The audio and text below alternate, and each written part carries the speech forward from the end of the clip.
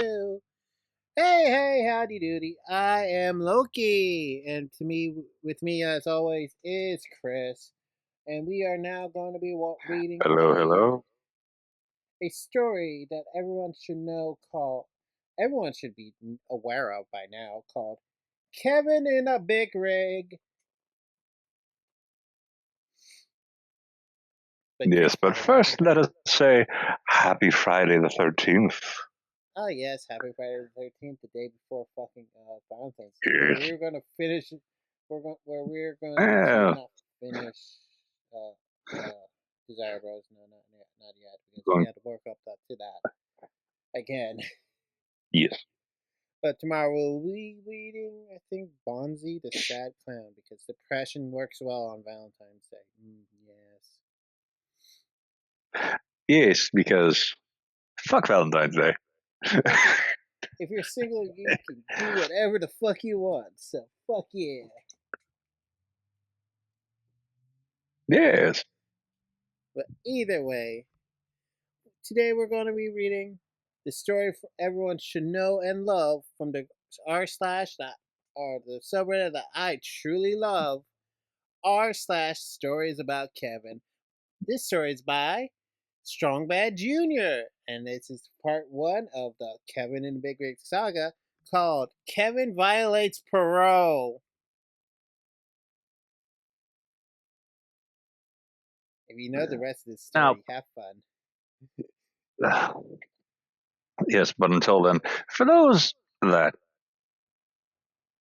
are unfortunately on parole, be smart. Don't violate it. Unlike this dumbass that we're reading Unless, about.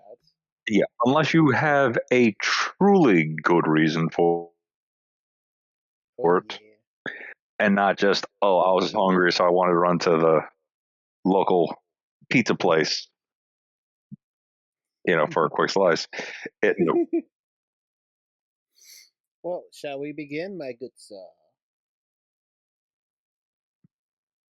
Yes, but a quick sidebar of something that'd be mildly funny What? would be if someone is on house arrest, Oh no. but for whatever reason they had to call 911 and the ambulance came, took them away, and along the process, I don't think they informed you know actual police officers, so they get to the hospital, get cuffed. I was like, I was dying. It's like, it Oh, don't matter. You you're in violated your jail. parole.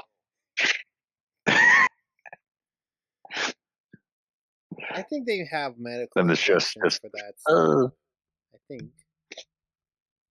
I don't think we're that.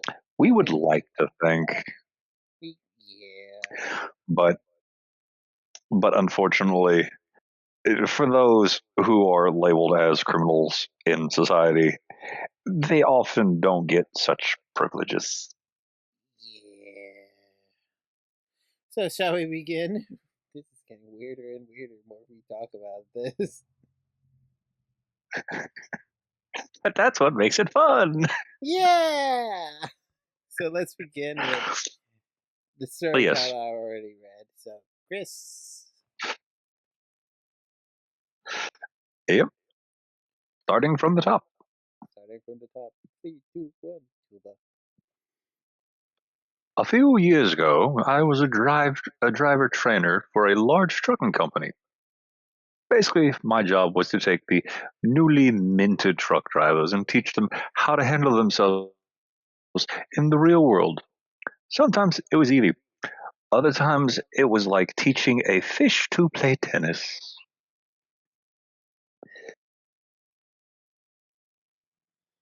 Which, if you just stop for a moment and think of that imagery, it's very hilarious. But at the same time, Very frustrating. you sit there and put yourself in the position of teacher. It's like, oh, that would be an understatement. That would be an aneurysm. Oh, trust me, it gets worse.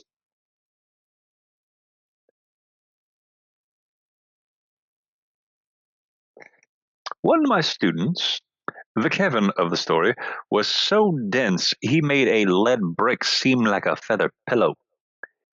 And that's an accomplishment. Not because of his driving, but because he almost got himself and me arrested. Here's the story. Kevin was on my truck for about 3 weeks. He wasn't the worst student I had.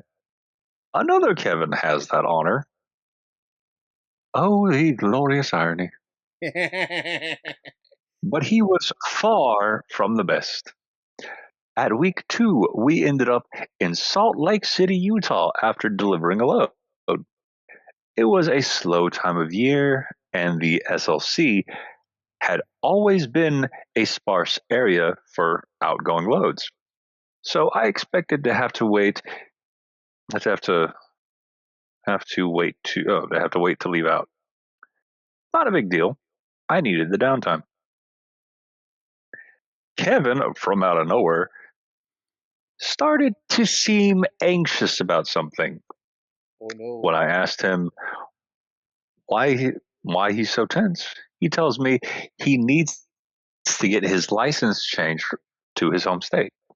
He lived in Louisiana, but his home state was from Iowa. The company used a loophole in Iowa state law by granting temporary residency to students to get them to get them a license. After the license was issued, they had 30 days to get it switched to their home state. Not a major issue, since management knew the drill and would get us the student's home state in plenty of time. Dude, Kevin asked, when can we go to Louisiana? I need to get my license changed. He asked this every day for a week, but it wasn't until we were stuck in SLC that it really seemed to bug him. Look, I've told dispatch you need to go home. They'll work it out. Just relax. He didn't. Which, I wish. quick sidebar, Yes. as far as I'm aware, Yes. even for CDL drivers, Mm-hmm. their DMV should have something like we have here in Texas, Uh, Not sure. I could always ask if my I'm not mom. mistaken. Oh, my mom was a trucker once. I don't think she did long haul though. Maybe she did. I don't know. Yeah, but I mean, specifically for this issue is what I'm about to talk about. Oh yeah. Because, I mean, we down here in Texas have, what is it?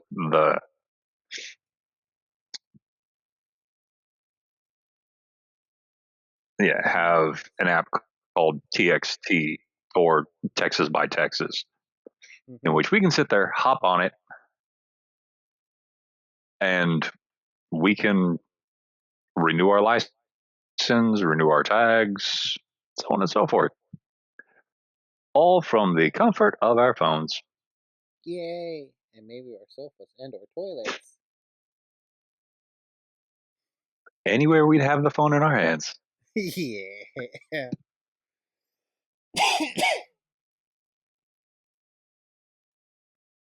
which for me, thinking about it, it would be easy to sit there and, I want to say, get it transferred over. Otherwise, just sit there and update everything on your phone. But Mm-hmm. again, I don't know if Louisiana has their own app. I don't know if Iowa has their own app, or what other states would have Yeah. their specific apps that tie in directly into their city's DMV, or well, their state's DMV, I should say. Yeah. But enough of that tangent. Mm. After 3 days, we finally get to leave SLC bound for Chicago. It takes a few Yay. days and the entire trip. I can tell he's getting more and more nervous. Eventually, he can't talk about anything else except how he needs to get home. He was getting pretty annoying. We make our delivery in Chicago and get another to Laredo, Texas. Normally, we would have had to go through Houston, Texas, but this happened during the massive floods, and I knew going that way would be a bad idea. Fortunately, I found a way that would avoid the flooding and get Kevin to his hometown. Better still, we would have enough time for him to get a ride to the DMV, get his license changed, and still make the delivery in plenty of time. Win, win, and win. And Kevin finally seemed relieved. When we get to Kevin's hometown on a Sunday afternoon, he gets ready to leave. I tell him, first thing in the morning, get your ass to the DMV, get your license taken care of, and get back here pronto so we can get going. He says, okay, and leaves with his girlfriend while I enjoy some time to myself. The next morning, I give Kevin until 10 a.m. before I start getting impatient. I text him asking where he was and got no reply. I texted again and again, no answer. I call, no answer. I tell dispatch, who's asking me when we'll get moving, that Kevin's disappeared. He was supposed to get his license changed over, but I haven't heard from anything from him all day. Dispatch tries to call him, and they don't have any better luck. Apparently, Kevin has disappeared. By late afternoon, I start getting the feeling this little shit has bailed on me and wasted my time. This was a common occurrence for new drivers. I tell dispatch that I'll give him until the morning to reach out. If he doesn't, I'll continue on to Laredo on my own. There was still plenty of time, and dispatch agreed. Morning came, and Kevin was still AWOL, and I was out of patience. I sent him one more text telling him I'm leaving without him and heading out. I drive several hours before making a mandatory break and check my messages. To my surprise, Kevin reached out. Oh no. Okay, quick little sidestep there. What? The for those who don't know, the reason why he said mandatory break Oh yeah. Cause is because truckers, by law, can only be on the road for a certain number of hours straight, and then they have to do what's called a reset, which is a designated time period where they cannot drive that vehicle by law.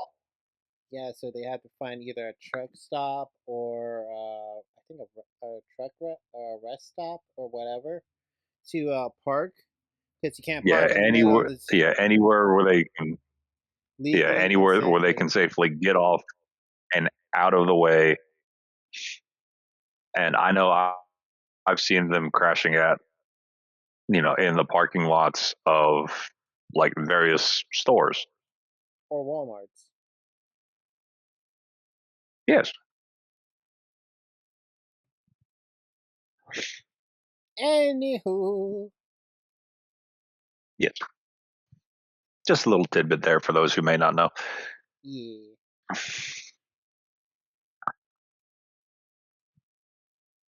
Hey, man, my PO found out I took a job driving and was pissed that I left Louisiana. She told me to get back as soon as possible or she would have to list me as a fugitive. I called her yesterday, on Monday, but she's out of town and told me to wait until she gets back on Wednesday. I'm completely shocked. PO? As in parole officer? Kevin, are you telling me you're on parole and leaving the state without permission? Yeah, I was in jail for selling dope. I got like I got parole for 2 years. Parole? I don't think it was a big deal since I was working.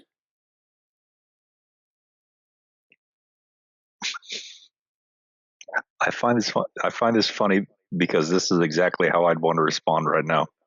It's like, dude, you violated your parole. You'll be lucky if you don't end up with your ass back in jail. Well, my PO said she wants to talk to me about it on Wednesday. Yeah, I imagine so. You better get in touch with dispatch and let them know so they can work something out. I end the conversation and continue on to Laredo. I deliver the load, pick up another, and headed to Atlanta, Georgia. Thursday, I called Kevin to find out what the deal was. He tells me that his PO gave him the okay to keep working. I assume you have some kind of official document that says that? I tell him. No, she didn't give me one.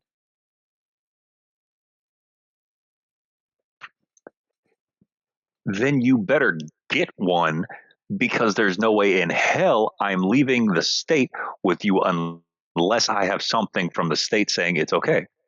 Why?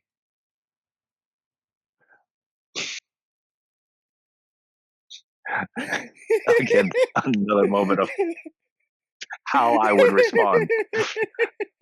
Because, dumbass, if I carry you across state lines knowing you're violating parole, that makes me an accessory to a felony, and I'm not going to jail for your stupidity. Okay, I'll ask her. I tell Kevin when and where to meet. I tell him that if he disappears again, I'm not coming back to get him. He says he understands. I get to the location when I said I would, and he's nowhere to be seen. I text, no answer. By this point, my patience for this clown is completely gone. I tell dispatch I don't trust this guy's word, and I'm not taking a chance on him lying to me. I leave out again and head for Atlanta. Kevin does reach out 6 hours later and wants to know if I'll come back for him. I tell him that he's lied 3 times and acted so shady that I can't trust him to do the right thing. If he wants to finish his training, he can sort something out with management, but there's not a chance in hell that he'll see me again. You Excuse me. are excused, comrade. Fast forward a few months. I found out from dispatch that Kevin's PO had not given him permission to leave the state again. Apparently, I made the right call by leaving him there. Fortunately, they weren't interested in prosecuting me. I have no idea what happened to Kevin, but I imagine he did something else that was stupid and landed back in prison.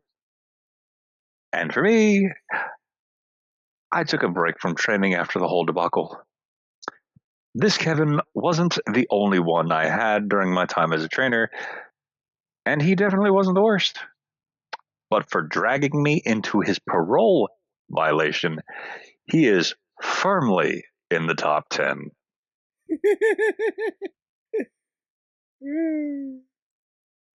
This is Kevin in the Big Rig Part 2. First day, first Kevin. Now, Chris, how you like Songbird Jr.'s But writing I style? have to sit there and say, aside from a slight typo here and there were moments when that would have been my exact response. Did I catch the stupidity levels perfectly good? Yeah. I might be an Yeah, extra bad. I know how to sound like a dumbass when needed. especially one that got arrested for pot. No, I think he was selling. It was dope, so I don't really want to say pot. Maybe crack, maybe.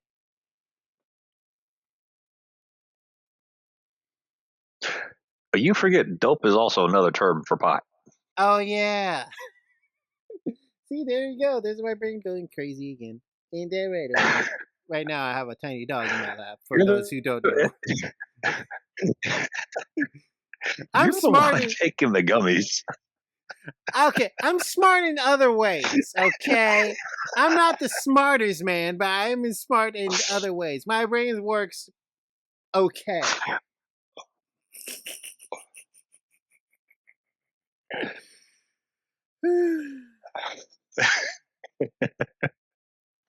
At that point. Back on point. First of all, a big thank you to everyone who upvoted and commented on my first post in the stories about Kevin subreddit titled Kevin Violates Parole. I can't begin to tell you how humbled and honored that people have found the tales of an old truck driver interesting. As requested, I've decided to post several of these stories in series. I've decided to call the series Kevin's in a Big Rig, and I hope you'll all enjoy. If you haven't read Kevin Violates Parole, I'll include the link below. Link in the session. Blah. And now for Kevin's in a Big Rig Part 2. First day, first Kevin. Oh no! And this Kevin is bad. Trust me, Chris. You will ask, is his brain is the hamster in his brain just dead? You're showing me the forecasting of the joke that I made with that is so true. We'll see. Oh, it gets so funny. Yeah. The first Kevin I encountered when I became a truck driver was by far the absolute worst. To say that he was dumb as a box of hammers would be insulting to the hammers. Even now, 6 years later, I can scarcely believe the majority of things this guy did that range from really dude to oh my god, how can you still be alive being so dumb? The worst part is that I had to share a truck with this guy for early 3 months. Yeah, Should be for 3 months. easily 3 months. Pedantism over slight typos. Eh. Let go, move it on. Including trying to sleep with him driving an 80,000-pound vehicle without adult supervision. Oh no.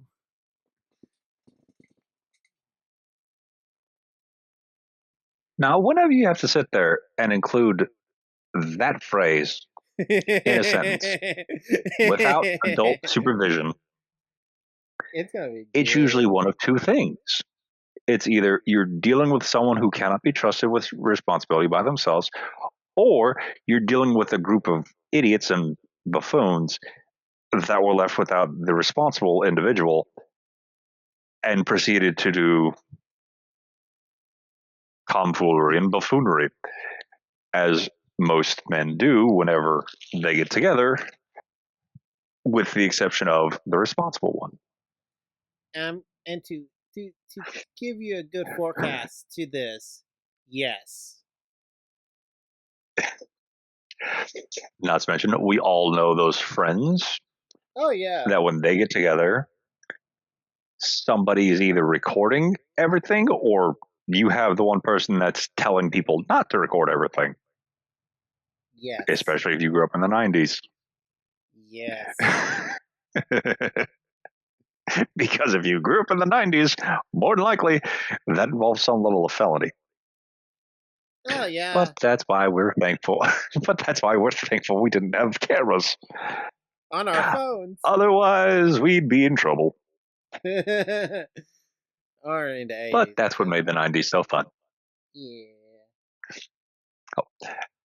Please keep that in mind as the story progresses.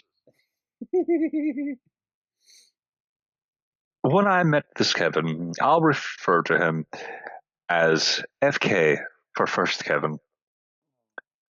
Or fuck off. I had completed my 6-week training period with my driver trainer after I received my CDL. Which, quick sidebar for those that don't know, CDL stands for Commercial Driver's License, which enables someone to drive hazmat vehicles or vehicles larger than A normal like truck, like what you see yeah, on the streets. yeah, larger than a normal full size. Yeah, Yeah, larger than a normal full size pickup. you more or less more than one axle or more than two axles. Yes, Okay, something like that. More than two, I think. more than two. Okay. And also, quick little sidebar: any vehicle that is wider than what is it? I think 78 inches by Mm-hmm. law is required to have those three yellow lights on the front, Oh yeah. which is why you typically see that on like wider trucks or in some cases some wider cars. Oh, didn't know that. Because like yeah, like for example, the Ram TRX actually has those three lights right in the Mm-hmm. front because it is past that width Oh for wow. it's legally required for them to actually have it by law. More you know, everybody. Yeah, just little tidbits. Yeah.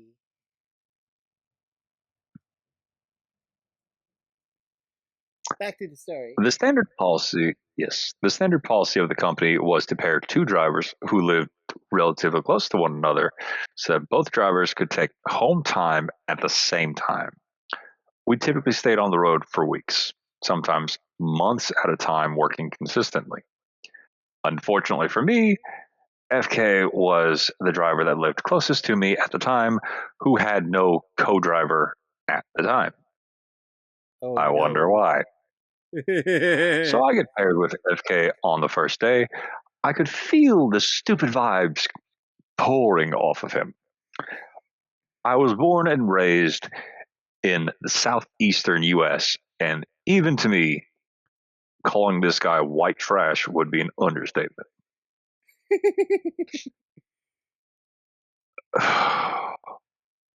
Here we go. He bragged about his family being big in the That. KKK, and he accepted his driver trainer who was black. Yep, that's far beyond white trash. That's far toxic waste. That's white toxic waste, if you ask me. That is the level of stupidity of you open your mouth to the wrong person at the wrong place at the wrong time, you gonna get your ass beat to the fucking ground. Oh yeah, you get, or it's not. Have you seen that scene where that one guy's just getting curb stomp in JoJo, and one guy's just drinking wine, and then he's like, "Oh fuck it, I'll join in," and he starts curb stomping the same guy with the other three guys. In JoJo's Bizarre Adventure, Yes, that unfortunately, one. no. Oh man, But I'll show it to you later.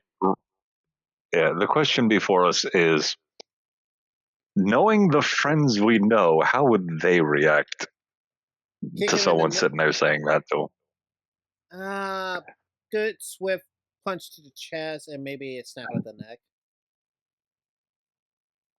More than likely. Yeah. And for those who don't know, we have like he and I have a Friends. mutual friend that we know in person Yep. that he went to school with, Yep. and that I was essentially brought into that circle by said mutual friend, and Yep. have mutual friends of darker shades, shall we say. Oh yeah.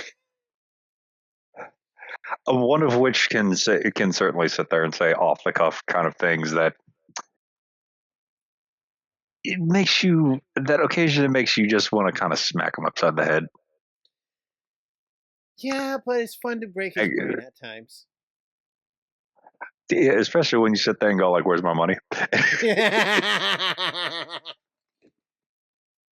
And that usually does just kind of short circuit him. But yep. But being a new hire and bottom rung of the ladder, I shrugged it off. Yeah, typical first day kind of vibes. It's like, I'm the new guy here. I got to put up with this shit. Oh Otherwise, I yeah. would have beat him down. Either way. So I get paired with FK on, and the first day, I read that part. The first day FK and I are paired up, we pick up a load going to the LA area. Oh no. Oh, like that couldn't possibly go bad. Oh yeah, yeah.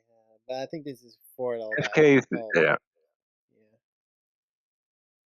yeah. FK thinking that because he has a whopping 2 weeks more driving experience than I do, that he should be the one to take the first shift because I don't trust you yet. I should explain. This was not his personal truck. It was owned by the company, and he was not a supervisor of any kind. I didn't care, so I rode shotgun for a bit. As soon as FK starts driving, I'm immediately grateful to the driver trainer I had. FK reminds me of my time at the CDL school when I would be in a truck with four other students and an instructor and the instructor. Student truck drivers are notorious for being clumsy behind the wheel, but they tend to find their groove while out with a trainer. FK, on the other hand, thought that bouncing gear changes, excessively revving, and braking so hard that a simple four-way stop feels like landing on an aircraft carrier, I wasn't very experienced, so I thought nothing about it for long. Let me scroll over some more. I can imagine the damage that dumbass did to the gearbox. Oh, trust me, it gets worse. I can hear the gears grinding. I can hear I can hear the engine suffering. Oh, trust me. He will break a truck. Trust me. And worse, I can envision the pain of the mechanics that had to work on it. Oh, Sat trust there and me. saw it and like, who the fuck tortured this engine? Trust me. He breaks the truck 3 times, 2 times in this story. Have fun trying figuring out how he breaks it. Oh, right. And also, small little fun fact and tidbit, the engines on school buses and Hmm. pretty much most, if not every big rig is actually governed. Really? I did not know that. Yeah, they are limited to a max speed. Like their max Oh, speed is capped, I think, between 60 to 70, maybe 75 miles per hour. I did not know that. But if you were to sit there and take off the governors, good lord, those things can haul ass. Ew. I think I had a speeder. And just yeah, and just the pure amount of torque and horsepower in those things. Ew. I believe I had a speeder in my front yard. My grandpa had it. He built it when he was, I think, younger, and we sold it. So yeah, I believe that that was a bus engine in that little speeder car. Yeah, and I guarantee you, he took the governor off that time. I'm taking bets here that he did, but it's kind of rusted, so we don't know if it starts or not. That's why we sold it. Yeah, that's fair. It would probably take plenty of Lubrication. degreasers and derusters Oh yeah. to penetrate into that rust and get that lubrication all into the system again. Yep. Then it was trained to another truck, so Yeah, and I'd probably sit there and estimate you're looking at least a lot of probably money. what, a Uh, month or two of just pure work trying to get that engine up and running, if not more. yeah. Anywho, Yes, we get we get fuel at a nearby truck stop and head west. Once we're on the interstate, I notice FK keeps picking up a spiral bound notebook, looking at something and then putting it down. He does this every few minutes for about an hour before I ask him what he's looking at. He gets a shit eating grin on his face and hands it to me. It was the route the company sent us. You know, since we're company drivers, we have to follow the company route.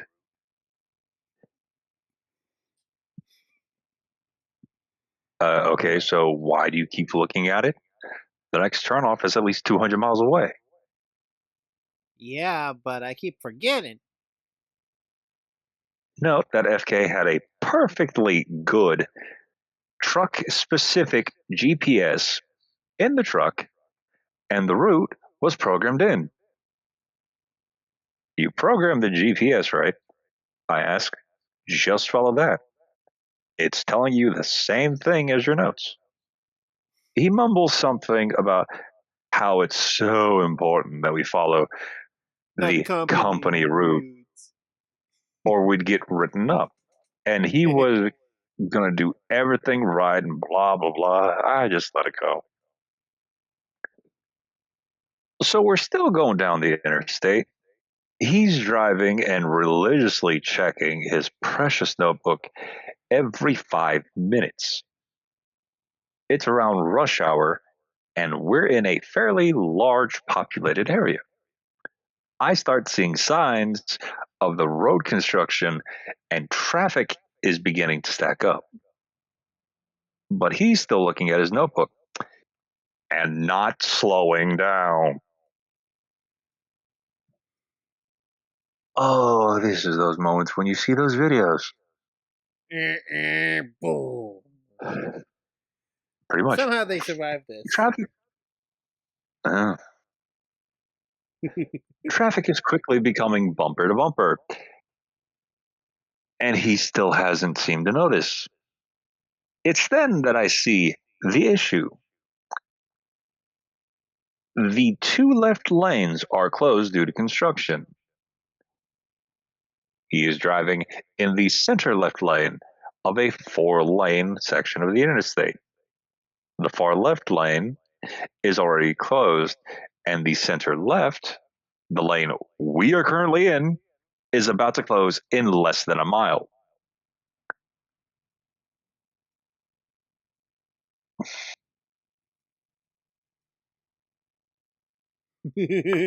Chris, you have the frustrated silence on, don't you?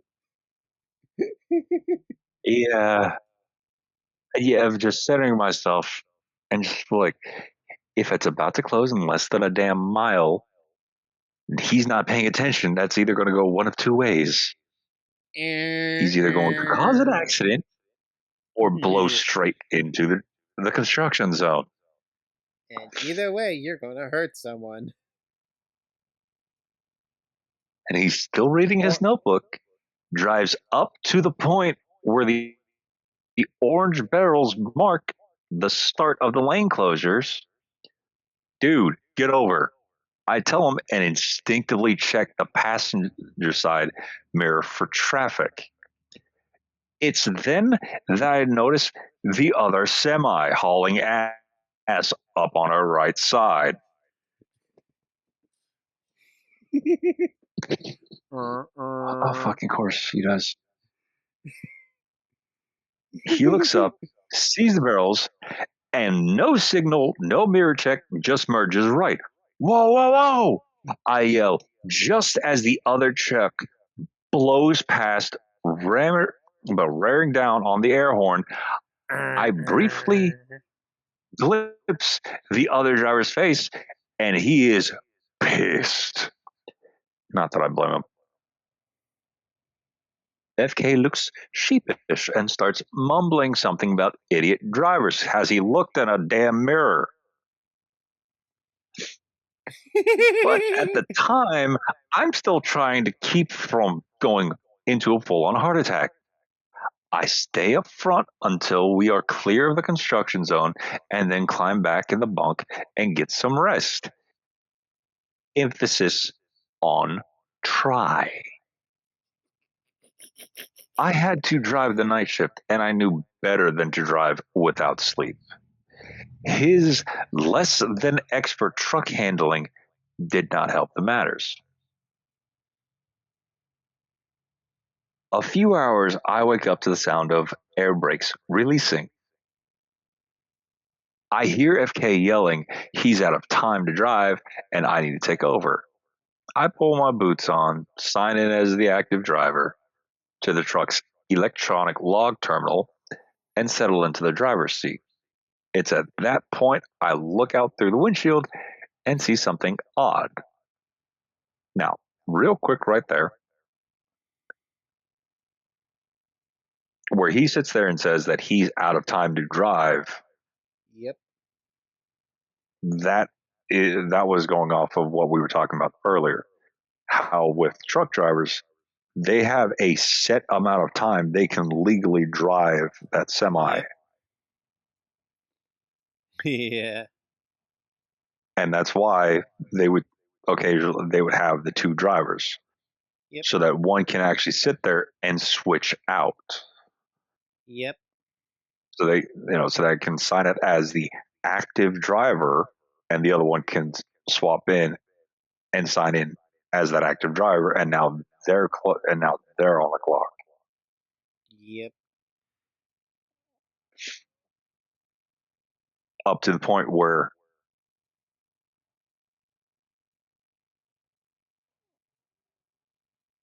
if they go above that or if they try to go beyond what they can legally drive or try to essentially skirt around it, Yep.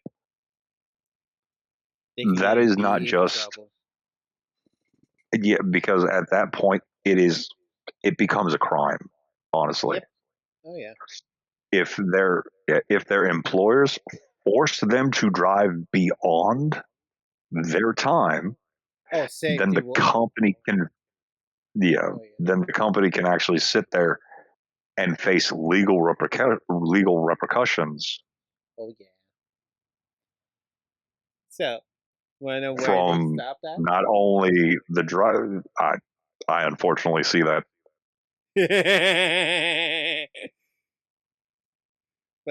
Yeah, but but yeah, they but can face legal ramifications of not only from the driver themselves for the company putting them in danger, but they can get charged, but they can fall under the hammer of OSHA.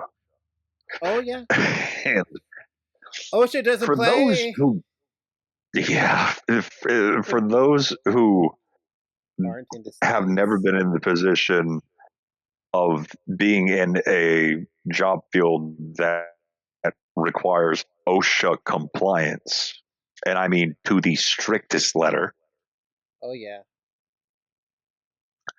you wouldn't know, you wouldn't, I mean, you would have no idea of how, scary they are. how shall I say this? Scary is one way of putting it, but on the other, hungry, That too, scary and hungry. How about that? as in there are individuals in OSHA that crave for even the slightest violation and they will hammer on every single violation they can. Which, I mean, granted, on the one hand, there are some industries that do require that level of strict compliance to OSHA. I believe Uh, I want to say trucking's one of them. as well as construction, Yes. Yeah, construction, maybe uh, windmill repairs if windmills anything are. to deal with, yeah, anything to have to deal with true heavy machinery, Yeah, or I would say hazardous chemicals. or metals. To yeah, to where if if even the smallest thing goes wrong, it will full on domino effect and Yeah, cause far worse big problems. boom, big boom. Yes, and as much as I personally would like that, I don't want to be the one responsible for blowing up an entire building. Same. Well, under the right circumstances.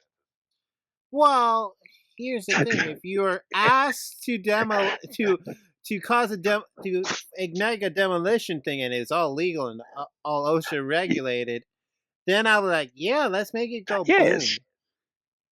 But if I but if if we're the it's ones in not, charge of the demolition crew, yeah.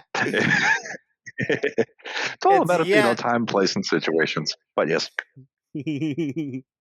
Anyway, back to the yeah, story. it's dark, of course, but in the headlights, I see two white lines converging at an angle just ahead of the truck. I look left, and the dim reflection of emergency flashes light up cat eye reflectors on a white dash center line between two solid white right of way boundary lines. It's pretty obvious FK, in his lack of wisdom, had stopped the truck right at the merging point of a highway on ramp and a major highway. Where the fuck are we? I demand. I don't know. I ran out of hours, and this is the place where I could find. The only That place I could bullshit was because there was a rest area 10 miles before that. We would have been, that was bullshit because there was a rest area 10 miles before that would have been a much better place to stop. Dude, do you have any idea of how dangerous this is? Not to mention illegal? Well, I had to stop somewhere. Anyway, I gotta pee. He goes and gets out of the truck. No, the fuck you don't, I say, pulling on the seatbelt, releasing the brakes, and putting the truck in gear. We are not staying here a second longer. If you have to piss, use a Coke bottle. We got to get out of here. I get the truck going. Thank God there was no traffic or cops at the time. While FK is grumbling about having to pee in a bottle, I don't care because I'm more concerned about not causing an accident or getting a ticket because of this idiot. He can piss his pants for all I care. He goes straight to the bunk anyway, so I don't have to listen to him. And I drive the rest of the night without incident, and he takes over again early the next morning. These incidents may not seem too bad, but bear in mind, this happened in the first day. I was with this clown for 3 months, and the conditions did not improve during that time.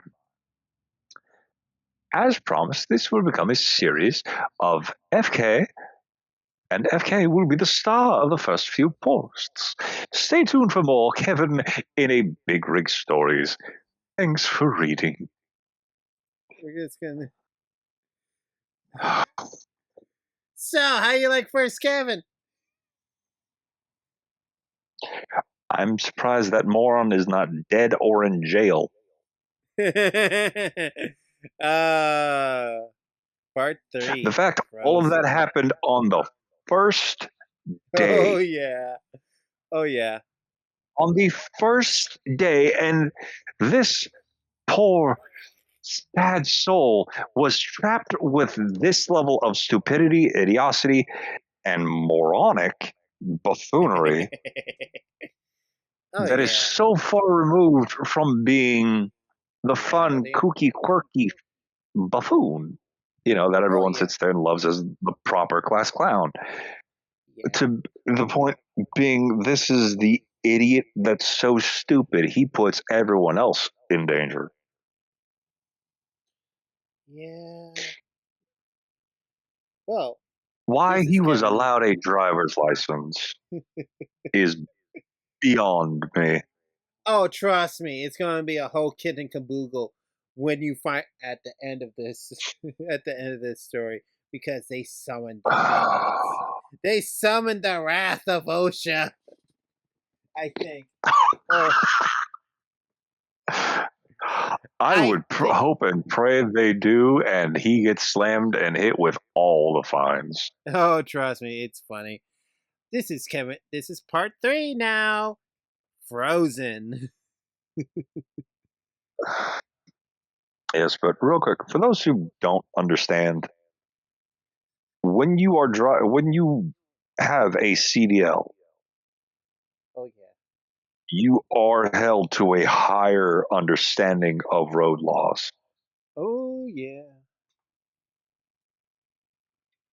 because you have the biggest vehicle on the road. You have the highest capability of creating the highest fatality rate if you don't pay attention. Oh yeah. So true.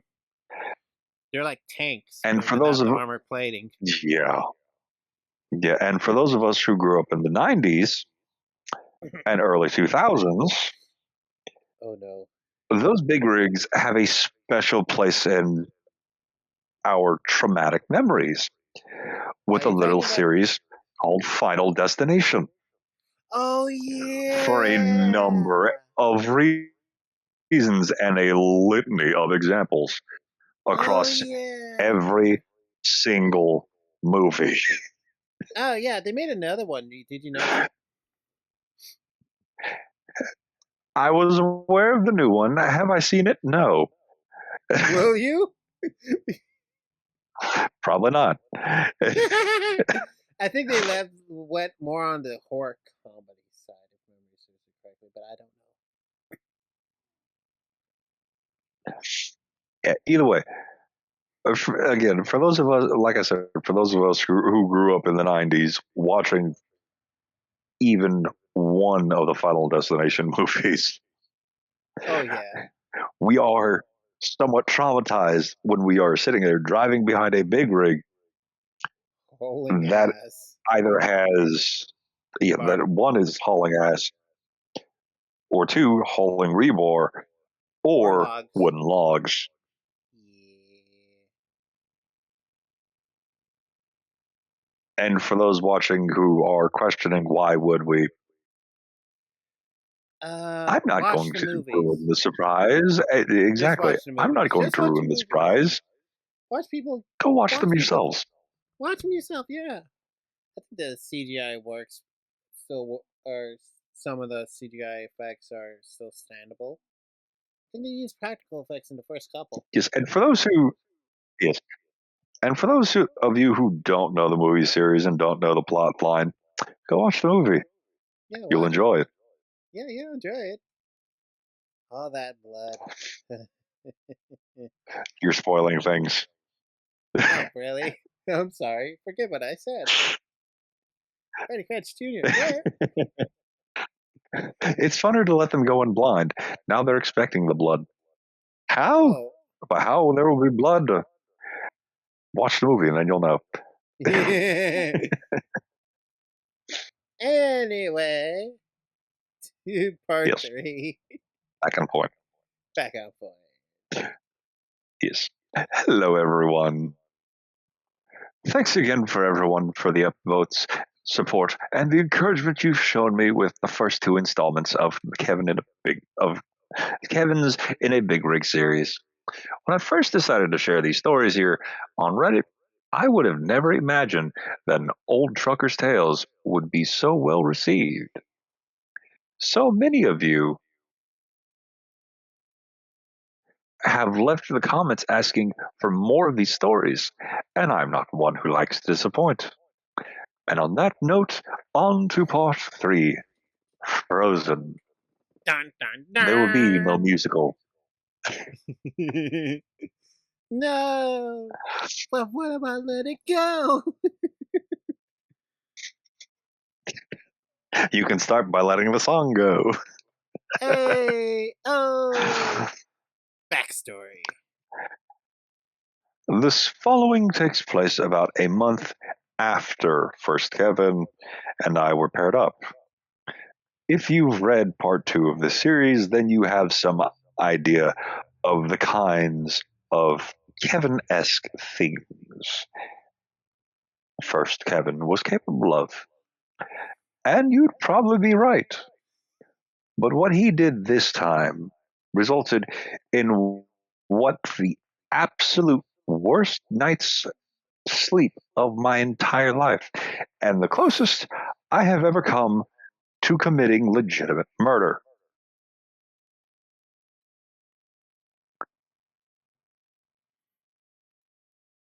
You can smell. You I can hear wouldn't be this. surprised. You can hear the shitty grin on my face, can't you? Yes, especially with the fact that you're enjoying my reactions to this, Oh yes, I am. which is just, again, for those You that joined into are this joining blind. us,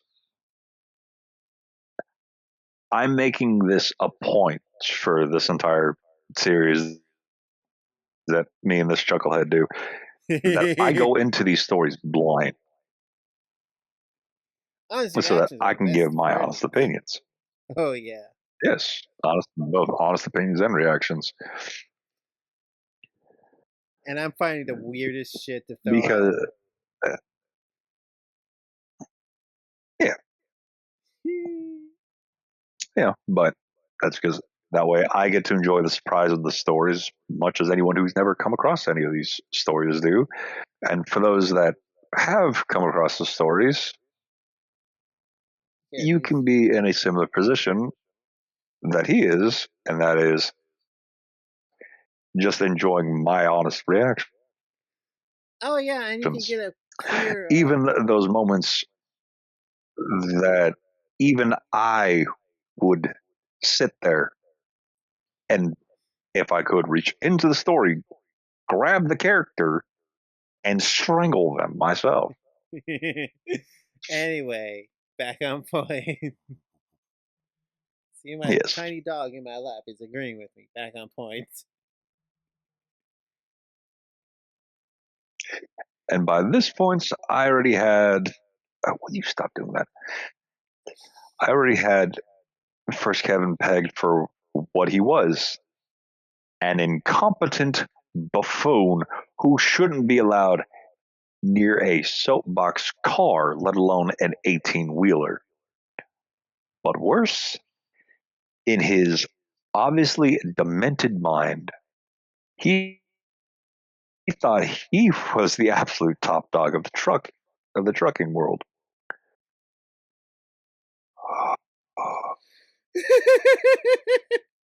That sigh.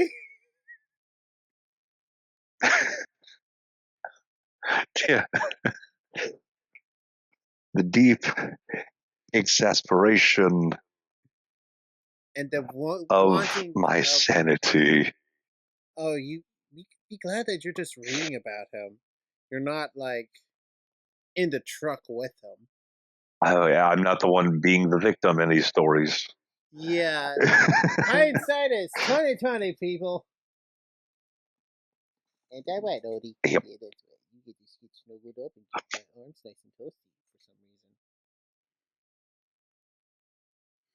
reason. Which I would love for this first Kevin to sit there and meet Our true, friend. proper, old school trucker. No, not Oh, just our friends. I'm talking a, I'm, I'm talking a true old school trucker. with engine, with mechanic hands and everything. Yes, Yeah, good punch to the face. because Lights could you out. imagine the beat down? Yeah, just the beat down from him mistreating the vehicle to how he's driving on the road, Oh, trust me. to the number of times that Oh, he has unfortunately put OP's life on the line oh, trust me, Chris, my sweet summer because child. of his incompetency. Chris, my sweet summer child. And, This is the yeah, part that he will destroy one facet of the truck. Continue reading, please. yes. This is in spite of the dozens of times he would have to wake me up and get him out of another bad situation. However, at the time, I was more of the grin and bear it mentality because I was broke and afraid that any screw up or boat rocking on my part would get me fired. But that was about to change. One day, after picking up a load close to the company's home terminal, we received instructions from dispatch to relay the load to the company's drop yard area and take the truck sands trailer to a local dealer in town for scheduled maintenance. This was essentially a glorified oil change and lube job with a few other items on the checklist just to make sure the truck was in good shape. This was normally handled by the in house mechanics, but because of some serious backlogs, they decided to contract it out. I'm calling bullshit. Oh, we don't know what's going on in the company yet. True. We probably don't yet. But in this situation, I can see how it goes. The in house crew sits there, takes it to the mechanic shop. The mechanics sit there and tell them outright, how the fuck did it get this damaged? And Because we so got then dumbasses driving them. they sit there getting, yeah, and so they sit there getting fussed at and yelled at by the mechanics. And at this point, it's like, yeah, no, we're not going to We're sit not there gonna. and deal with that, being on the wrong end of that barrel. So instead, we're going to sit there and send the ones responsible. Yeah, yeah. The plan, as relayed by dispatch, was for us to drop the loaded trailer in the yard, bobtail to the dealership for a late morning appointment, get the service done. It would take 2 hours maximum. Pick the pick the back up, but pick the back up when finished. Oh, pick it back up when finished, and continue on to the destination. Easy in, easy out. Unfortunately, FK was the driver on duty during the shift in which we were supposed to arrive. Oh no. But in typical FK fashion, he got lost in his infamous system of navigation. Failed again. As a result, he wasted half a day backtracking and ran out of drive time, leaving me to get us to the terminal, drop the load, and get to the dealership 15 minutes before they closed for the day. This meant that since we missed our appointment, we would have to wait until the next morning when the terminal was packed. I made the call to park the truck outside the dealership for the night. We had plenty of fuel, and there was a gas station within walking distance where we could get food. The shop told us this was fine, so that was that. This happened in around late November, early December in the Midwest. Oh no. For those who don't know, it starts to get cold around that time. Oh yeah. And depending on exactly where they are, they would be getting snow. Yes. The winter had already shown signs of being bad, and snow had been falling for weeks already. My point is proven. The weather forecast for the night was about to dip well below freezing not long after sunset. I'm not okay with that. As the Texan I am, I don't do well in freezing weather. Fuck the freezing cold. Fuck it. Yeah. Yeah, as shown by the Snowmageddon of, Cold. what was it, 2021. Yep. Cold bad. Most Texans don't know how to handle snow, Cold bad. let alone most cities know how to handle snow down here in Texas, Snow bad. which is why we were shut down for an entire week. Yeah. After squirming, after squaring everything away with the service reps at the shop, I turned to FK. Look, FK, it's going to get cold once the sun goes down. I'm going to walk over to the store and grab something to eat tonight. You coming? No, I got FK food. replied. No, I got food. I'm gonna see if I can get that outlet work. That bunk outlet to work.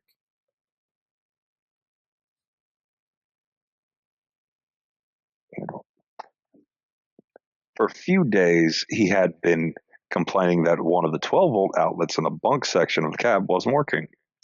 Apparently, it was a major issue for him, even though neither of us had any electronic device other than our cell phones, and the bunk had a total of 4 outlets. Only one didn't work. But trying to tell him the fact only made him upset and made him flex is 1 week. Oh, and made him flex the 1 week of seniority over me. I really didn't feel like arguing, so I left it to him. I go and buy food for dinner, some snacks to have in reserve, beverages to hold me over for the night, and 2 packs of cigarettes because smoking was the only thing that could calm my nerves enough not to strangle him.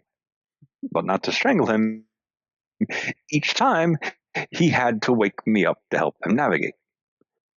As I'm heading back, the sun goes down and I can see a nearby pond start to freeze. I quicken my pace so I can get back to the warm cab. As I get to the truck, I see FK in the passenger seat, hunched over something. I go around to the driver's door and jump in.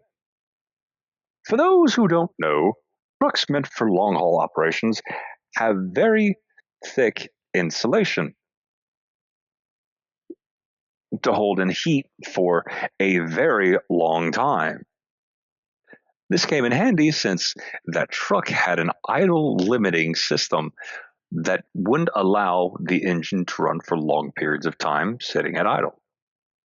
If the engine was needed to maintain heating or air conditioning while parked, the driver could set a device much like a digital thermostat. You set you set to control the temperature you want the cab to be at, select it either heat or cool, and the engine will start and stop to maintain the temperature, much like the central heating unit of a house. Since the cab was well insulated, the cab of the truck could stay warm for hours. Before I left to go to the store, I made sure to set the idle control system to maintain a comfortable temperature. When I got back, however, I couldn't help but notice it was colder than when I had left. Much colder. What was strange about that was that the engine was running fine.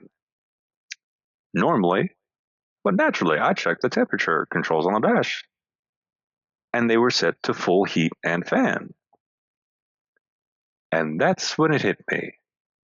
There was nothing coming from the dash fans. The blower fans were dead quiet. I look over at FK, who I just noticed is poking around with the fuse panel that was hidden behind the rear panel of the glove box. FK, why is the heat not working? I don't know. It stopped working when I checked the fuses. That led me to my second question. Why are you messing with the fuse panel? I was trying to get that outlet to work.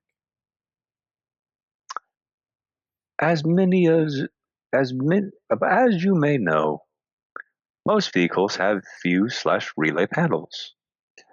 One underneath the hood in the engine compartment and another inside. Trucks are the same in that regard, except they have a lot more fuses than the average passenger car. One thing that was stressed heavily during my training was that the fuse panel inside the glove box was strictly off limits.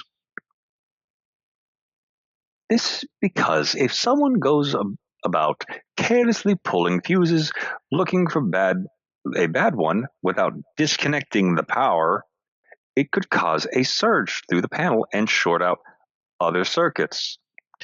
Since the fuses in the glove box controlled vital circuits such as external lights, dashboard instruments, and engine controls, messing around with them could lead to major issues.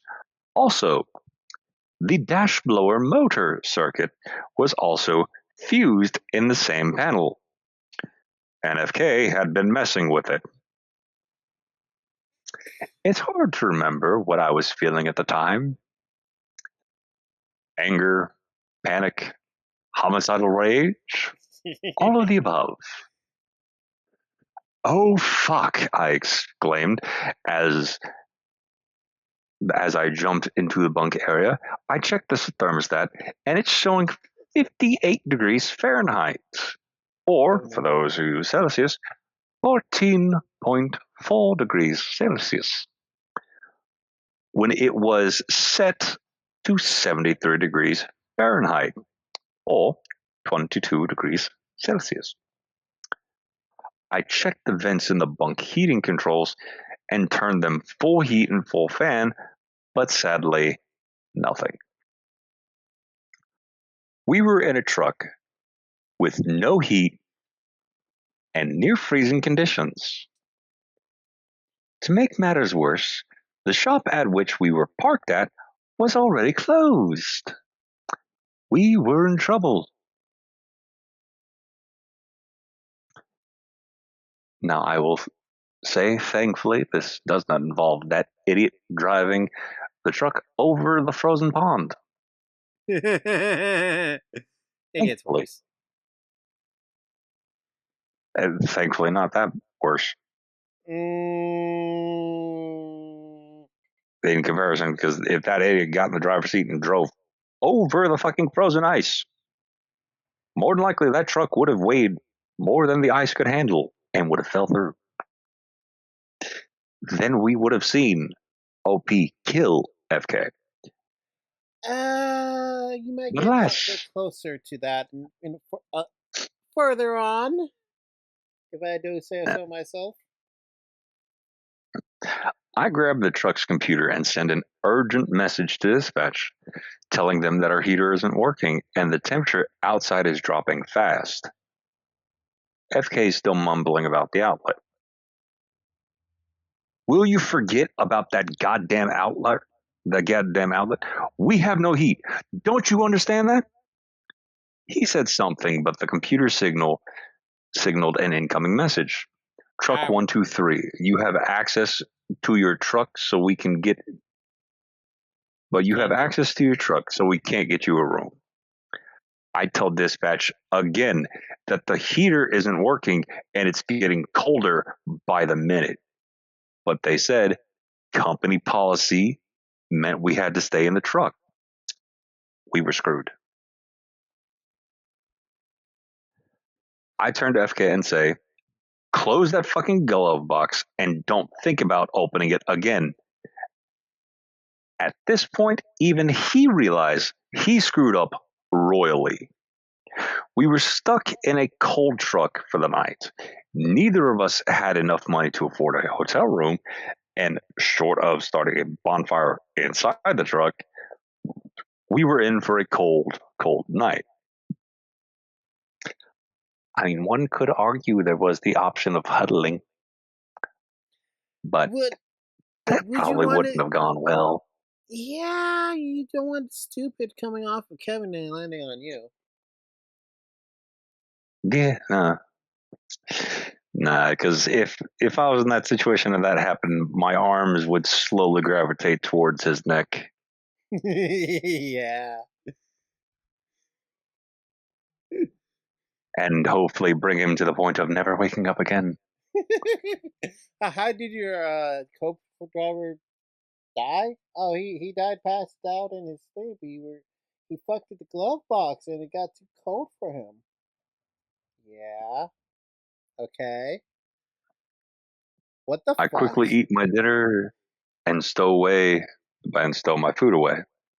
I then dig through all the clothes I had with me, looking for every stitch of warm clothing I had and layered up the best I could.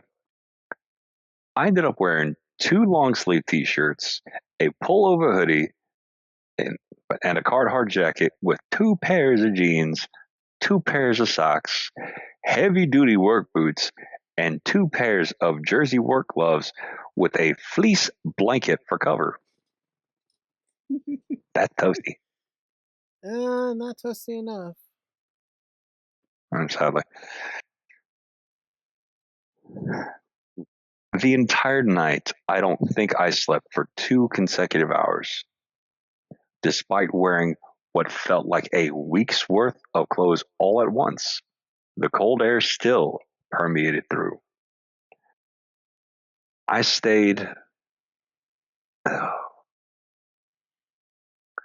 curled in the fetal position for the entire night, shivering so hard I could feel the entire truck shake. Every time my violent shivering or chattering teeth brought me out of sleep, I would look at the thermostat control. By midnight, the temperature was well below freezing, and with high winds that had come up, the truck was only getting colder. I can remember feeling disgusted that each time I woke up and not seeing sunlight.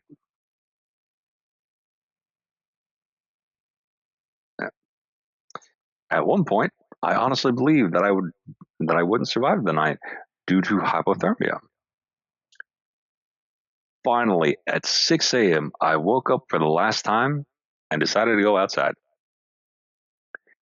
Not because it was any warmer, but because the gas station I went to the evening before opened at that time, and all I wanted was a little heat.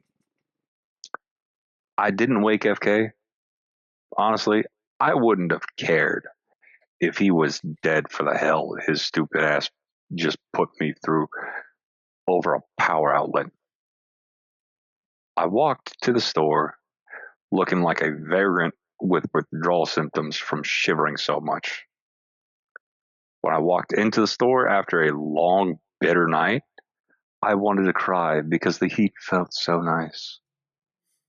The cashier gave me a puzzled look, but saw my baseball cap that had my company's logo and let it go.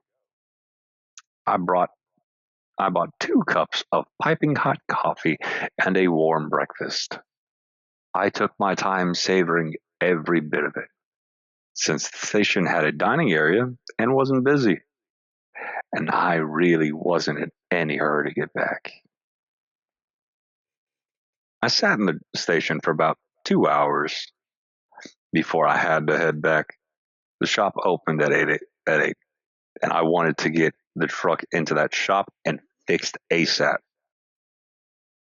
I got a third coffee for the walk back and got over to the shop just as the office is opening. FK is waiting outside and sees me holding my coffee. He asks, "Where'd I get it?" And I pointed to the gas station. The rep opens the door, and we go inside, check in with the desk, and hand the truck key to the technician so he can get started. FK, who was useless when it came to things like this, went to the lounge area. I made sure to tell the technician about the fan and asked if he could check it out. He said he would. I signed the paperwork and head to the lounge. In the lounge, FK looks frustrated.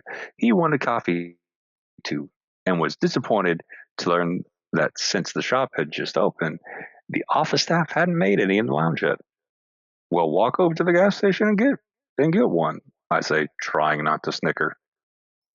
You know I can't walk that far. Why didn't you get me one?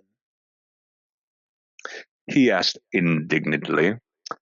I should point out that FK had a bad leg due to, if you can believe it, a bad car accident. Oh, I know, big shocker. At first, I felt bad for him being partially disabled, but by that point, after everything I had endured because of his stupid ass, I was tempted to damage his good leg so they would be a match set. Because I signed the truck in, that means I have to be here when it's released. FK gets mad. Why didn't you just wake me up and ask me if if I wanted anything? He demands, almost throwing a tantrum. It was at this point my tolerance for FK glitched. This SOB had put me through a living hell of no sleep, being thrown around the truck like a rag doll because of his horrible driving, having to take flack for his fuck ups, and getting chewed out for late deliveries because he keeps getting lost, and now he wants me to be his errand boy after nearly causing me to freeze to death. As someone once said, "Hail to the now, to the now, now, now." I set my coffee on the table, rise to my full heights. I had at least 1 foot and 100 pounds on him. "Listen here, you sawed off little bastard," I replied, summoning every ounce of piss and vinegar in me that wasn't still frozen. "Because of your dumbass, I barely slept all night. How the hell we're not dead of hypothermia right now, I have no idea. I've had to put up with your bullshit for over a month and I'm fed up with it. You are not my supervisor. You are not my lead driver. You are not telling me what to do. And if I ever catch you messing around with the fuse panel or anything else on that truck again, I will cut your goddamn throat." And at that moment, I meant every word of it. Chris, FK real muttered, quick. "I know." That felt good to say, huh? Oh, yes, it did. It's like, because there are so few times when you have those moments when you actually say, "My last fuck is gone. I'm letting up. But my last fuck is gone, and now you're getting the full brunt of my anger." But yes, FK muttered something, but I told him to shut up, and he obliged. After a couple of hours, the technician came and told us our truck was ready. FK, still without coffee, sulked off to the truck while I dealt with the paperwork. I asked the tech about the blower fan, and he found out it was a blown fuse. Apparently, FK pulled the fuse, and the resulting arc caused the fuse to blow. Since he was an idiot and the fuse panel wasn't labeled, there was no way to know which fuse was blown. He told me to make sure that next time I needed to check the fuses to disconnect the batteries first. I, I laughed, signed the paperwork, went back to the truck. Back in the truck, I sent a message to dispatch telling them we're ready to roll out. FK climbed back into the bunk, obviously sulking. I take the first drive shift of that day, so the load can, once again, be back on track. While I wish I could say this was the end of my misadventures with FK, it's not. There's more. Yep, it gets even better, folks. Again, thank you all so much for reading and for all of your support and encouragement. It really does mean a lot. And then the first comment we see down there was, I quit at that point. Same. It's like, oh, at that point, I'd be sitting there looking for places I could bury the body. Part 4. First Kevin gets lost, OP gets an idea.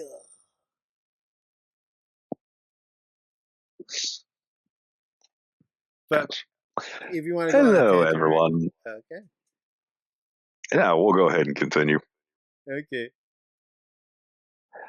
Hello, everyone, and welcome back to yet another installment of the series Kevin in a Big Rig.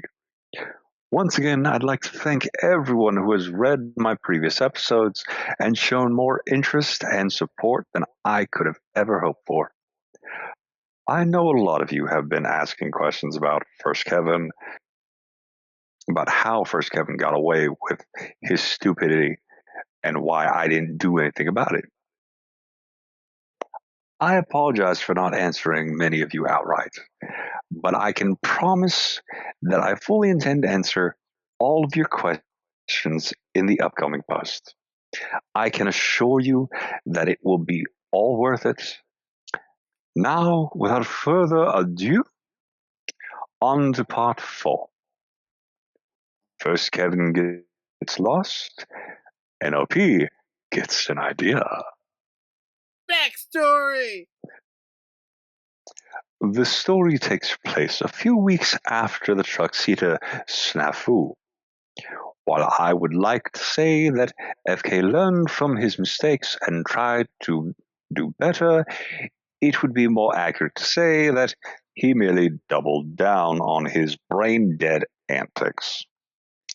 In the interim, his driving skills plateaued at a noob level. His navigation ability was at potato, and whose superiority complex had gone from annoying to insufferable.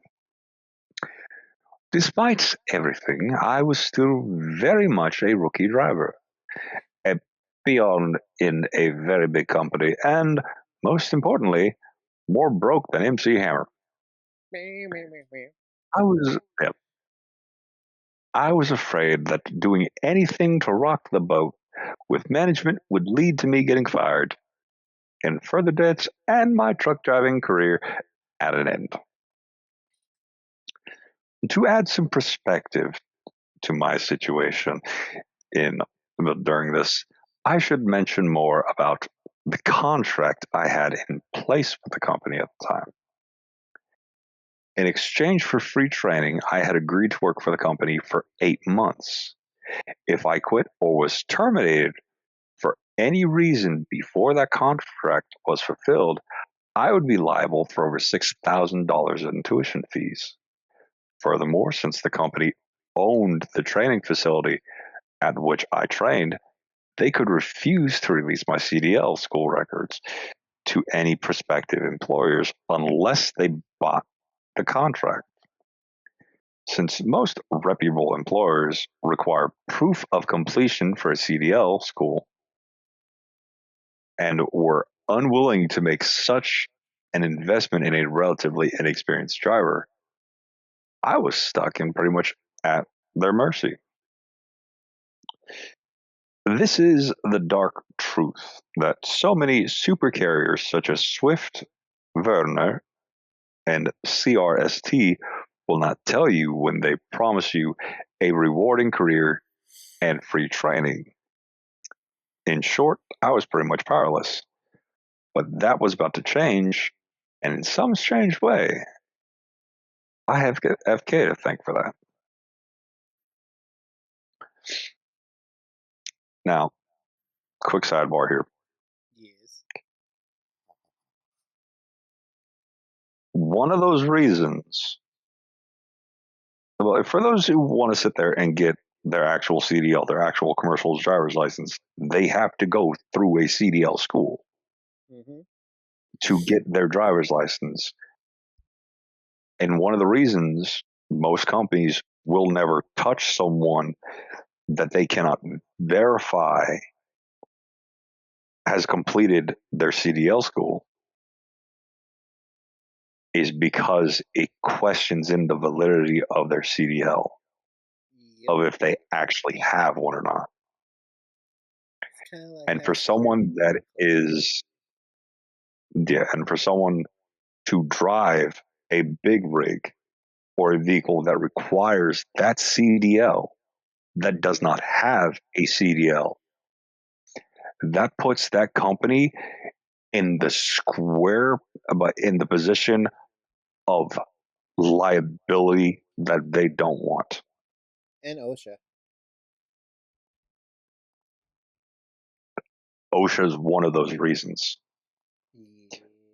Because if you have an unlicensed driver driving a commercial vehicle that requires that CDL,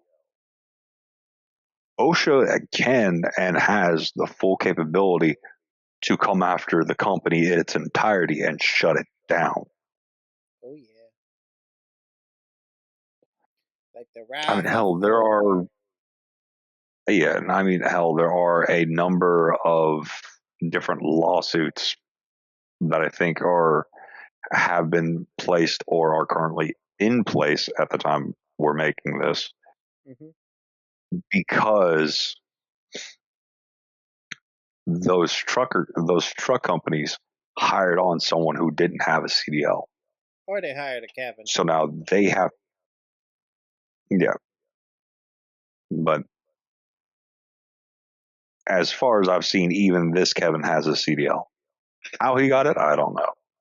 Yeah, it gets But explained. I'm Don't worry. specific but I'm specifically referring to the unlicensed driver Oh that can literally cost that trucking company, I shit you not, yeah. millions Millions.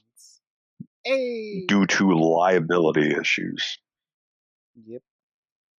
to the point where if it's found out that a truck company is using unlicensed drivers,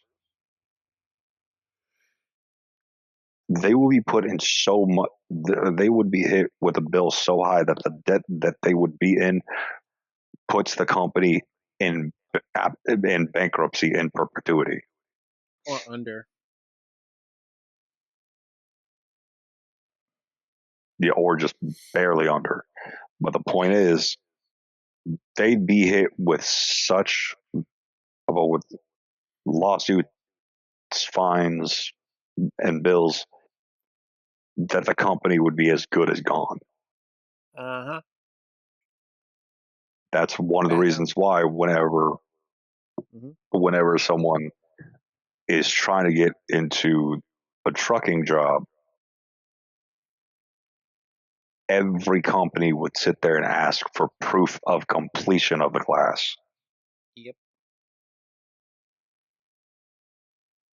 Otherwise, any company that doesn't is either going to take you at your word or is probably doing some shady shit. Yay, shady shit.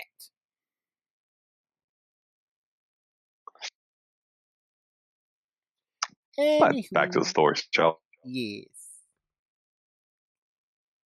we? The morning on which this story takes place started out pretty much like every other day for the past 2 months.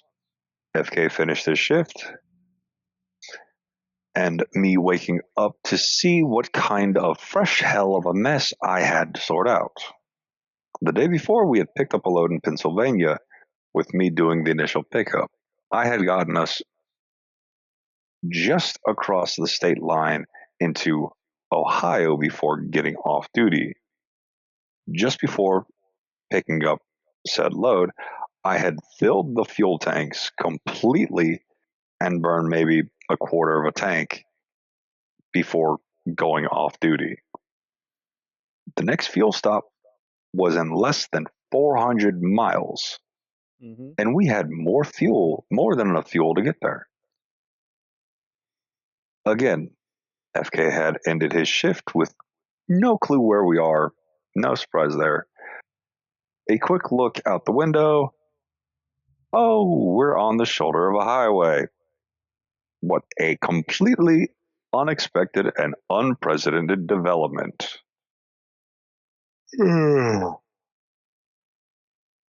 Fine, let's get this over with. By this point, I had already purchased my own truck-enabled GPS. FK apparently upset that I didn't recognize his obviously superior ability, had thrown a tantrum and demanded I no longer use his GPS because he would work out the route. Yeah, right. I think he meant no longer use this GPS. Whatever. No GPS. He gets out of the driver's seat and, like a petulant man-child he was, he took his GPS from the mount. Okay. A trick I learned from my trainer was, when using a GPS, was to enter the departure and the destination and then add each assigned fuel stop in order as waypoints in the route. This forced GPS to stay on the company route 90% of the time. Also, our fuel payment cards would only work at assigned fuel stops, so it made life easier just to follow. Having to get fuel elsewhere needed a valid reason, assistance from dispatch, and often carried a lecture about the importance of company assigned route. I had tried to teach this trick to FK, but because he had so much more experience than I did, a full month, he felt he didn't need to listen to me. I set up my GPS and hit the current location function. This, of course, as routine as FK never had any clue where we were. I had already familiarized myself with the route and knew which highways, towns, and cities I could end up using to get my bearings. This time, however, I was completely stumped. I had expected FK would have gone at least halfway into Illinois, but the GPS had us in some small town in Indiana. Also, it wasn't a town I had seen on either GPS route or paper map route used to verify the GPS. Okay, that was odd. I look again at the GPS for highway number and street name. Again, nothing on it showed, but nothing it showed me made any sense. I go back to the navigation page where it showed the distance to the next checkpoint, which would have been our next fuel stop. This didn't make sense either, as it was showing close to 500 miles to go to the first fuel stop, not the second. It had to be a mistake, I think, since since we there was, since there was no way to be further from the fuel stop than when I went off duty. Was there? I sat in the driver's seat for about 5 minutes trying to make sense of what the GPS is telling me. I had almost convinced myself the GPS didn't log us reaching the first fuel stop and was trying to backtrack. I was just about to force it to reroute to the second fuel stop when I, by chance, happened to check the fuel gauge. And my bottom jaw hit the floorboard, where, where once the needle had been just above 3/4, the 3/4 line, it was now showing less than a fourth of a tank. By my estimates, that was good for about 100 miles safely. Something was very, very wrong. FK, where the hell are we? I don't I know. asked, knowing it was in vain. I don't know. He, he replied testily. He had been growing more indignant ever since the heater fiasco. Did you get to the first fuel stop? No. Did you get lost again? He didn't respond right away. I was following the company route. He finally replied proudly. Bullshit. Because we are very low on fuel and further away from the truck stop, well, from the fuel stop, than when you started. He looked stunned. Apparently, he hadn't realized that fact. I turned back to my GPS and take a look at the map, and everything became clear. When we're way off course, about 300 miles from the interstate we were supposed to be on, I didn't know how, but we were and truly lost. Lost, low on fuel, in the Midwest and well into the wintertime. Fuck my life. I decided to abandon getting back on the assigned route. FK had wasted his entire shift with his unplanned detour, and I didn't want to make the situation even worse. I tell the GPS to search for nearby truck stops. It takes a few moments, but the patron saint of truckers had not abandoned me. There was a Flying J truck stop less than 20 miles away. I tell the GPS to take me there and send an urgent message to dispatch. I tell them we need our fuel card unlocked for that location, and we were dangerously low on fuel. To my surprise, FK did not like this idea. We have to stick on the company route. If we ran out of fuel, it's the company's fault. Company route, I scoffed. You got us lost. Again. You have no idea where we are. Again. I have to spend half of my day correcting your fuck ups. Again. Right now, the company route doesn't mean a damn thing because I have no clue where we are. And what I do know is we need fuel now. FK starts sulking. If we get in trouble, it's on you. Fine by me, I reply, and get us going. My reasoning is that if I run out of fuel at a truck stop after requesting the fuel card open, the fuel cards open, dispatch would have to explain why they didn't allow it. Running a semi out of fuel requires some very expensive emergency road service. However, if I run out of fuel while going down the highway, I'll have to explain to dispatch, the safety department, and highway patrol as to why I couldn't read a fuel gauge. I voted to minimize my responsibility and at least get us somewhere where it is available. The last thing I wanted to do was repeat what happened in the dealership parking lot. In that dealership parking lot.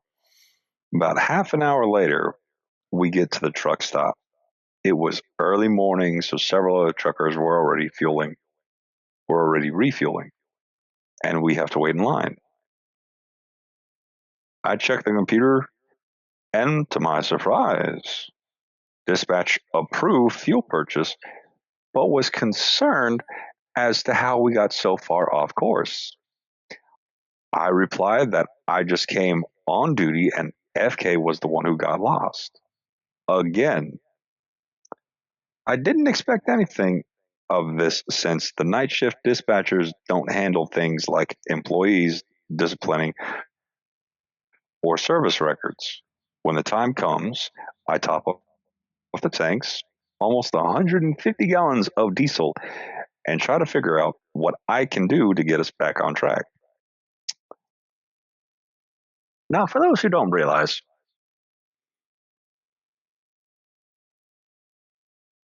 much like he just said, it takes over 150 gallons. Now, mind you, that's probably that was probably even taking into account about the quarter of a tank that was still in there. Meaning you're looking at a 200 plus gallon tank Yep. that requires diesel. Yep. That ain't cheap. That ain't cheap at all, man.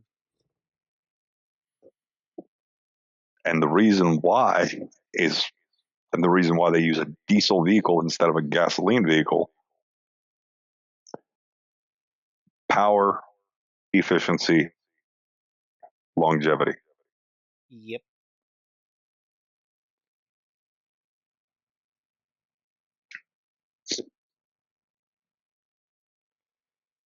But yeah, Yeah. I mean you're sitting there having to refuel over 150 gallons per tank. It's like, yeah, it also takes a good minute too. So Yeah.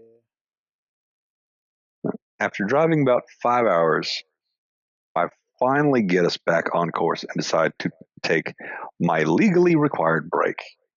As I'm going, as I go to put myself off duty, I notice an important message has come in from dispatch. It was from my fleet manager. I'll call her FM for short, roughly the equivalent to a supervisor. Call me ASAP was all it said. Oh, great, I say. I take my phone, step out of the truck, and make a call. What are you two doing? How did you two get off route? Did you follow the route we gave you? Why you gotta use that voice? Yes. Like Mike Wazowski. It's like, Yeah. really? Yeah. Seems fitting. What do you mean, FM? Well, first Kevin said that you were ignoring the company route, and that's why you're getting lost. That explains it. FK, the little weasel, sent her a text message with some made up story. My blood started to boil. FM, first of all, I have no clue what happened. When I finished my shift yesterday afternoon, everything was fine. We were on course and had plenty of fuel. I woke up this morning on the side of a 2-lane highway in the middle of bumfuck Indiana with no clue how I got there and running on fumes. That's why I sent the message to have the fuel cards opened. Well, you two have to work. You two are a team, so you have to work together. I take a deep breath, fighting back the urge to launch into a verbal tirade that would surely get me fired. My good sir, reading this story, I feel your pain at this moment. And something tells me I can quite easily imagine the words you'd use. Because even now, I have a few choice words coming to mind. Some of them are not friendly for YouTube. Very Certainly much not. not friendly. Yeah.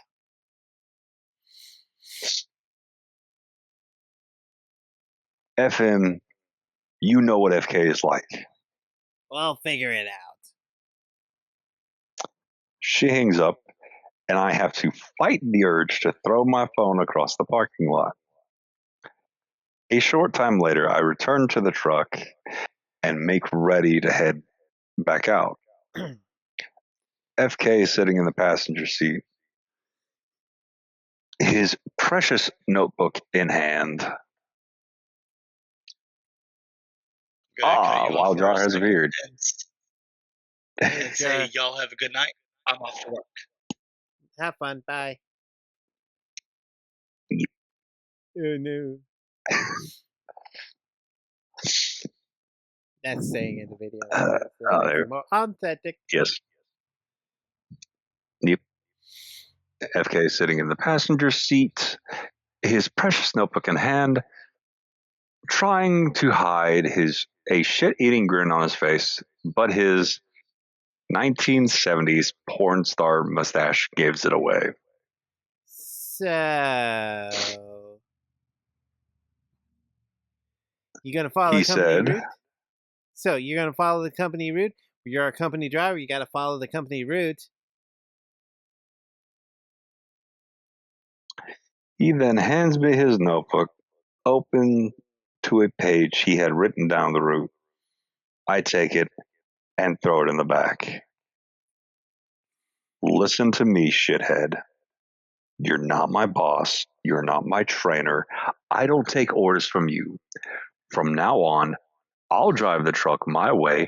You drive it yours. Unless it's an emergency, keep your cock holster mouth shut. Such a Shakespearean way with words there. Kind of Irish, if you ask me.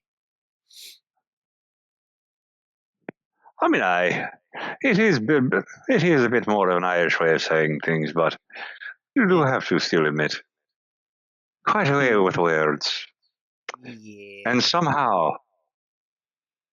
that insult will follow us, and we will use it multitudes of times. Yes. For a moment, he looks terrified, then petulant as he goes back to the bunk. Good riddance. For the rest of the day, I go through everything that had happened over the past 2 months. When I think that after all the times I had to babysit a supposedly more experienced partner, I get blamed for everything going wrong, I just get more and more upset. But since I'm broke, newbie driver, under a hobbling contract, and no support from anyone, what can I do? I need to get away from this clown. But how? The only way I can, but if only there was a way I can prove he's fucking up. I'm just a truck driver. And that's when it hit me. I wasn't always a truck driver. Before I started driving, I was a manager at a steel mill.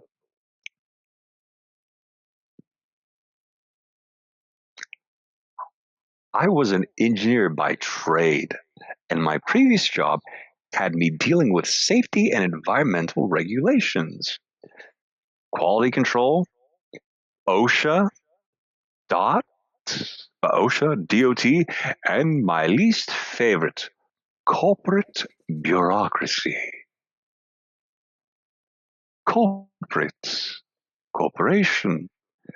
The company I was driving for was a corporation with a hierarchy of increasingly incompetent managers. The VPs and directors who will be slow to take responsibility, but first to demand someone else do it. However, I happen to know how to get their attention. Documentation.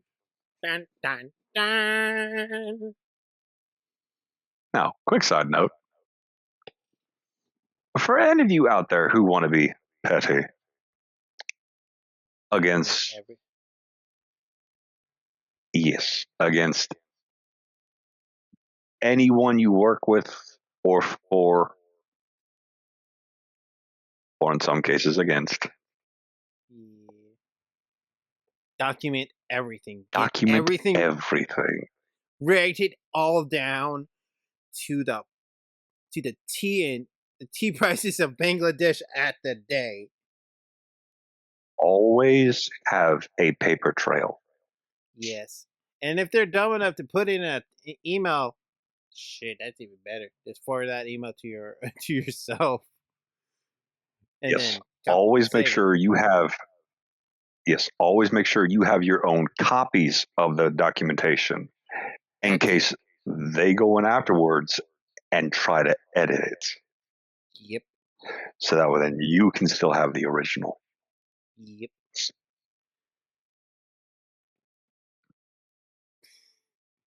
Anyway.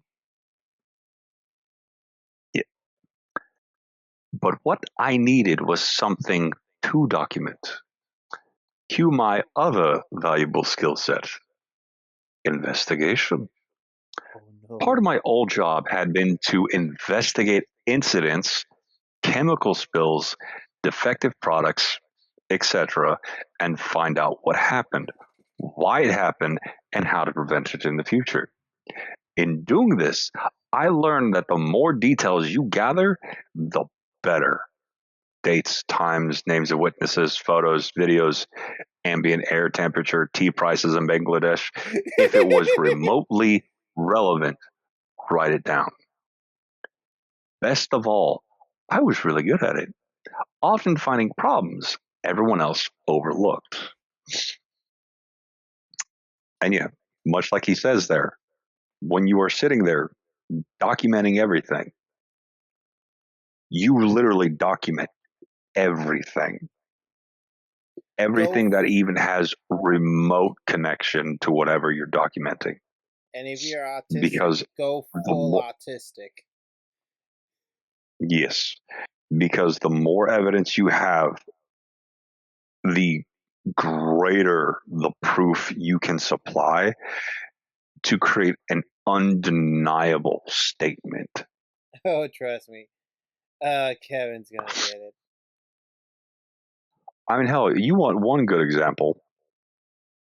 It's slight sidebar, but like most of those people that want to sit there and make the claim of Earth is flat, how many times have they been proven wrong? But they're too stupid to admit it. They're too stupid, they're too prideful, they're too arrogant, so on and so forth. Oh, yeah. But the rest of the world already knows the Earth is round for a fucking reason. And then you have those idiots and morons who want to sit there and think that gravity was something that was invented. God damn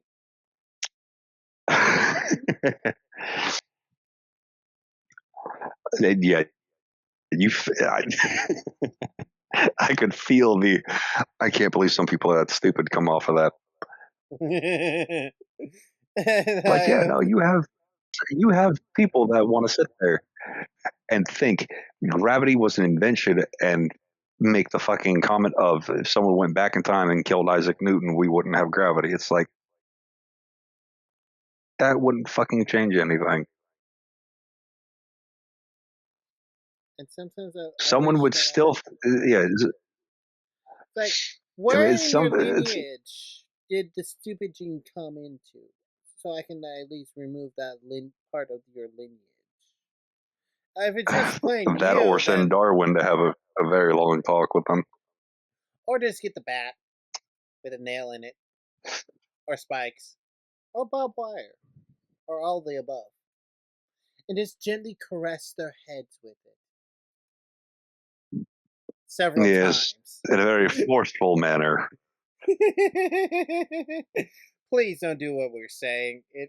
You will go to jail. Yeah, no, this is yes. And something tells me that many people in jail would sit there and realize how stupid someone is for uttering more than half of the things that are going on here. Oh, trust me, it gets worse. You're telling me it sounds like this guy's going to end up sick in OSHA after his fucking company. God knows the level of hell that's going to bring down. So the two pieces of a plan began to form. First off, I would need to observe everything FK did and said, looking at something I could use to prove just how incompetent he truly was. In addition, every time he got lost or went off route, I would take a picture with my phone of the truck's computer logs showing the GPS pings and the timestamps along with a photo of his daily driver log. The FK would be under investigation and not even know it. I finish my driving shift and go off duty, but before I sleep, I decide to check the computer's records to see exactly what FK did the night before that got us so very lost. According to the pings, he had, for some reason, turned off the interstate and drove close to 500 miles with over 150 miles going in the opposite direction we needed to. I took snapshots of the ping and his driving logs showing that he was on duty when it happened. But that wouldn't be enough. I knew I needed more. Much more. So I took an old legal pad and began making a list of everything stupid, dangerous, and dim-witted thing FK had done, included dates and times where I could, and start writing an email. And that email would take a month to complete. And that's where we're going to end part 4. But do not worry, everyone. This story isn't even close to being over yet. Thank you to everyone who is reading this far, and for the continued support and encouragement. I hope you have enjoyed the series this far, and you find these tales, if not informative or enlightening, then at the very least entertaining. Stay tuned, part 5 will be released shortly. Spoiler alert, we will learn part of the reason why FK is such a Kevin.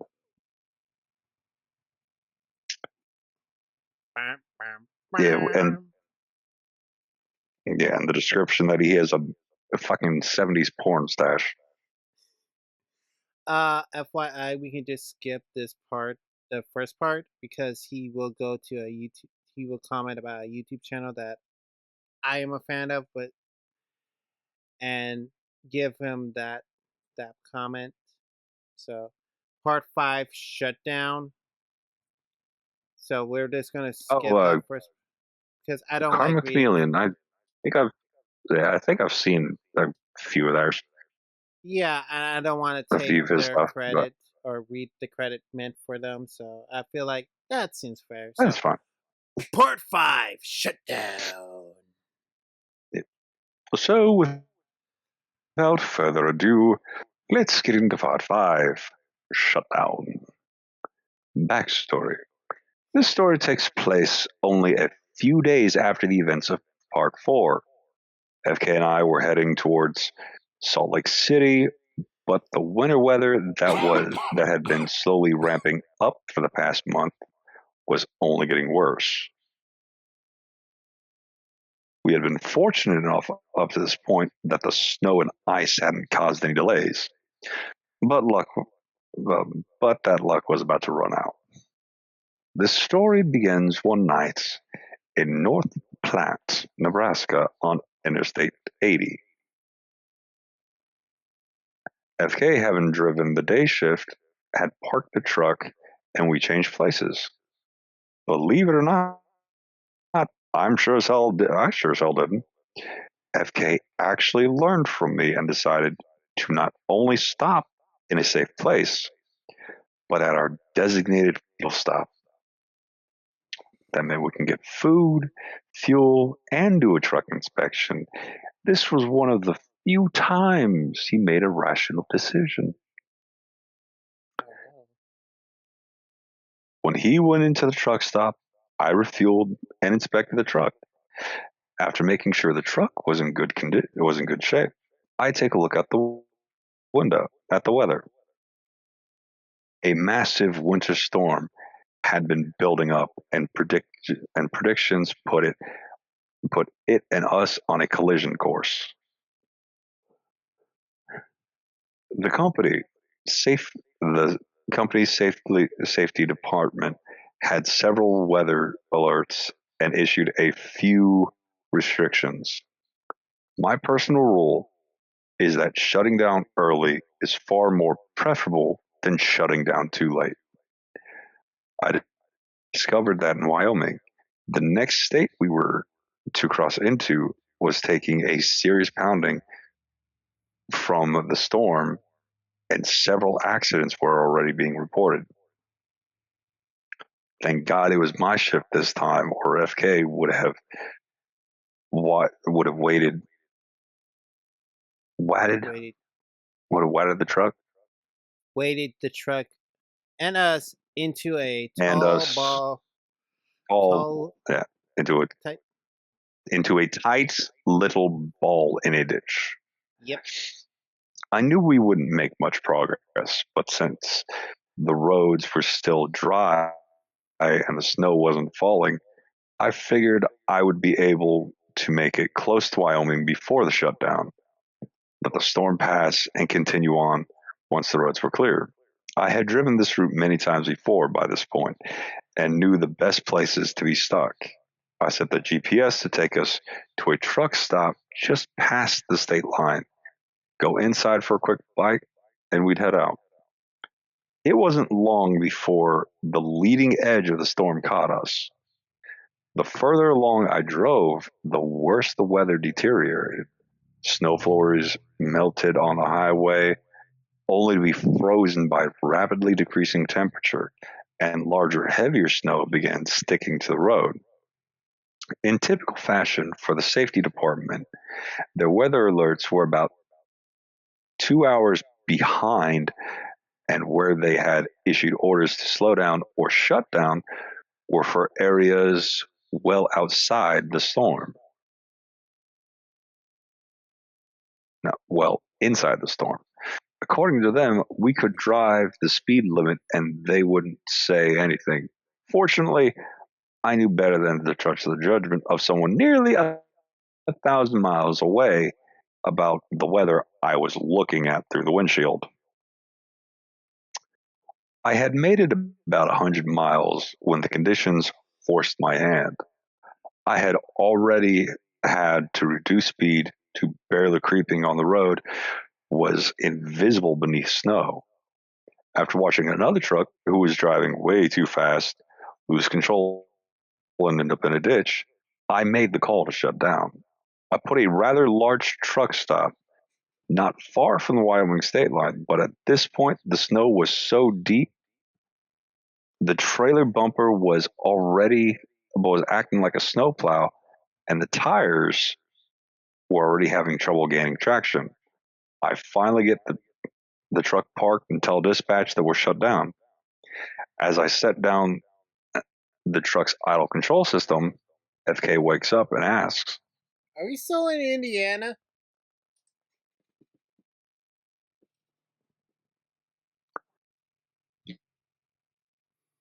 "Oh, in case you're not familiar with U.S. geography, Indiana is a very long way from Wyoming. We hadn't been there for days. We're in Big Spring and we're shut down. We're going to be here for a while," I tell him. Did safety tell us to? I made the call. It's gotten pretty bad. He mumbles that he will get us going once this 10-hour break is up. But I know safety will issue a shutdown albeit later than it should be. I grab a stack, pull the bunk privacy curtains closed, and settle in. I decide to make use of the downtime to work on Operation Dispatch the Dipshit. For the past couple of days, I had been writing down everything I could remember since day one with FK.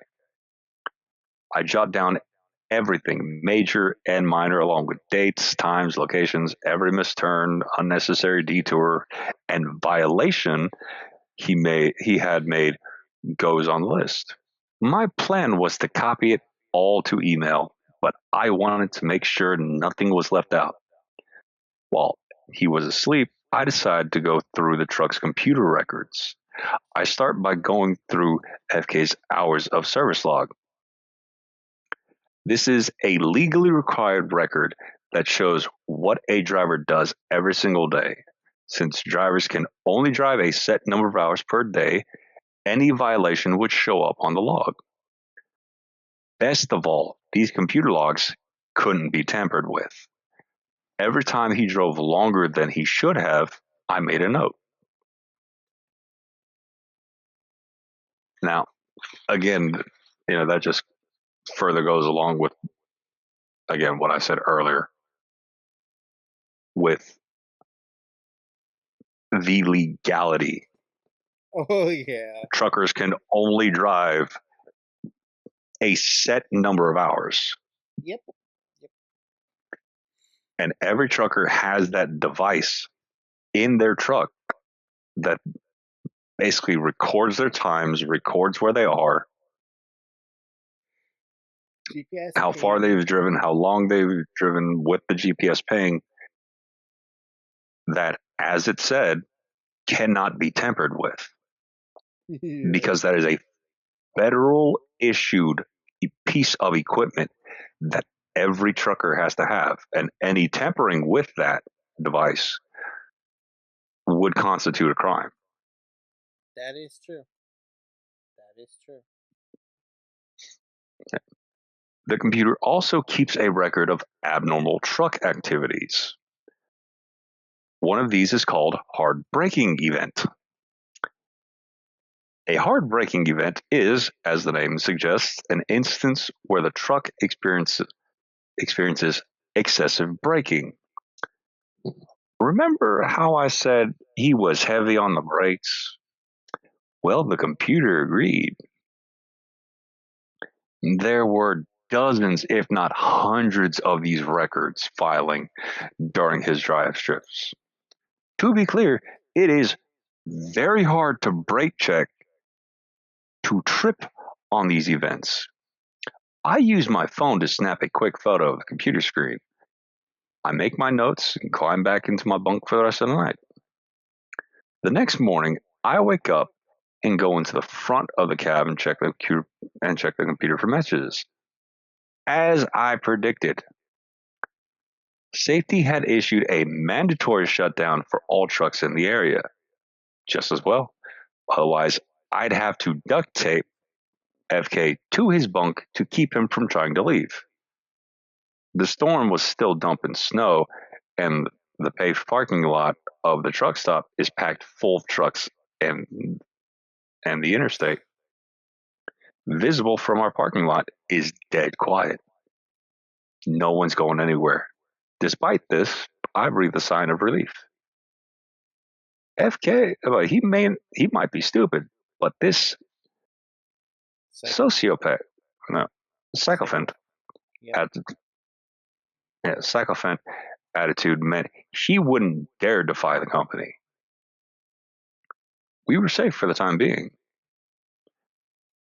He wakes up a little later. Are we still in Illinois? No, I reply cautiously. We're in Nebraska, close to Wyoming. Safety has shut us down. Oh. He replies and goes back to the bunk. It was then that I knew something about FK was off. More so than I thought. Twice in less than 12 hours, he had forgotten where we are. Indiana and Illinois are behind us by a few days. At this point, there's no way he could be that confused.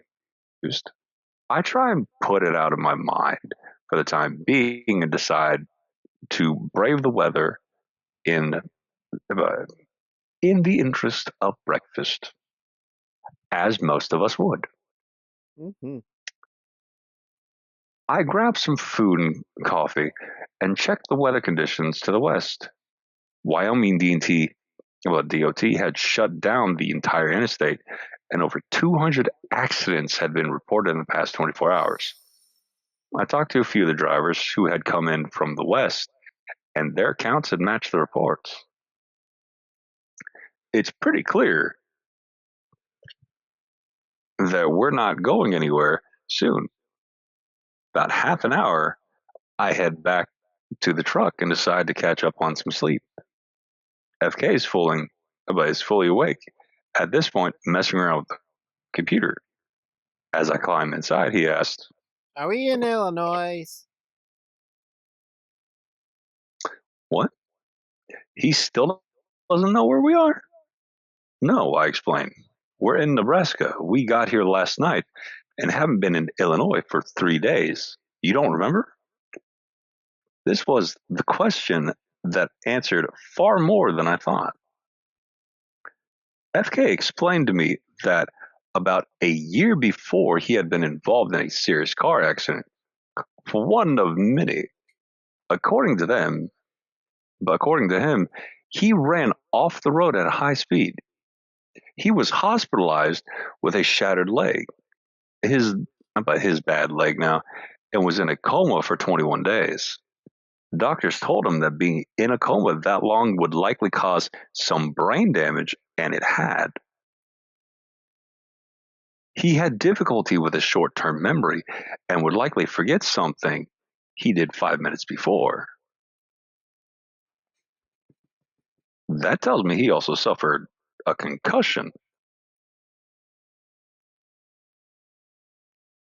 This wasn't entirely new to me, as I knew, as he told me this backstory before. In fact, he had told me countless times over the past 2 months, and said it was always the same: a bad car accident, 21-day coma, busted leg. Right, I reply. Well, the weather's pretty bad, so get comfortable. We're going to be here for a while. Then I climb into my bunk.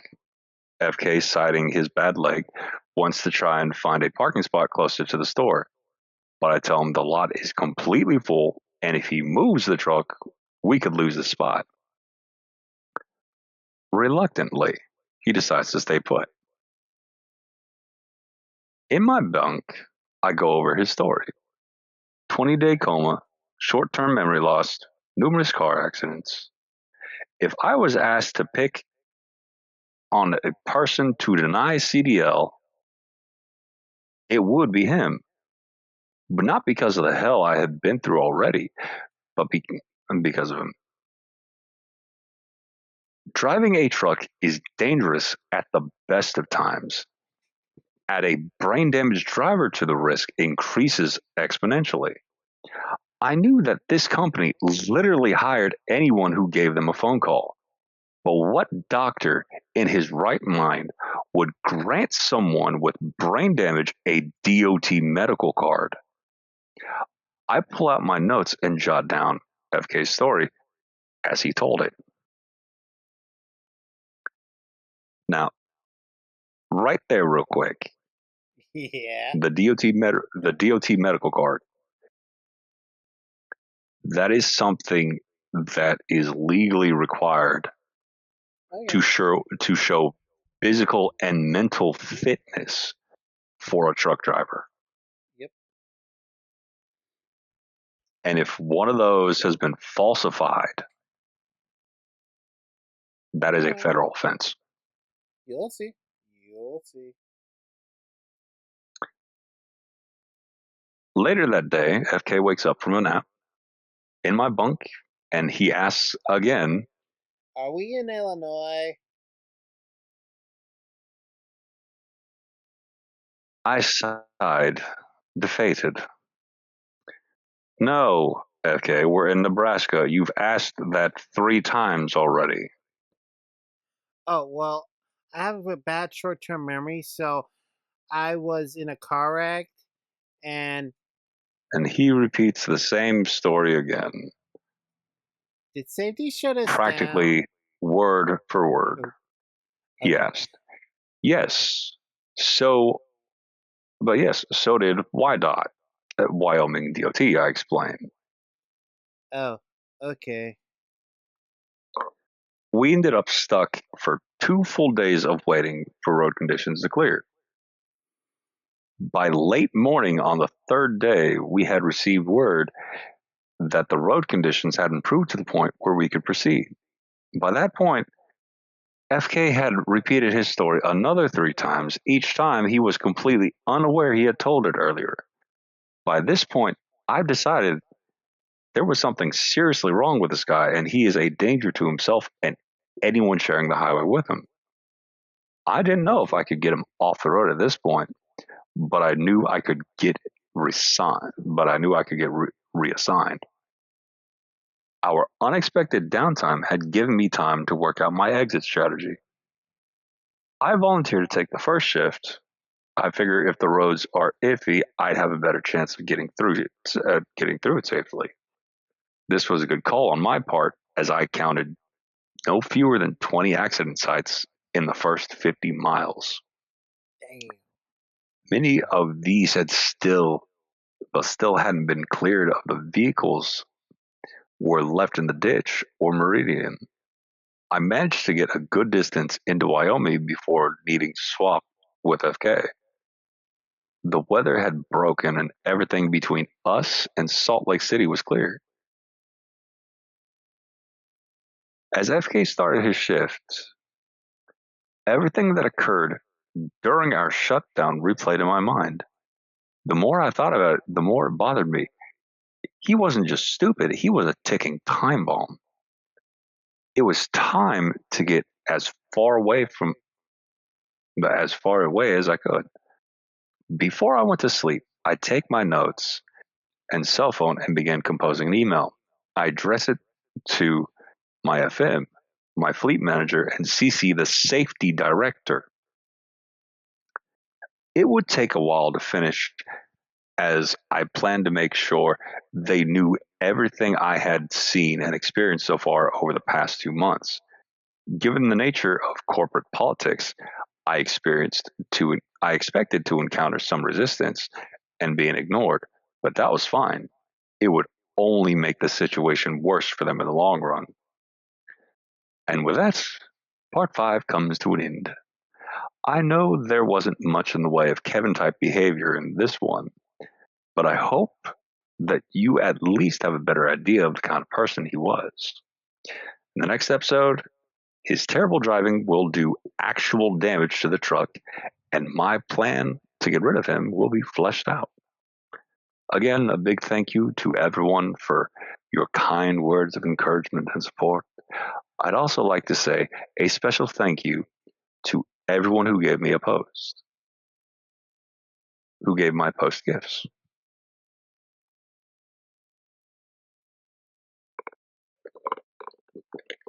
Yeah, we're just gonna skip the mention of Yeah. karmic comment. Until next time, my friends, please remember, keep all Kevins at a safe distance and away from sharp objects, heavy machinery, and flammable substances. The first comment.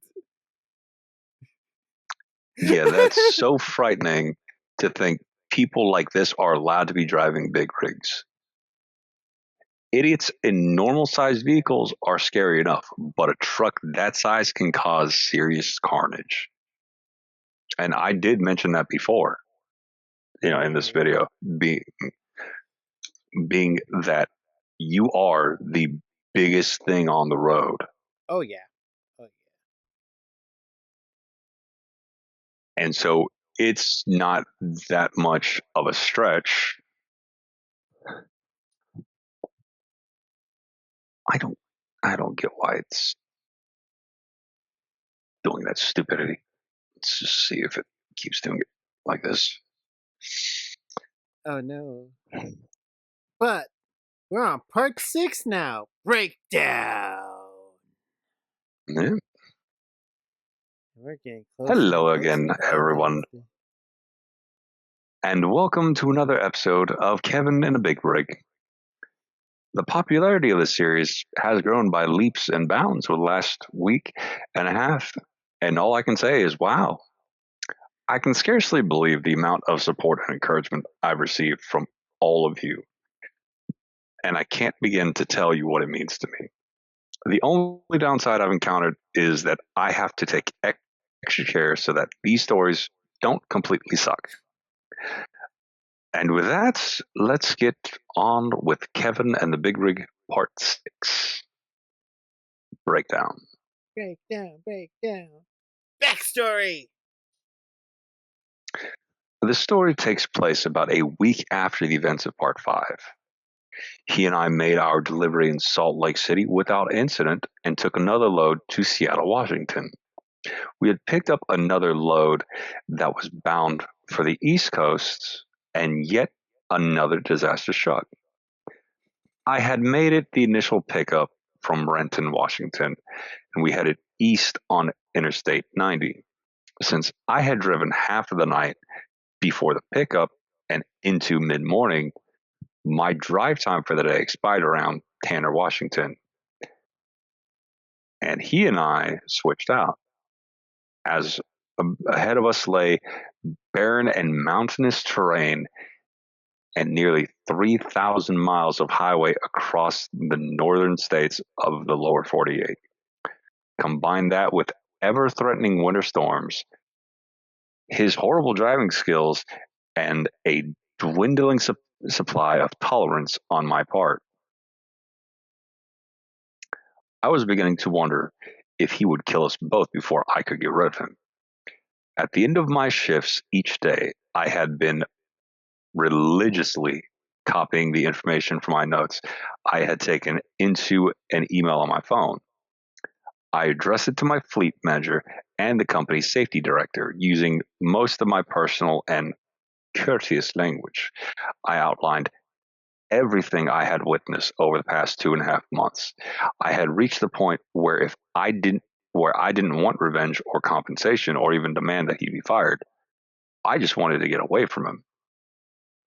But in order to do that, I needed a valid reason so management would be convinced. One reason? How about 100? He took over and proceeded east along Interstate 90 towards Ohio. As was my habit at this point, I rode shotgun upon first leaving at first. I'm still in the jump seat when we reach Snoqualmie Pass. In my opinion, there are 3 critical skills that all drivers must learn if they want to last long enough in the industry to make real good money. Navigation, backing up with a trailer, and going down a long, steep mountain grade fully loaded. Going up a mountain might be slow and arduous, but going down can quickly turn deadly. If a driver doesn't control the speed during the descent, he'll find himself behind the wheel of a runaway death machine. To make the situation more difficult, the brakes of the truck can overheat and completely fail if overused, making the loss of control inevitable. And if you've ever driven through mountains and seen runaway truck ramps, that's exactly what they're there for, a pre-selected crash scene. Most trucks now have a feature called engine brakes, more commonly known to truck drivers as Jake brakes. Unlike the typical wheel brakes, Engine brakes cause the truck to slow down by restricting airflow in the engine. This causes the engine to add resistance in the drivetrain and serve as a sort of drone chute. Also, unlike wheel brakes, engine brakes will not overheat or fail from overuse. When used properly, they can make going down a mountain grade far more efficient and safe.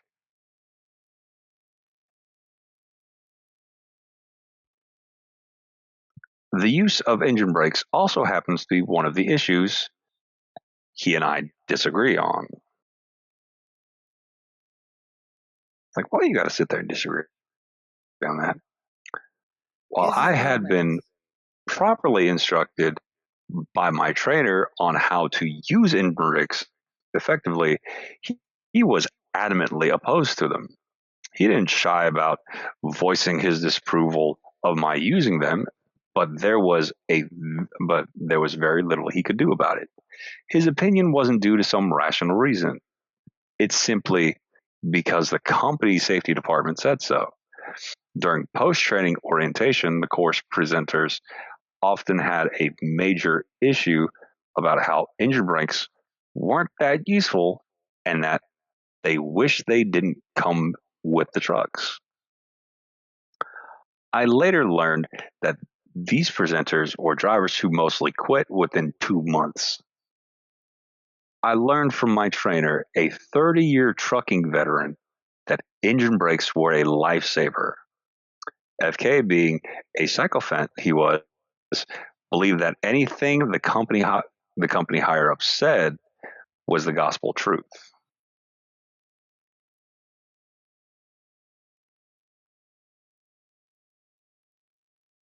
Chris, you And then, yeah, I was just catching my breath there. yeah, and I can feel your utter like, what the fuck energy coming Yeah, from yeah, that too. you. And there we were, myself, him, and a fully loaded truck and a long, steep decline that was Snoqualmie Meat Pass. Yep, I said to myself, I'm definitely regretting my life choices now. And also, quick side note, I believe the engine brakes are a mandatory safety feature in most big rigs. Yes, that is true. That is, yeah, that is legally required. Oh yeah, yeah. So, Absolutely. despite what some companies want to sit there and badmouth them, you sit there and talk to the actual truckers It's a that, life. much like he said, his instructor was a 30-year trucker. Yep. So he would have had experience from before and after those engine brakes became a thing and were made into a mandatory thing. Oh yeah. And he probably sat there and saw like the actual fatality rate of truckers go down. Yeah. Yeah. Hell, how about hell? He probably sat there and used it to get himself out of those hairy situations too. Yeah, but just watch how first Cameron wreck this shit. He starts down the pass. He was in top gear, and the truck begins to accelerate rapidly. It's like when Keep you are in a going. manual vehicle, Yeah. you want that thing in a low gear Yeah. to help with deceleration, Yeah. not in the highest gear and say, fuck it, we ball. Keep going. It gets worse. Since he's not using the engine brake, the only way he can control this truck's speed without overusing the wheel brakes is to downshift. In order to do that, he must reduce speed.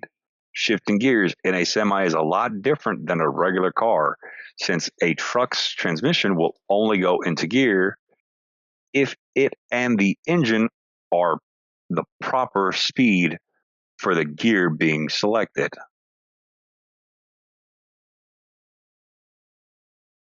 Oh, I can hear the gears being stripped for that. No shit, Sherlock. FK slams on the brake, throwing everything into the cab that isn't tied down forward. He tries to downshift, but his timing is off. For a few heart-stopping seconds, the truck is essentially dropping down the side of a mountain in a free fall before he manages to wrestle the truck into gear with another whiplash brake check and the grinding protest from the transmission. The engine revs up sharply as it fights against gravity and the excess speed for the gear. He Screaming. again applies extremely heavy braking and grab the handhold above me to push myself back into the seat to cushion the jolt. At this point, I look over at the dasher's tachometer. It's reading over 17,000 revs.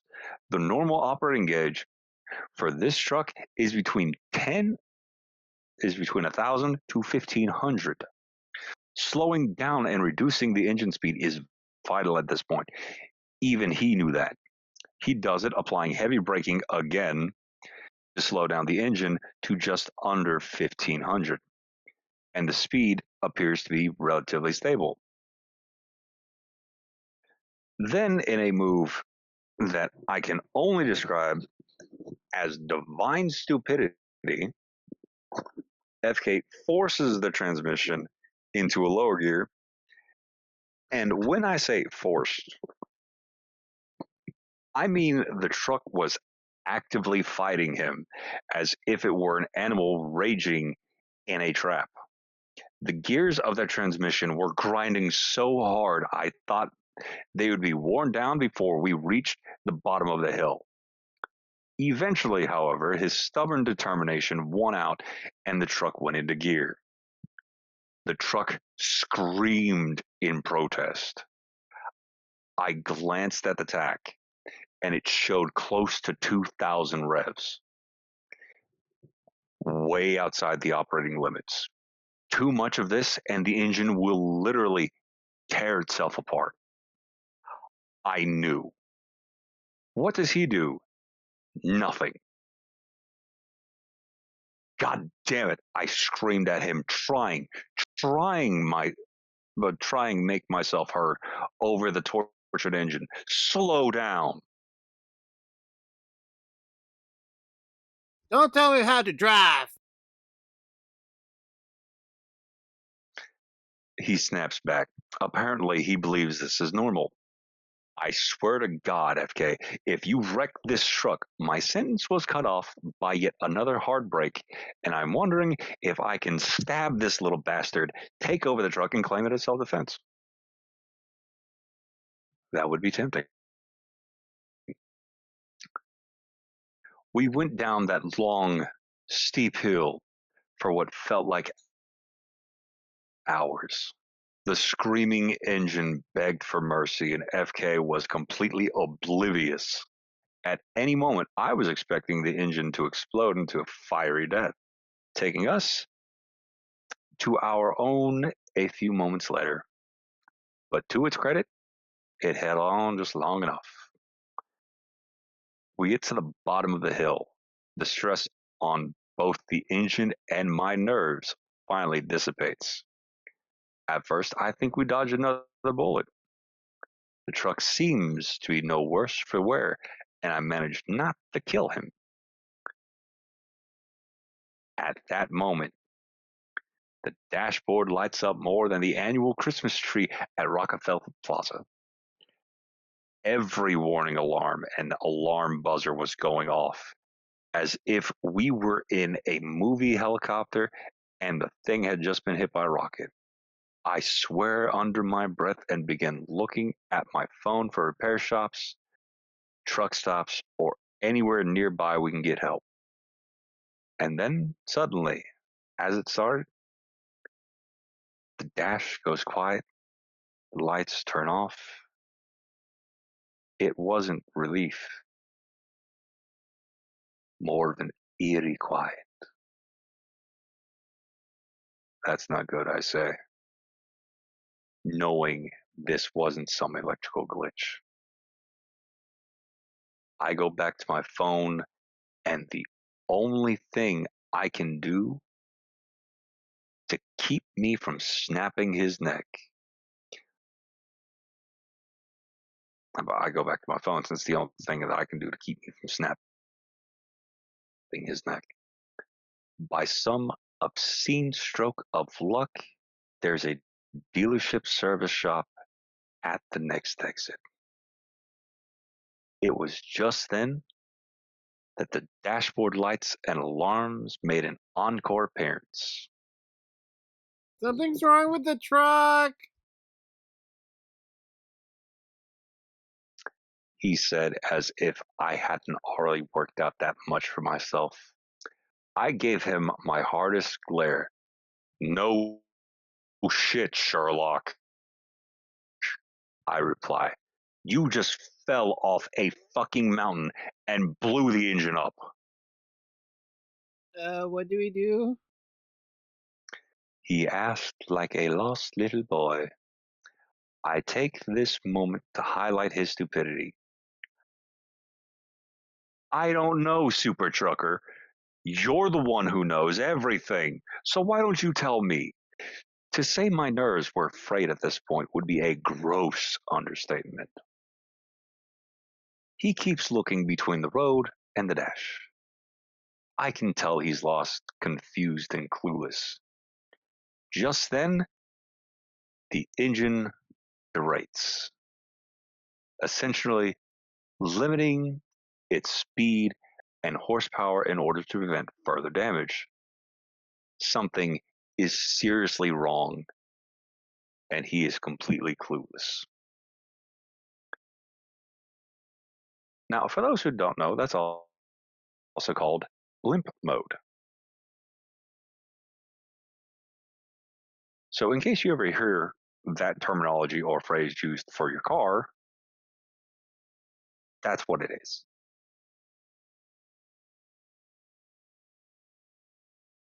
Next exit, I say, there's a dealership shop. He nods nervously. He rounds a bend, and the exit comes in sight. Despite the truck's reduced speed, he's about to blow right past, something he can't very well afford. FK, exit now, I say. Here? He screams, unsure.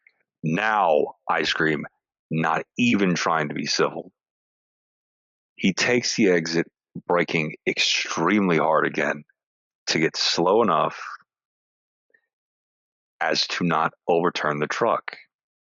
I can see the sign from the dealership and guide FK to it. We pull it into the parking lot just moments before the truck dies. Charmed life, I think. I turn to FK and say, you send dispatch a message, tell them where we are and that we are checking into a shop. I will go talk to the shop, but I'll go talk to the shop. He doesn't get a chance to protest as I jump out and head inside. The techs run a diagnostic and find a long list of fault codes. I have to coordinate between dispatch and the shop because the company's maintenance overseer knew nothing about trucks and FK was completely useless. And to find out that the truck will need to be in the shop overnight, they reluctantly agreed to spring for a hotel room within walking distance. And we go check in.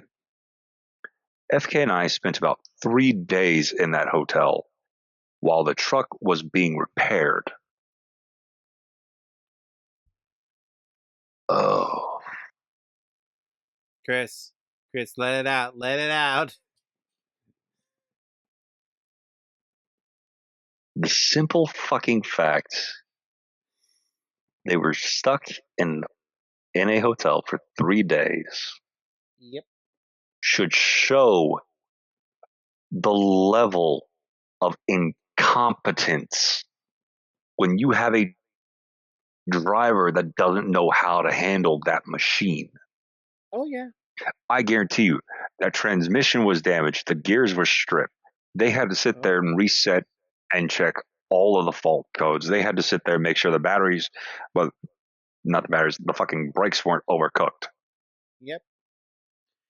3 days. And the list of things they had to sit there and check to make sure it runs, it's right, it's operational, it's savable, it's salvageable. So the simple fact that they did not go out there and tell them, yeah, no, that engine is gone. Oh yeah. That dumbass better be fucking thankful for it. Divine stupidity wins again. There ain't nothing divine about that stupidity. Demonic stupidity then? Ungodly stupidity would be more like it. Because even the devil himself would sit there and be like, you're too stupid for us. We don't claim you. Be gone. Yeah, that's true. Almost to the point where I'd sit there and say this motherfucker is essentially the walking version of Murphy's fucking Law. And there's a cartoon about that. Yes, but the difference is Milo is not stupid. Milo is quite intelligent. And yes. exactly, he is incredibly intelligent and always has everything he needs to sit there and get out of any situation his shit Family tier luck curse. sits there and gets him in. Yes.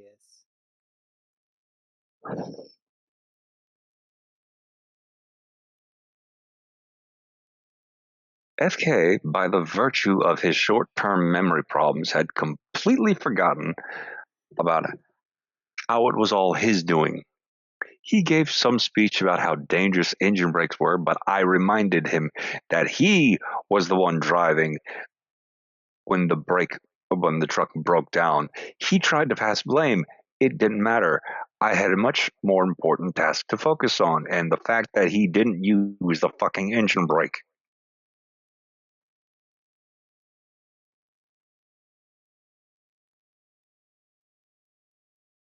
There are so many problems wrong with this guy being a CDL holder and driver. I would have reported it to. I would have gone to DOT. Trust me, he with all the emails that he's sending, he has awakened the Kraken. Trust me. Well, let's bloody fucking hope so. And I get the feeling that the fucking fleet manager's somehow related to this guy. No. I'll flat out tell you that. No, she is not. If you ever need or wanted to know how to make a rigid corporation structure act in your favor, you might want to take notes. I had been gathering evidence against FK for about 2 weeks before we broke down.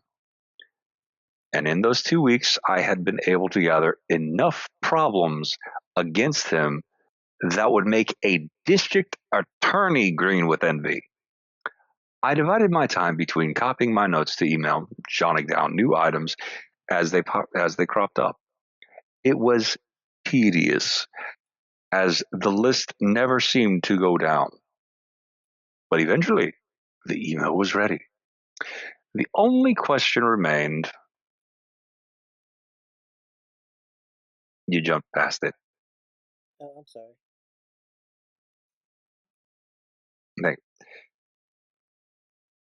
Was who exactly would get the email. Normally, I would simply email my fleet manager like one would a supervisor. The problem was such a major issue would need nearly every department in the loop. The only problem was the company was strictly compartmentalized and often territorial. It wasn't uncommon to get messages from 3 or 4 department heads for one minor infraction. For example, when I had requested fuel in Indiana, I had to explain why to the route planning manager, the fleet fuel controller, and the planning department, in addition to my supervisory fleet manager. Not only was this incredibly ineffective and annoying, it did provide insight into how the system could be manipulated. For all of its segmented nature, there was one department that had full authority over any other. That was the safety department. Since every trucking company must take safety seriously, the safety managers are taken very seriously. More often than not, a safety manager held more power than the CEO and was the one department who could rally the others to a cause. My plan was to send emails to the heads of every department that had a jurisdiction over any of FK's violations. Hours of service, planning, human resources, driver training. Each department head would get the email. In addition, my fleet manager and the safety manager would get the exact same email. With luck, one of the emails would trigger an investigation, and the findings of which would start a chain reaction. At best, the safety manager would order every department to look into the matter. What I was careful not to do was to come off accusatory or demanding. My philosophy has been to assume ignorance before maleficence. That is, assume that the company simply wasn't aware of what's going on. And if I demanded that he was fired, I would risk coming across as bitter and spiteful, which would accomplish nothing. No, my emails would be professional, concise, detailed, and presented in a way that I would say, hey, I found these problems and I wanted to bring them to your attention. The issues themselves would cause the panic. It was during this breakdown that I put the finishing touches on my plan. I dug through the company directory for the relevant emails, organized the documents and photos in the emails, and arranged the list of violations by the relevant departments. If and when an investigation took place, all they would have to do is look where I pointed. I had nearly completed the email during the 3-day downtime while awaiting repairs. The day the truck was repaired, he and I went to the shop a few hours before the truck was released. When the techs told us it was ready, I was surprised he offered to sign it out and take the first shift of the day. It was uncharacteristically generous of him, which I found suspicious, but did not say so. I decided to make a restroom stop before we left. On the way out the door, I walked over to the service deck. The tech who worked on our truck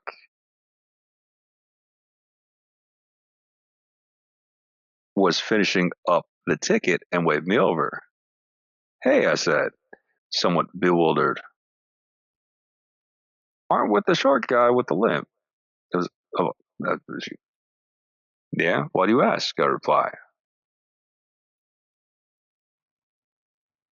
Well, he asked me. He asked a weird question. I take a deep breath. I had a feeling what the question would be. Let me guess. He was asking about engine brakes. Yeah, he wanted to know how to disable them. I thought you should be. I thought that was weird because you wouldn't anybody want to. Why would anyone want to do that?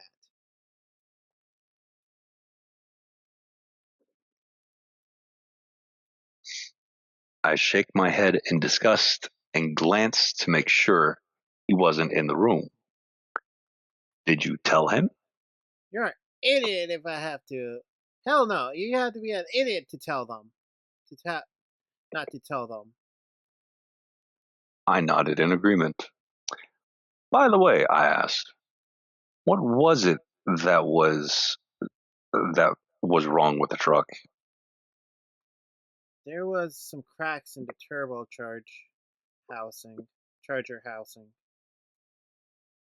He explained. Uh-huh.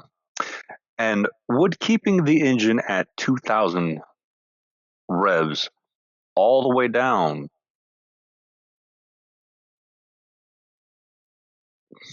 Sequami Pass. Sequami caused Sukwame caused that. He looked at me knowingly. You better tell someone about him. He can't drive better than if he can't drive better than that. Oh, don't worry, I assure him. I will. And that ends part 6, breakdown. And we're gonna skip that, and there we go. Until next time, reminding you to help control the Kevin population, have your Kevin sprayed or neutered. Spayed or neutered. And the first one. Riveting! Holy crap, I realized I was holding my breath when you were describing your plummet down the mountain. Excellent tale. Look forward to hearing the next part. Chris, you're like, I can feel the trembling rage. That and I can feel my throat fucking drying out some, so I needed something to drink. Grab your drink. But yeah, this is part 7, Flashpoint. Dun, dun, dun, Out of how many parts at this point? 9.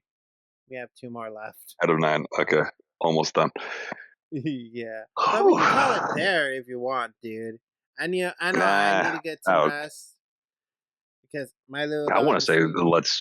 Yeah, I want to say let's finish it because at this point I want to know like just how bad of a shitstorm is going to be hitting that company.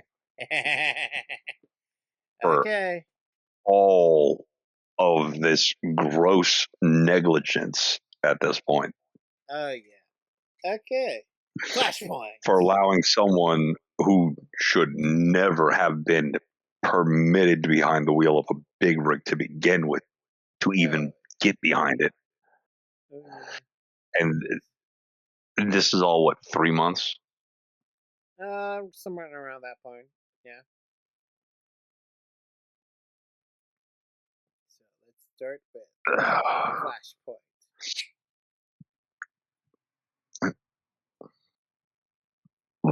Backstory. These events take place over the span of a couple days, immediately following after the events of Part 6. The 3-day breakdown had forced dispatch to call in another truck to rescue the load. I had figured as much since the load was considered high priority, an even more serious winter storm than what we faced in Nebraska bearing down on us. Dispatch wanted to get the load to its destination as soon as possible. That left myself,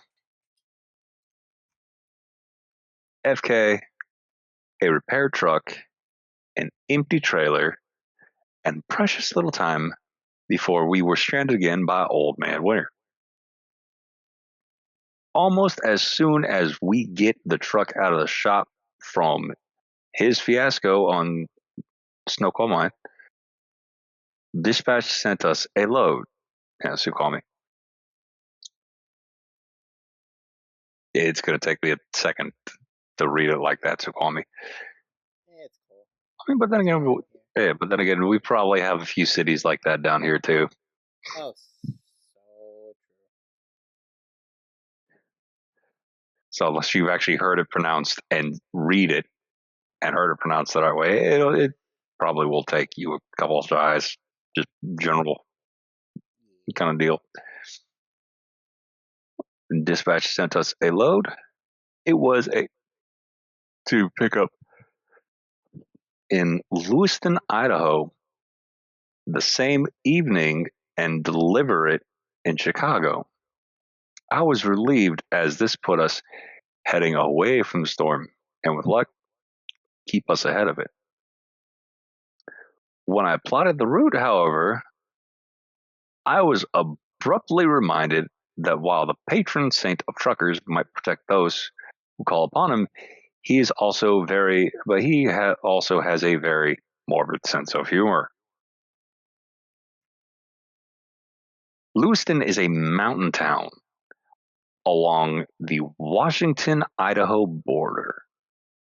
From where we begin, it would take the better part of a day traveling through the remote areas with little chance of assistance if something were to happen. And because I hadn't suffered enough, the only way to get to Lewiston was south along US 95 and down another steep mountain grade that was worse than Sukwame. Suquamish. It's that damn in between Yeah, I gotcha. that I want to say snow. It's not so. It's not snow. It's so call me. Yeah. Was a black diamond ski slope. Lewiston would be a triple black diamond, skull and crossbones level, and required a signed waiver of liability and clearance from a psychiatrist. And just for kicks, he would be driving us there. Upon realizing this, I texted my mom, told her I loved her, and that I was probably going to be dead in the next few hours. She thought I was drunk. I For the mean, first, yeah, getting a text like that, I don't know. It's like the fuck are you talking? It's like the fuck are you talking about? For the first few hours, I stayed in the bunk trying to get what little sleep I could. His horrendous driving did not help matters, as I was consistently being woken up by my head being slammed into the cabinet by his excessive braking. Finally, I had to use my jacket as a makeshift cushion, and keep my head from suffering a concussion. The truck drove on and on and on and on and on and on. Sleep, when it came, was fitful and fleeting. The jarring of the brakes and the whine of the over revving engine foretold of an impending fate so terrifying as to make Edgar Allan Poe wet the bed in Stephen King by a nightlight. Let's be honest, they'd be like, "Oh, it's like we see what's happening here. Let us write about it within our novels." As the sky grew dark and the cold air began to bite, I decided I had slept as much as I could, pulled on my boots, and went to the front. I looked out the windshield and saw what I had been dreading: the warning sign for the steep drop into Lewiston. The highway on which we made the descent was also the town's major thoroughfare. Fall off, a, fall off the cliff, roll into town. Any loss of control here, and a lot of people besides us would be more likely killed. I just hoped that if I die that night, it was quick, painless, and he would join me so I could beat the shit out of his ass for all eternity. We all have those friends like that. This would not be one of those times. This would be one of the this would be one of those moments of Homer and Bart. I'm strangling you. Exactly. Even after death. Even after that. He started down the grade, picking up speed too fast at first. But thanks to being empty, speed control was much easier. Still adamantly opposed to engine brakes, he maintained the speed through downshifting and heavy braking, much like he had attempted to do in Sokomai. When he Sokwami. The damn N and the L, I swear. Sokwami. When he finally managed to stabilize his speed, I lit a cigarette because I think all the people doomed to die deserve one last smoke. And yes, I actually do appreciate the correction for pronunciation. So you're good. Oh, okay. But it wasn't my last smoke or my last day on Earth. Despite everything, he managed to get the truck down the mountain and into town without it ending in a fiery crash. I let out a breath I didn't realize I was holding, and Right here. me being pedantic over here again. And took a long drag on my cigarette to calm my nerves. Yeah. We were safe for the time being. Yep. He managed to get us to the pickup after getting lost, of course, and we changed out while we were being loaded. I sat down in the driver's seat and programmed the route into my GPS. Getting back to the interstate was going to be tougher. I saw as it was more remote wilderness, mountainous terrain with little chance of help in an emergency. Adding to the difficulty was the fact that the storm we were desperately trying to outrun was catching up to us. Fortunately, it wasn't long before we got fully loaded and headed to the local truck stop to top off the tanks, since it was nearly 150 miles to the nearest truck stop. I refuel the truck while he goes into the store. After several minutes, both tanks filled, and he's still inside doing God knows what. I pull the truck out of the full fuel stops and pull off into the parking area. I dash inside, grab some food, drinks, and smokes, and come back to the truck and find he's still not back yet. I began to fantasize about what's keeping him. Stroke, brain aneurysm, abducted by aliens. They do tend to take the dumbest people after all. But alas, the hope was fleeting as soon as I saw him hobbling his way across the parking lot towards the truck, carrying a plastic bag and looking like a hobo about to ask for $1. He opens the passenger door, climbs inside. Hey, motherfucker! He yelled angrily. Why didn't you wait? Why did you move the truck? I pointed at the all trucks proceed to parking when fueling complete signs hanging near the diesel pumps because I can read, dickhead. I reply. You know I have a bad leg. It hurts to walk that far. Don't you? And don't you? And Do that again. I'll kick your ass. I would love to see that happen. Beat down the cripple. He threatens weakly. If you recall in part 2, I mentioned I was at least 1 foot taller and 100 pounds heavier than him. So his threat was more comedical than menacing. Oh, really? I reply.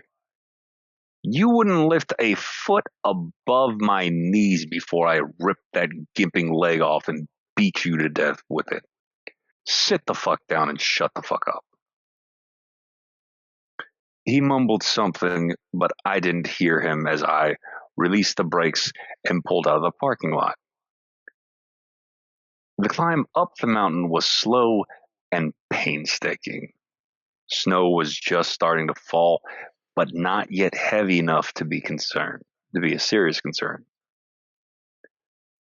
FK riding shotgun was grumbling about his leg, the cold, or whatever else he felt like complaining about.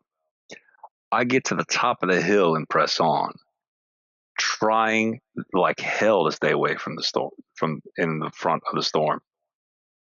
He remained up front, though he had moved past gimping onto bragging about his future plans. Apparently, he had high aspirations for his trucking career.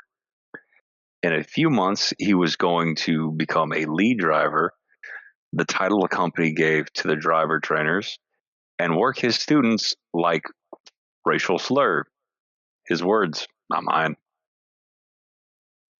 I find that funny that he sat there and be like, insert racial slur here. We all know it. I am not do not have the balls to say it because it will become part of my vocabulary, and I'm afraid of what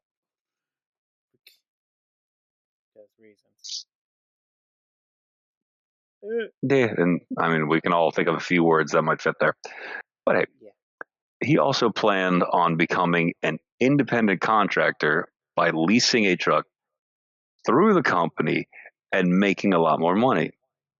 This would also allow him to run a little side business with his nephew, who, according to him, was some major player in the prison chapter of the Aryan Brotherhood. Of course. He claimed his nephew could set him up running contraband out of Mexico. I paid very little attention to him, as I'm more concerned about the winter storm that is almost on top of us. Fucking cars. Keep on forgetting that part. We start going down a hill, nothing serious, but enough that I take my foot off the accelerator. I never trust cruise control in a semi. This causes the engine brakes to engage. On cue, he takes it personally. If you were my If you were my student, I would have failed you. I would have failed you for that. He said, trying to sound pretentious. What the fuck ever, man. At least I can go 5 minutes without getting lost, I reply, not missing a beat. Don't use that. Don't use those things on my truck. I'm not dumbass, I shot back. This is a company truck, remember? Just then, we start down another hill, this one a little bit longer, but not overly steep. Again, I release the accelerator, the engine brake engages. This was apparently the last straw for FK. He reaches down, unbuckles his seatbelt, and reaches over towards the steering wheel. The activation for the engine brakes is on the right side of the steering wheel. I see his hand and slap it away. Cut it out, dickhead, I tell him. He tries again, this time getting out of his seat, towering over me while reaching for the engine brake button. This is extremely dangerous as it is dark. We are on a narrow road and visibility is reduced because of the snow. I don't have the luxury of handling this diplomatically.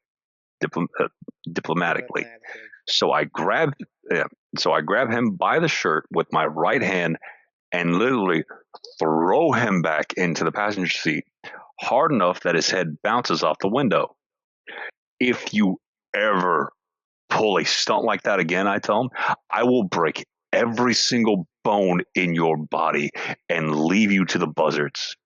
You are not a lead driver, and this is not your truck. Sit down buckle up and shut up. He obviously hadn't expected that reaction. It's like, no, really?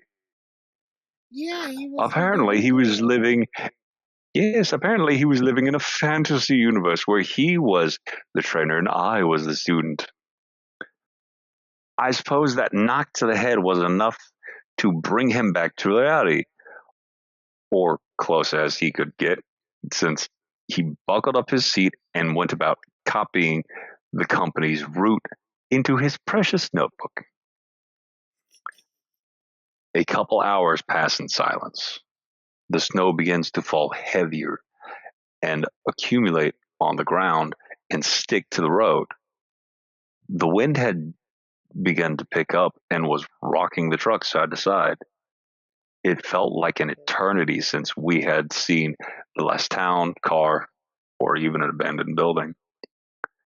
I had just started to begin thinking that maybe we hadn't survived the downgrade into Lewiston, and this was my own personal hell, when, far into the distance, I see the lights of a town.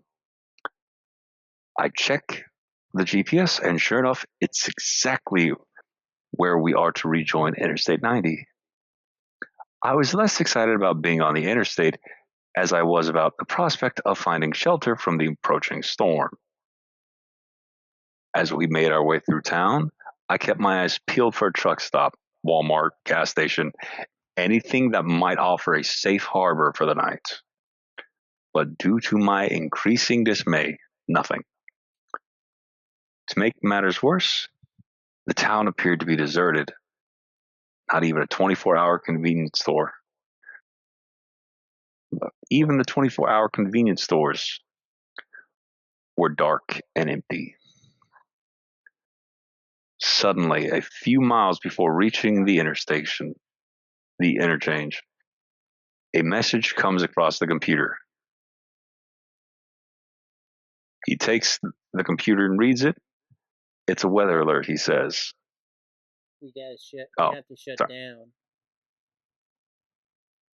down. Of course, I say, still looking for somewhere to park and find nothing.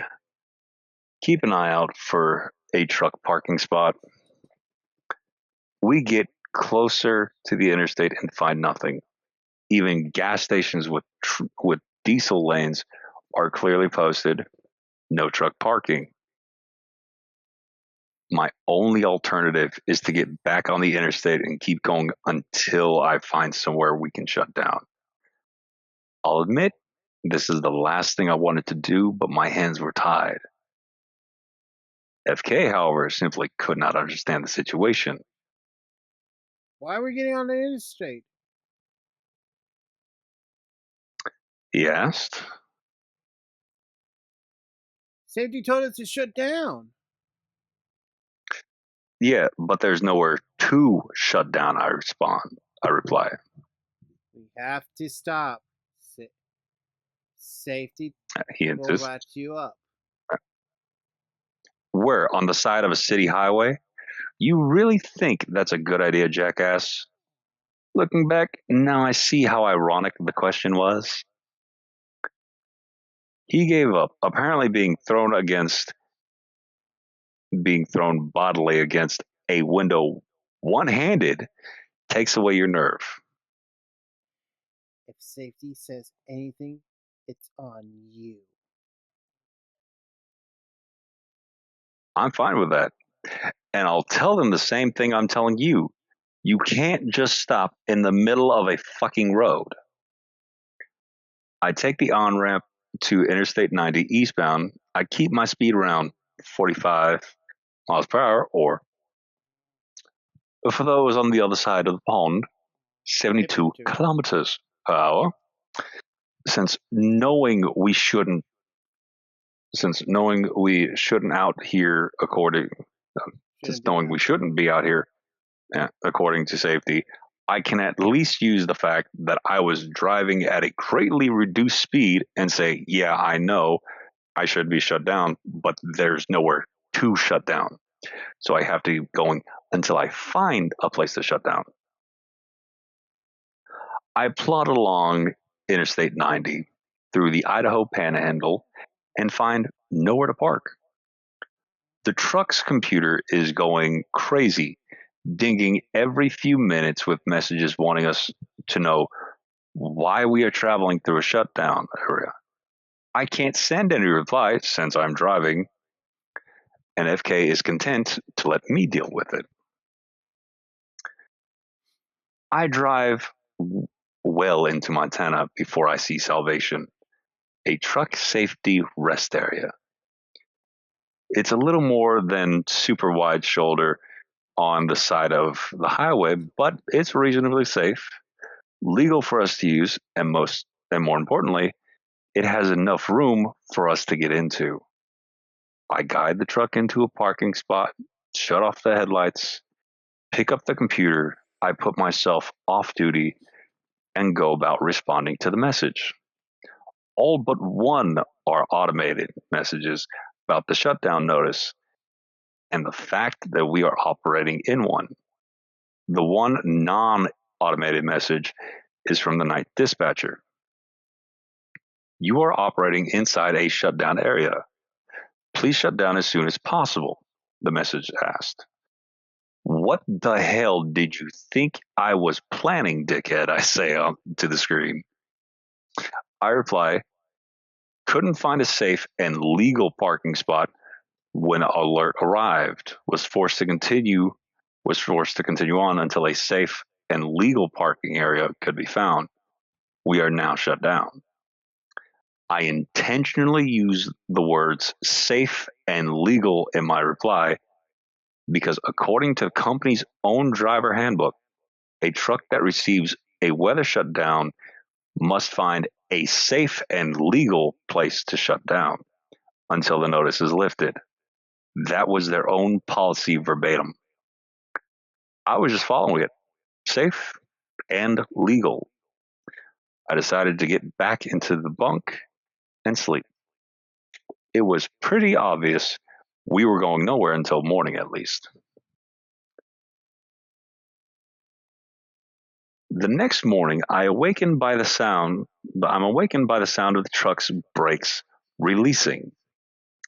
I jump out of my bed, check the computer, safely had released the shutdown and implemented a 45 limit for the area, and FK took it upon himself to take the first shift, so I crawled back into the bunk.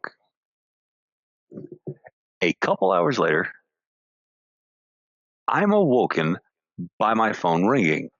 I check it, unknown number, but the area code matches the company headquarters, so I answer.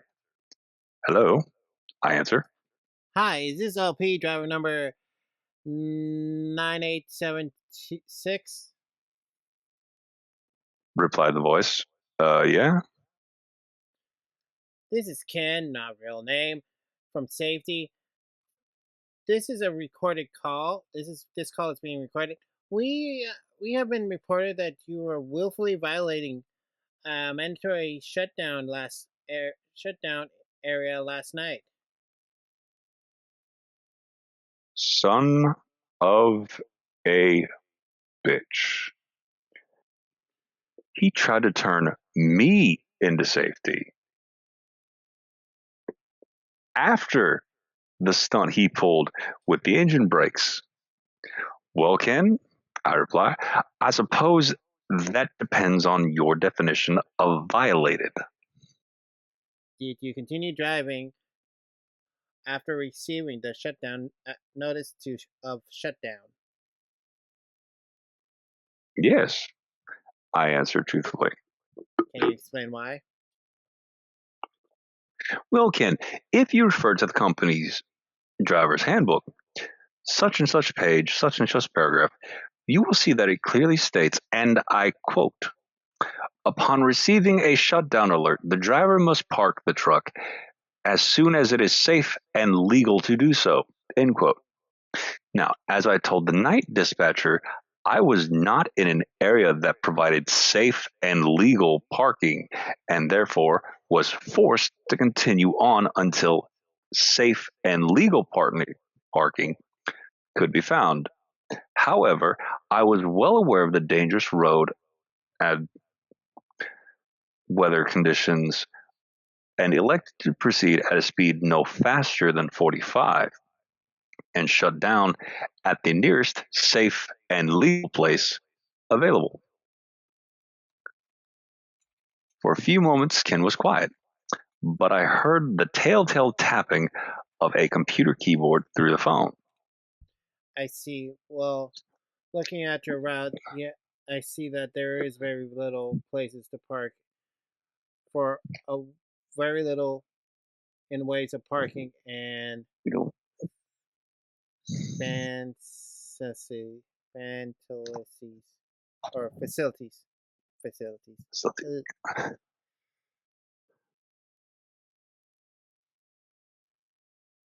No shit, Sherlock, I think to myself. That was my assessment of the situation as well, I confirm.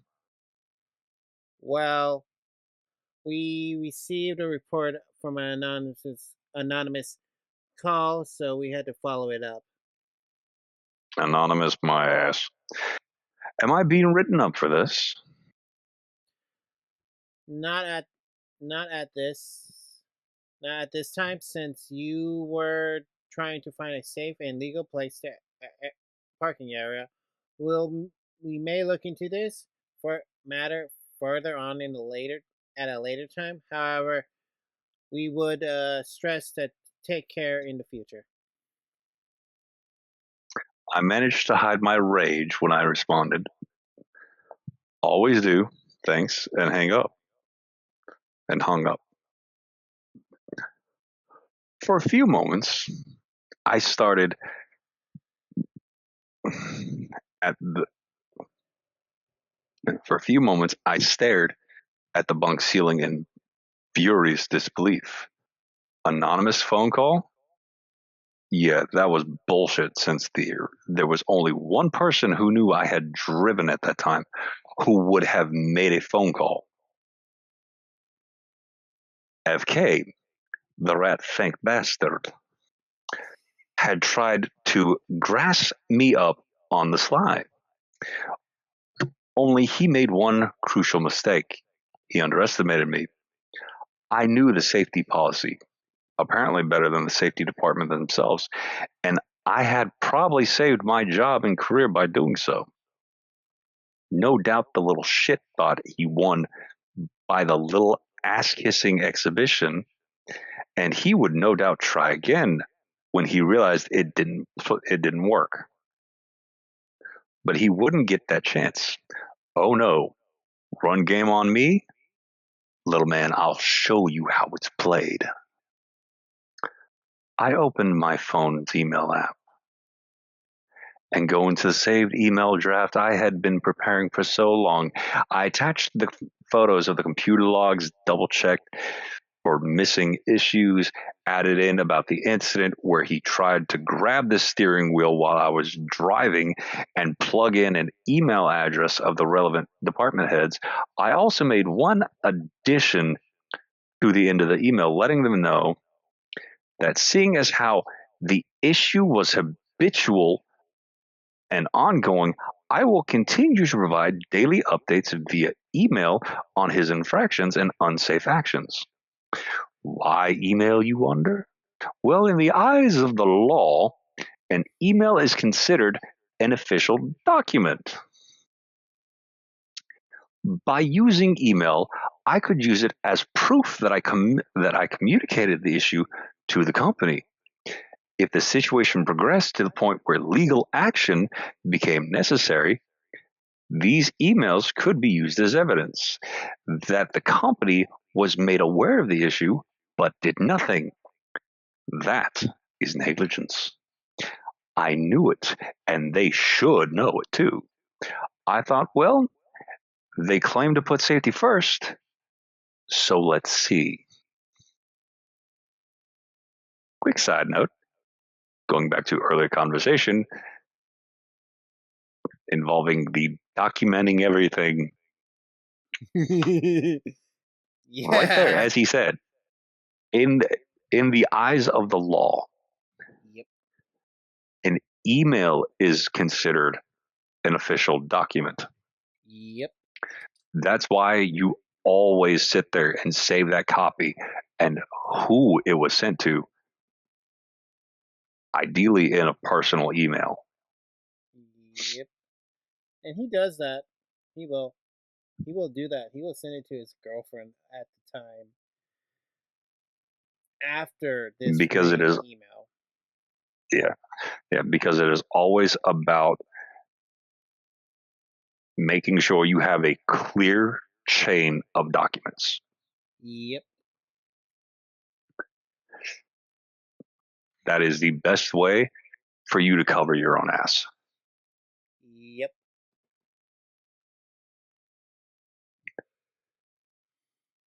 Yeah. I gave the email a final once over. It's ready, I think. I move my thumb up to send the send icon and freeze for a tiny voice of doubt pops up. Is this the right thing to do? You could put yourself in the firing line with this. Even if you pull it off, it could ruin his life. Is what he did so bad to really be worth that? I'm like, how many times has he put your ass in danger? Wait for it. For a moment, I almost considering not going through with it. Just ask for a new co-driver, and the thought was interrupted by my forehead banging against the cabinet again. Him and his piss poor driving. Never mind, I tell myself decidedly. Fuck this asshole, and hit send. There was the slightest bit of regret when I saw the status of the email change from sending to sent. Oh well, too late now. No turning back. The missiles were in the air, and there was nothing to do but wait.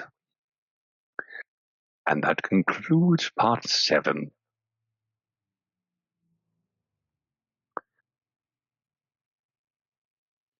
Oh wow, that's a chunky. That's a chunky comment.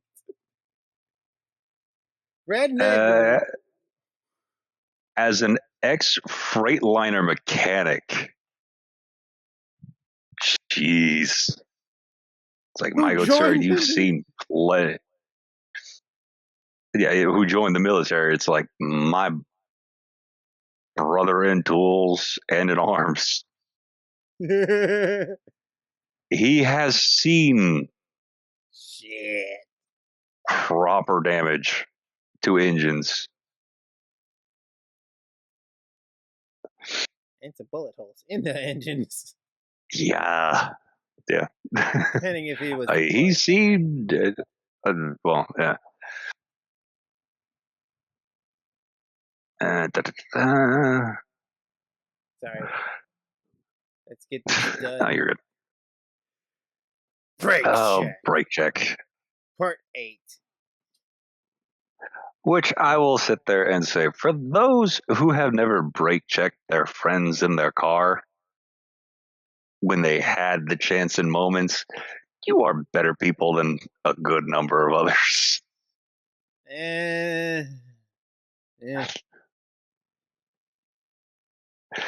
Sounds like someone who has either brake checked or been brake checked. It's not that. I've been in my brother drives, and I've been in the car where when he's driving, he drives like a maniac. Anywho, Yes. time for Bird's 8 brake check. Yep. Backstory. This story takes place immediately after the events of 7. After making me dodge a bullet from safety after his petty little phone call, he decided to continue along Interstate 90 eastbound through Montana. The winter storm had forced us to short down and had slowed and moved south during the night, leaving us running along its northern edge. We haven't seen the last of it. After sending the email, I had hoped I hoped it would seal his fate. I tried to get some sleep. It wasn't easy going over the possible scenarios and contingencies to which launching such an unexpected attack would lead. I didn't expect a quick resolution or that I would be taken seriously at first. It was fine. If I, a lowly truck driver, wasn't enough to get a trucking company sick of their own safety first policy, then I had some bigger guns to play with. I needed only bide my time, give them a fair chance, but no quarter. Should they try to hide from their responsibilities? If management had any sense, they would play ball and get this in motion and get this moron off the highway. I woke up around mid-afternoon. He was still driving, but knowing he would be out of time soon, I decided to get up and see what new mess he had gotten us into. I pull on my boots, expecting nothing. I check my phone. To a mild surprise, there was an unread email from my fleet manager. Okay, it read, I will forward this to safety. Thanks. Uh-huh. I say to myself, passing the buck to cover your ass. Smart move. At least one person did the right thing. Let's see if the rest follows suit. I close the email and head up front. To my relief, he was on course and with enough fuel to get to the next fuel stop. I say nothing to him. He says nothing to me. Awkward? I was born awkward. Bring it, Skiffy. I like that line. I take the truck's computer, scrolling through messages to see if anyone from the company had sent anything related to the email bombs I had dropped on half of the company. Again, nothing. They were either ignoring me outright or would be very bad for them in the long run. But which would be very bad for them in the long run? Or I had unleashed a demon from the safety department who demanded the blood price for anyone letting him go that long. In any case, there wasn't much I could do until safety made their move or decided not to. I sit down, I lit a cigarette, took out my phone again. I forward the nuclear email to my then girlfriend, telling her that if anything happened to me, she was to get this to a lawyer, press charges for negligence, gross misconduct, and whatever, and sue the company into bankruptcy. I also BCC her in all future emails so she will have them as well. Dramatic? Maybe. But I wasn't going to let this get swept under the rug. Next, I checked the weather to see if the storm had moved into the south. Apparently, the weather was clearing. The temperature hovered barely above freezing during the day and dropping quickly at night. With the ice and snow from the previous storms, this presented a dangerous situation. Ice would thaw during the day, allowing safe travel, but it would freeze into black ice after sunset, making it unsafe. Icy roads meant more slowdowns and shutdowns from safety, making this trip even more torturous, nerve-wracking, and tempting to smother FK in his sleep, bury him in a shallow grave, and simply claim he wandered off. Tempting, but after the email I had sent, it would look a little too suspicious. I watch Law and Order. FK drove for about another hour before the computer alarm signals that his drive time is running low. Lucky for him, our next fuel stop is only a few miles away. We get to the truck stop, and FK, claiming his poor leg is hurting him, leave me to huddle to handle refueling, and he goes inside. I top off the tanks, give the truck a quick once over, and go inside myself for supplies to get me through the hard night of driving. As it turned out, that hard night only lasted about 3 hours as the frozen roads forced another shutdown, just as I predicted.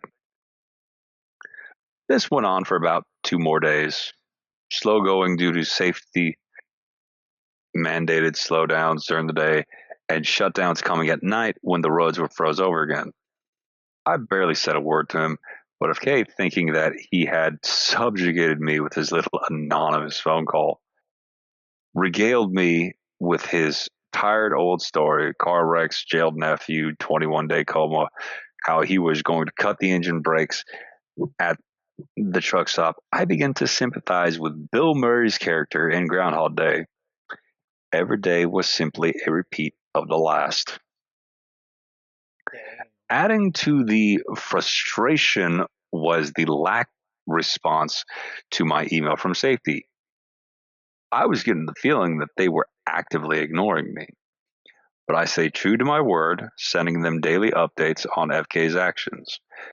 Most of the updates were simple repeats of previous issues, but one would think that if a peon was willing to take the time to do their job, they would at least send a thank you. By the end of the second day, I was planning to go even higher, wondering how I go about sending a certified mail to the CEO. Around early afternoon on the third day, we made it down to the eastern slope of the Rockies through Bozeman, Montana. The roads were clear and dry, and nothing but safety telling us to stop. I was driving at the time and couldn't help but feel relieved. Montana was a beautiful state, but in that instance, it was Hades. In my mind, I imagined William Shatner saying, "Warp speed, Mr. Sulu," and Whoosh. gunned the accelerator down the interstate headed for Wyoming. I managed to get us as far as the port of entry in Sheridan, Wyoming, before running out of time late that evening.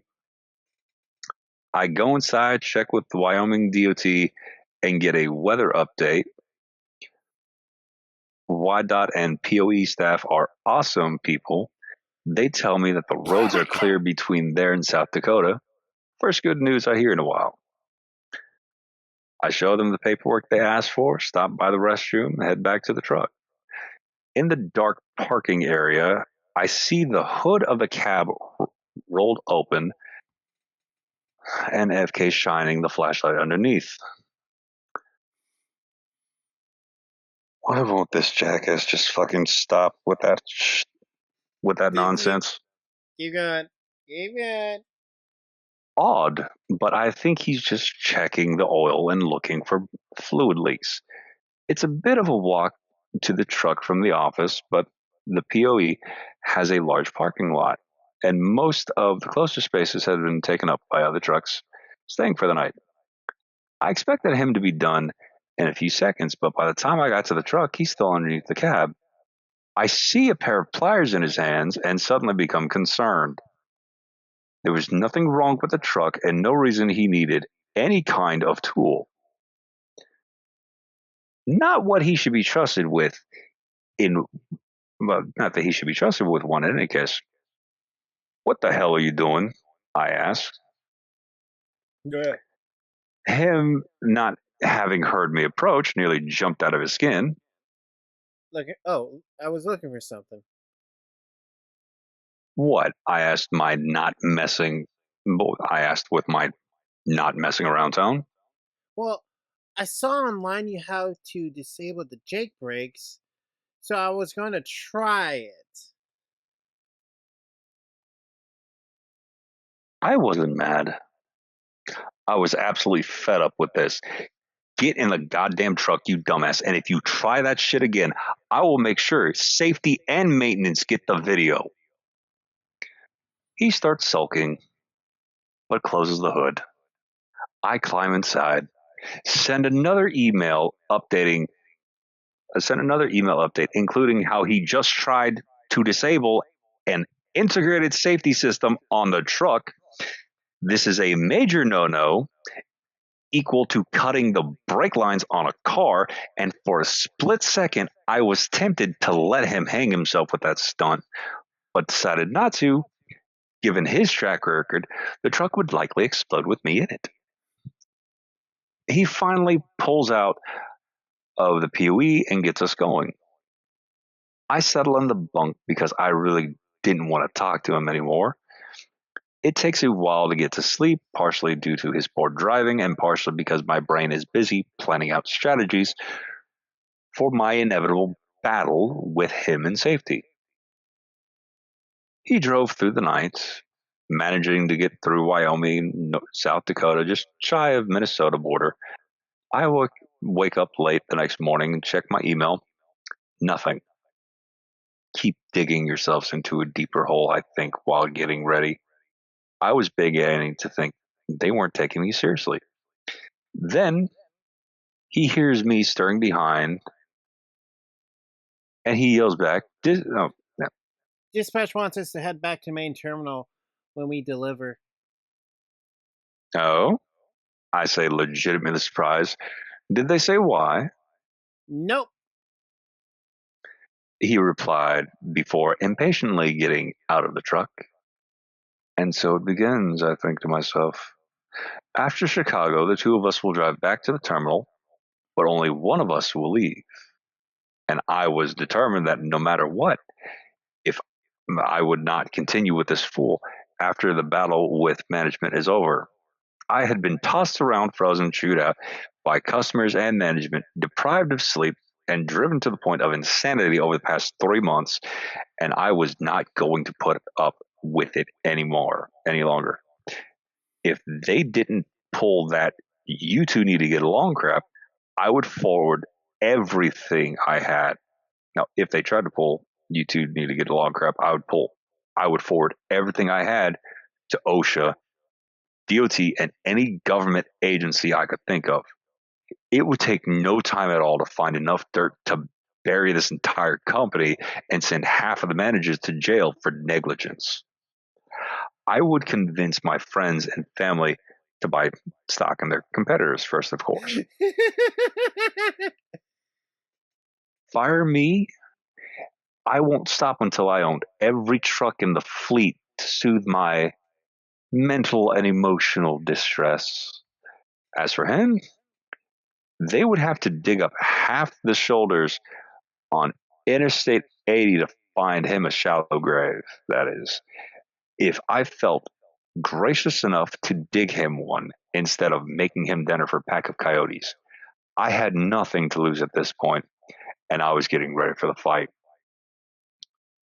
I settle into the driver's seat, set the GPS. It was then I noticed something odd. The steering wheel, there were two sets of controls. The left side had cruise control, and the right was an activation button for the engine brakes. These buttons were the recessed type, with a protective rubber blister and backlit LEDs so it can be seen in low light. The engine brake switch was damaged, not worn or dirty, but cut away. I look closely and can clearly see what I had been afraid of: the telltale cuts of a knife blade. It wasn't accidental snag or wearing away from use. They were clear, distinct lines marking where the rubber blister had been cut away. The button itself was fortunately still intact and functioned. I pressed it, the indicator light came on. I was immediately clear, but it was immediately clear that FK wasn't able to remove the engine brakes. They were integrated into the engine and tried to make it so I couldn't turn them on. Too bad for him that the truck's designers decided that the engine brakes were important enough to warrant protecting the on switch. All he managed to do was give me one more nail in his coffin. Clear proof he had tampered with the truck. I snapped a photo, emailed it to them, explaining this was not like this when I went off duty, and made sure the knife marks were unmistakable. He comes back down onto the truck after a bit. I don't mention the switch at all without being prompted. He demanded, Don't "Don't turn use on those Jake tank brakes." brakes. Oh, yeah. I say nothing at first, but when we leave out, I make sure they engage on our way out of the parking lot and dare him to say anything more about it. I drove all the way to Minnesota without stopping. Each time I had to reduce speed, I made sure to use the engine brakes. They weren't as loud as older models, but it did make a distinctive sound when the truck was coasting. I knew it was pissing him off, and there was nothing he could do about it. Any more damage to the steering wheel and or suspicious damage under the hood, he would have to explain why he damaged a perfectly good truck to disable a safety device. Little did either of us know that the next message that came from the computer would change everything. It was from the fleet manager. OP, urgent, call me ASAP. Oh, I say, sounds like hell just broke loose. The company did not allow cell phone use while driving. Even hands-free was prohibited, and I wasn't given FK anything to use against me. I decided to wait until the next fuel stop to make the call. I get the truck to a stop, refuel, go inside the store, and to place the call, taking my legally mandated 30-minute break. Hey FM, this is OP, driver ID 9876, I say. Oh, hey. Oh, yeah. Hey. OP, what is going on? There's no point in playing dumb at this point. You can't launch the professional email equivalent to a nuclear warhead and play innocent. You got my emails? Yeah, I did. And so did every department in the company. Safety is going apeshit over this. I really didn't want to. I say only a half truth. But he's getting more and more dangerous, and I can't stay in this truck with him anymore. Actually, it's about first, Kevin. I need to talk to you about. Okay, what's up? Well, in your email, he said that he had memory problems, and he said that he was in a coma for 21 days. Yeah, Are you sure he said 21 days? it was 21 days, I reply, leaving no room for doubt in my tone. He told me that he has told me that same story every day for 3 months, and it is always the same 21 days. Yeah, I thought so. He told me the same thing. What the fuck?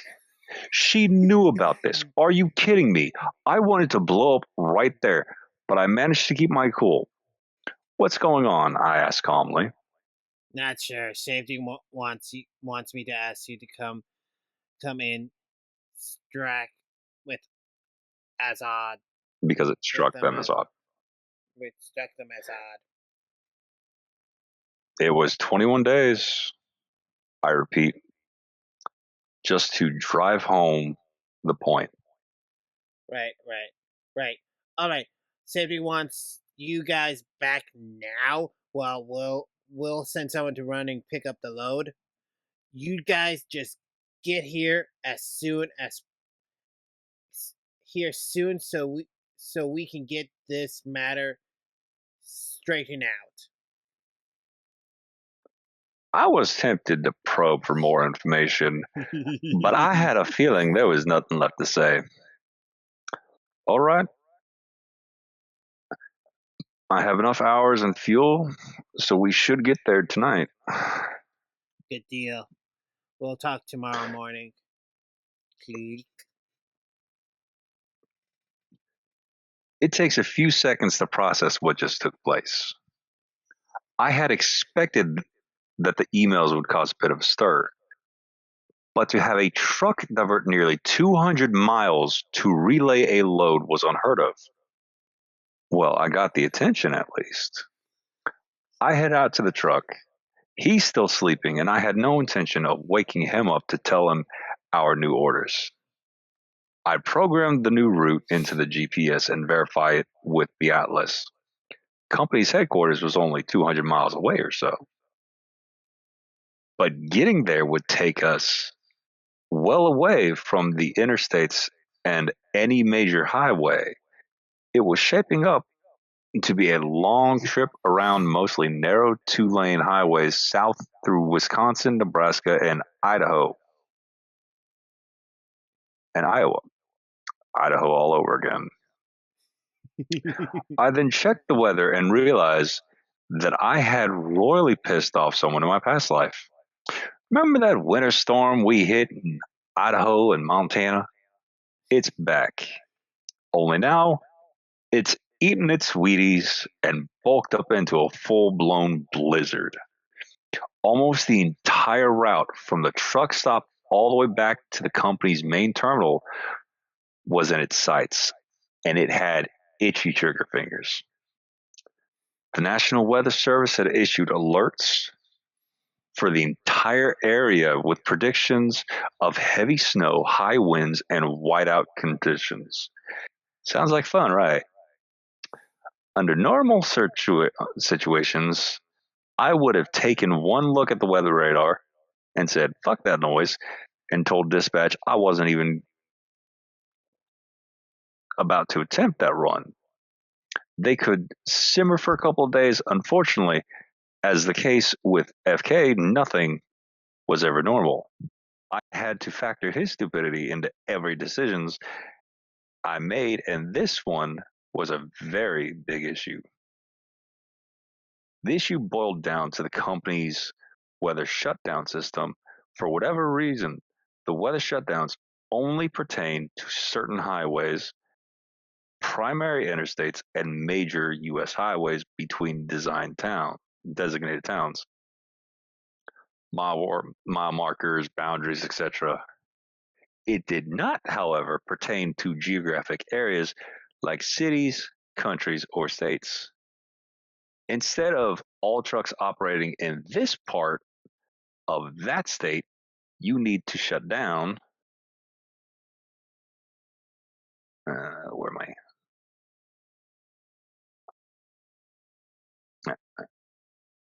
They were more like any truck on such and such highway in such and such state between mile markers X and Y, shut down now. The problem with this company system, it didn't issue shutdowns for secondary routes like 2-lane highways. In bad weather, the decision to shut down was a judgment call on the part of the driver, and the decision was never questioned or punished. Federal regulations made it very clear that the driver made the final decision to when and if the trip would continue. I understood that. But him, on the other hand, and for his precious company routes, there wasn't one. Company signed routes were only generated for trucks under a load assessment. Being diverted like this meant we had to figure it out ourselves. I had no problem with it. But him? He'd probably take a wrong turn into a ghost town where we would become the inspiration for a new horror franchise. Give me a break. I plead to any higher power that may have been listening. I had just gotten the word that the hornet's nest that I threw into the company's garden party was starting to sting some important asses, and now I'm going to get taken out by the ghost of Frosty the Snowman. I would have gladly waited it out, but him being the little sycophant ass kisser that he was, would think that If safety didn't tell him to shut down, he didn't need to shut down. Blinding snow, icy roads, no visibility, it didn't matter to him. He was a company driver, and the company told him what to do. Slow down, shut down, only if the company told him to. He hadn't killed us this far, not for lack of trying, but this was just too much. I made up my mind at this point. No matter what, he would not sit in that driver's seat at all that night. He wouldn't drive the first inch of that storm, even if I had to kill him.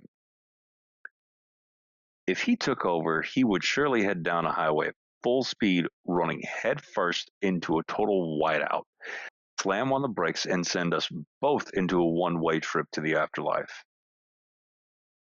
The little bastard had been dragging me through hell for so long, he was not going to get another chance to kill me.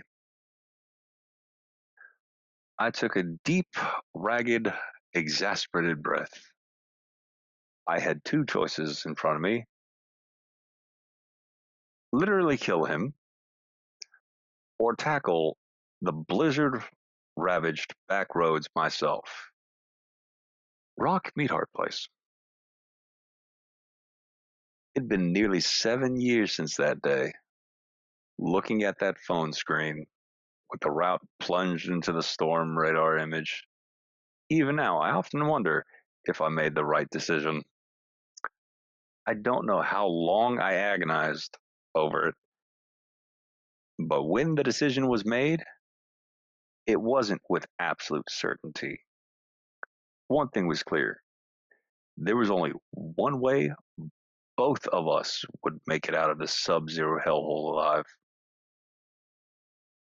Fuck you, FK, I say to myself as I fasten the seatbelt, release brakes, and roll out to meet the blizzard head on. Fuck you, and after everything you've put me through, I'm still trying to save your worthless life. And that is where part 8 ends.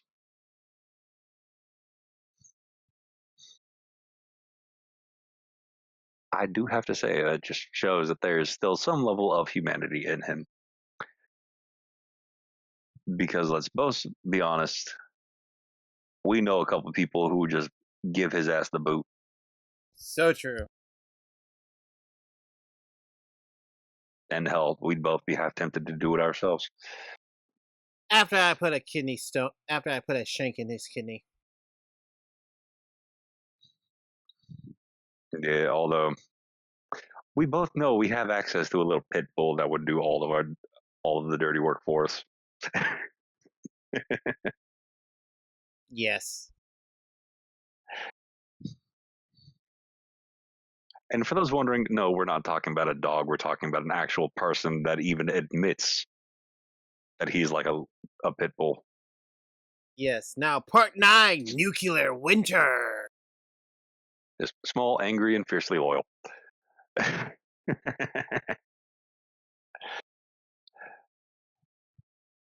Yes. Hello, everyone, and welcome back to another edition of Kevin in the Big Rig. This is the grand finale, the Nuclear Winter.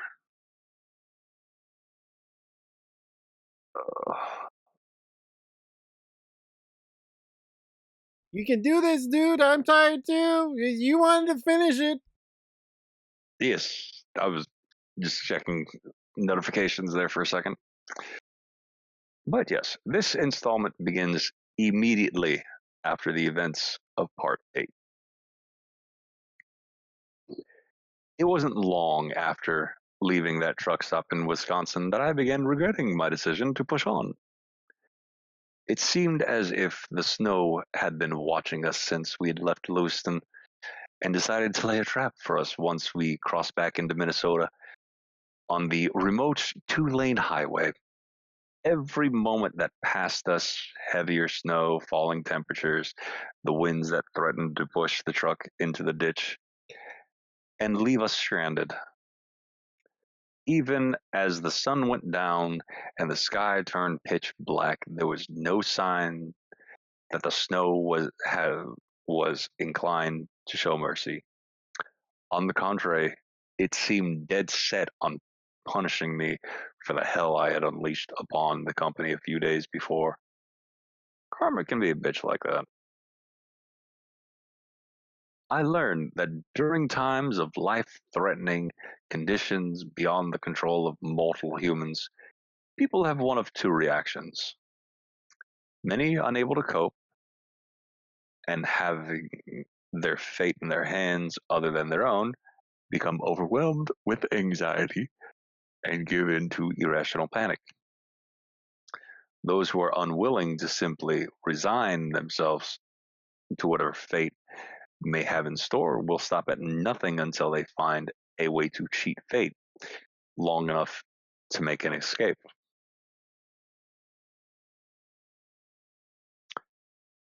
See two previously mentioned movies.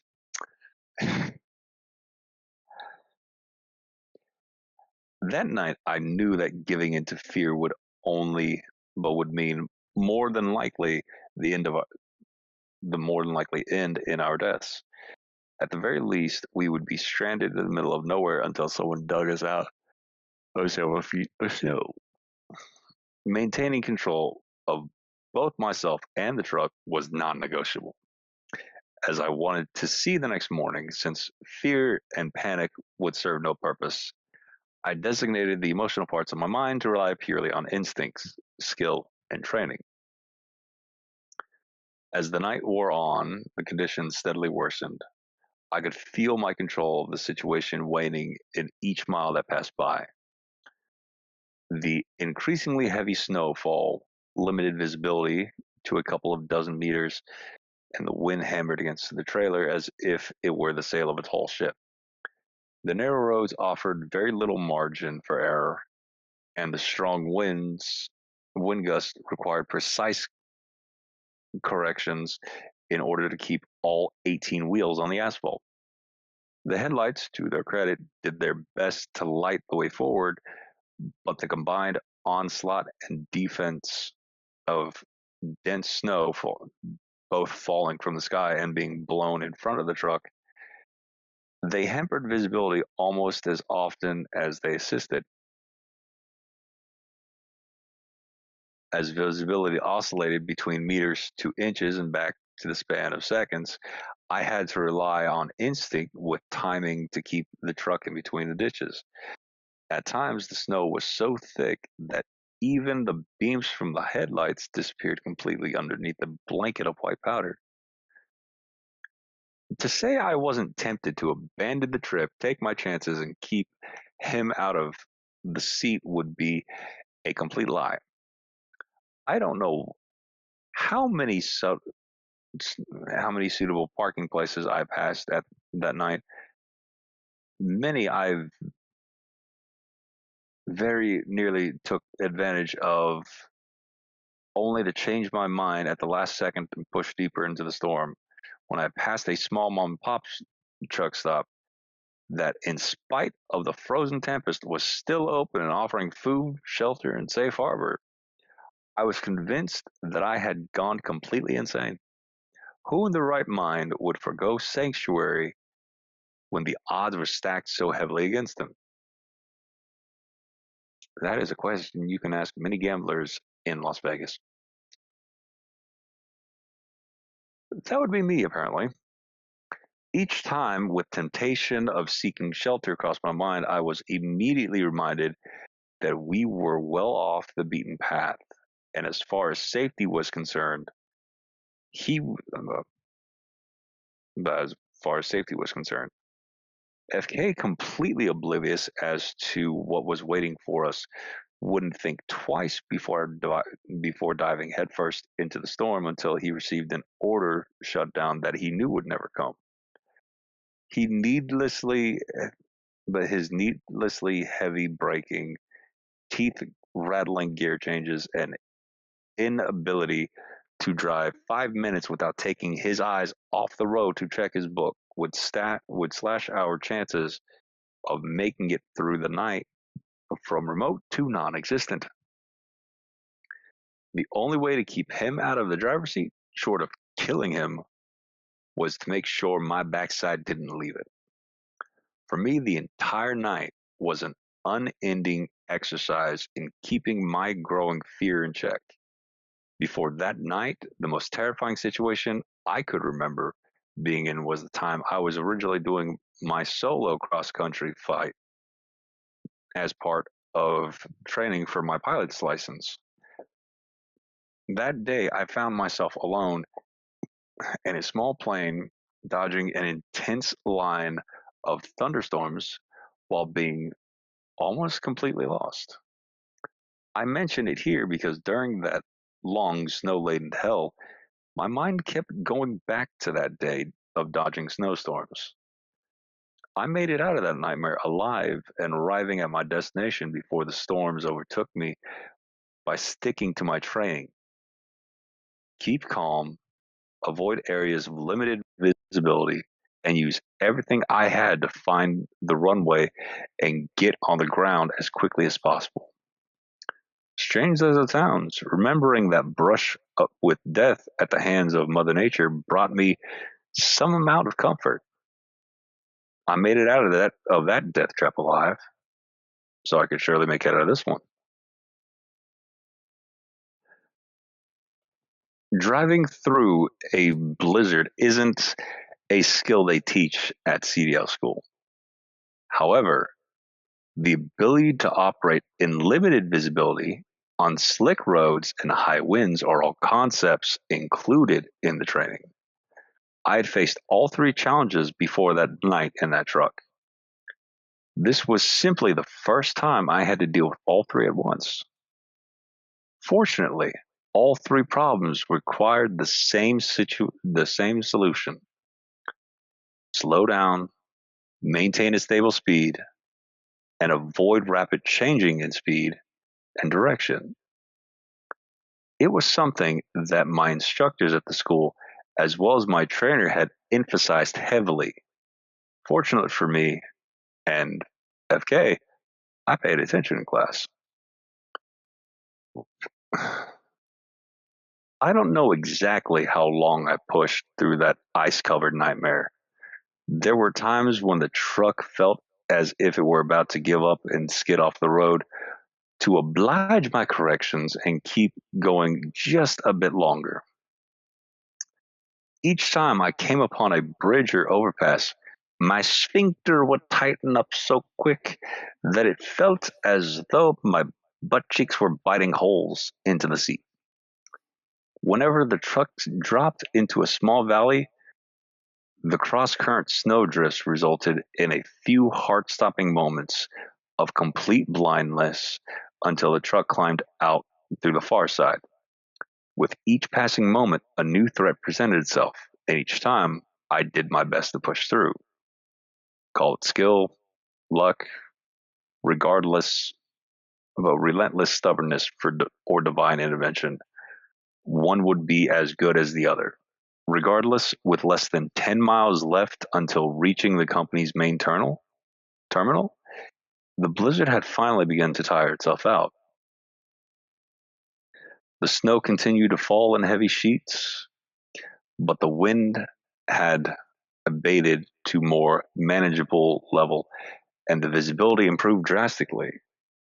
As the remote countryside gave way to the outermost edges of a town, white and orange street lights revealed what resembled a post-apocalyptic cityscape. Every store, gas station, and restaurant was dark and empty as if the entire town had been evacuated. When I finally pulled into the terminal parking lot, set the truck brakes, and put myself off duty, I didn't feel relieved or grateful. In fact, I don't remember feeling anything. I sat in the driver's seat for a good half an hour, smoking a cigarette in an attempt to bring myself back from whatever trance I had fallen into. I watched the snow through the windshield while trying to come to grips with what had taken place for the past few hours. Winter had thrown everything at me, and despite even my own predictions, I made it out alive and in one piece. I didn't break out into tears, nor did I feel the need to shout in triumph. I was simply exhausted, mentally and physically. When the need to pee came upon me, as does it all, I got out of the truck, being late at night. All the offices, shops were closed, but the company maintained a 24-hour restroom and shower facility at the shop for drivers camped out at the terminal. However, at this moment, I needed to make use of the facility. It was closed for cleaning. That is, there was a wet floor sign in the middle of the restroom, a chain across the door, and not a single living soul inside. The floor was covered with melted snow and dirt, much like that on the bottom of my boots. No harm in soiling what's already dirty, I think, so I go inside and relieve myself. On the way out, as luck would have it, shop assistant, who had been assigned to clean that particular restroom, came back from whatever had interrupted his job. When he saw me, it apparently took my trespass on his workspace as a personal affront. Hey, are you serious? Can't you read the fucking He's, sign? he said with the tone that would make any Karen jealous. I, not missing a beat, reply, would you, would you rather I stand at the door and piss on the floor, asshole? I was not in any mood to deal with with a bad attitude at this point. The assistant gets into a huff. Damn drivers, I'm tired of your shit. He never finished his sentence as I, a good deal larger than him, got right in his face, looked him dead in the eyes, and raised a finger in warning. Don't fuck with me, shithead. Not tonight. I warned him. After the hell I just went through, I had no intention of allowing some self-important person to tell me I couldn't relieve an empty bladder because my boots would make his floor dirtier. Back outside, I lit another cigarette and stand beneath the awning, watching the snow fall through the lamp lights. Then, as is habit, I take out my phone. I see an unread email. It must have come during the drive, and I didn't realize. It was from my fleet manager, and I suddenly was reminded as to why I had to make that nightmare of a journey. The email, I knew, would set the stage for the fight I had been waiting for. Where, when, who, and what would be involved would be outlined in that message. For the past few days, I had considered every possible contingency of the meeting and felt more than ready. In my point of view, I held all the cards and controlled the terms. Any threats or attempts at coercion, and they would quickly find themselves in a world of hurt. I was ready for anything and opened the email. OP, when you get to terminal, move to truck 43456 and meet driver Bob, ID number 9123. Not real name. We'll we'll assign you a instruction in the morning. FM. Damn. Okay, Yeah. okay. I wasn't ready for that. I wanted a new partner, true enough, but I had no idea they would move that quickly. I don't know who Bob was or why I was being assigned to his truck. Maybe he did. One way to find out. I go back to the truck. FK had been asleep during the entire trip from Wisconsin to the terminal. Just as well, since any snarky comment from him during the blizzard might have made with his last breath. Now he was wide awake and poring over the computer. Where are we? He asked. I go straight to the bunk and begin packing my gear. Main terminal. FM called me earlier and told me to get here right away. What's the deal? At this point, I could have let him in on what he might have expected. However, I believe finding oneself in a fair fight is a sign of poor tactics. I don't know. I've been assigned to another truck. FK said nothing. He had been completely taken by surprise and had no idea what he was likely in for. Then again, neither did I. I expected to go a few good rounds with safety the next morning, and now I'm packing my bags for a new truck. FK simply got out of the truck, and I never saw him again. I packed my belongings, left my key in the glove box, and left the truck for the last time. A few minutes later, I'm knocking on the door of a new truck. Are you Bob? I asked the Yeah. driver when he answers.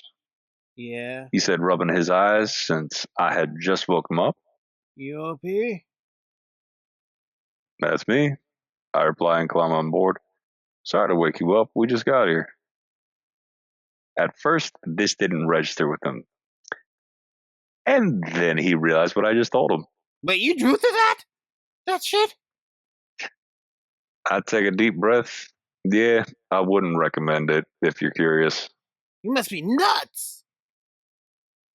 You have no idea. I guess we're partners now, I say. No. Bob screws his. Sorry. Yeah, Bob screws his face at me. No. He said, confused. My partner is in Pennsylvania. I was told to leave yesterday afternoon, but Fleetmaster told me to wait for you. I figured out you know what the deal was. I gave him a basic rundown of what happened to my now former co-driver, how I reported him to safety and now relayed back to the main terminal. Damn, man. Sounds like a rough He gig. replied,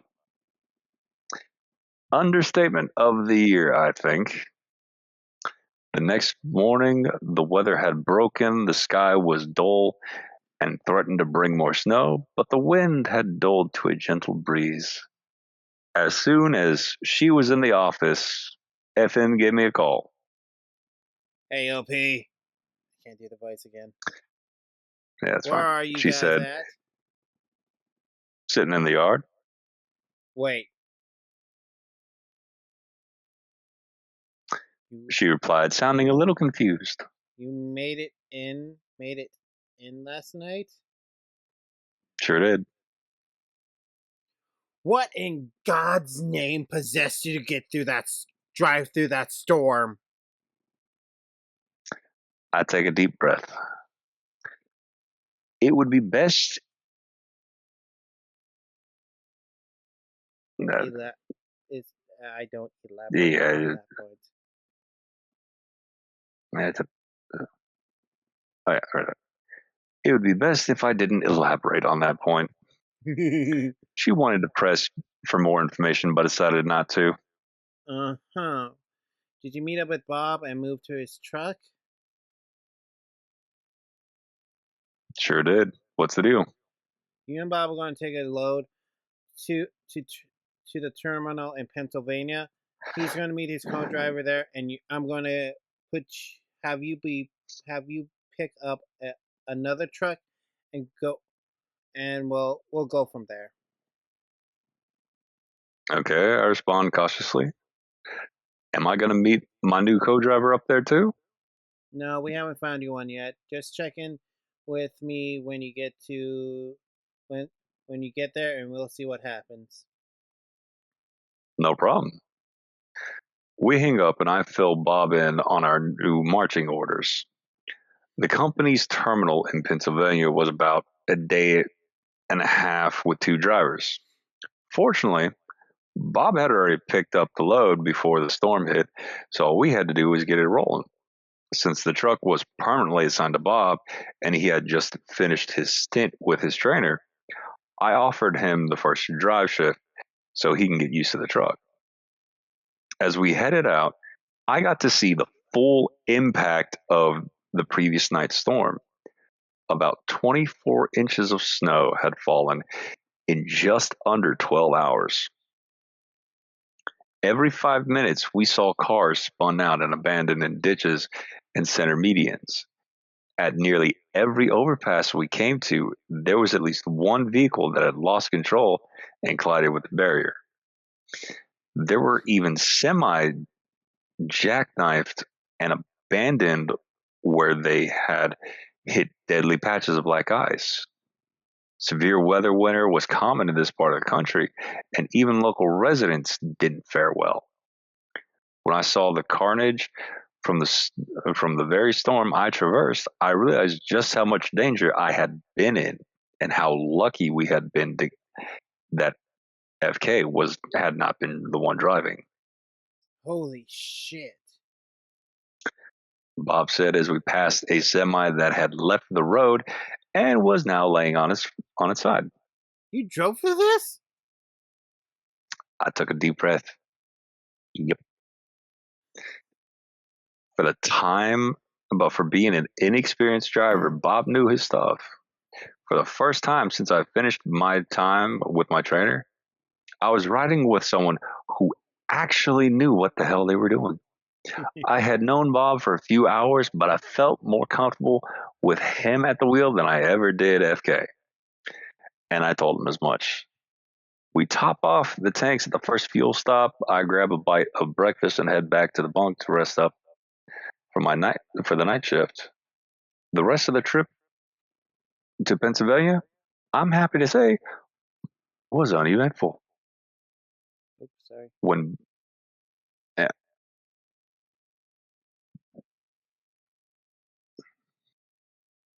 yeah.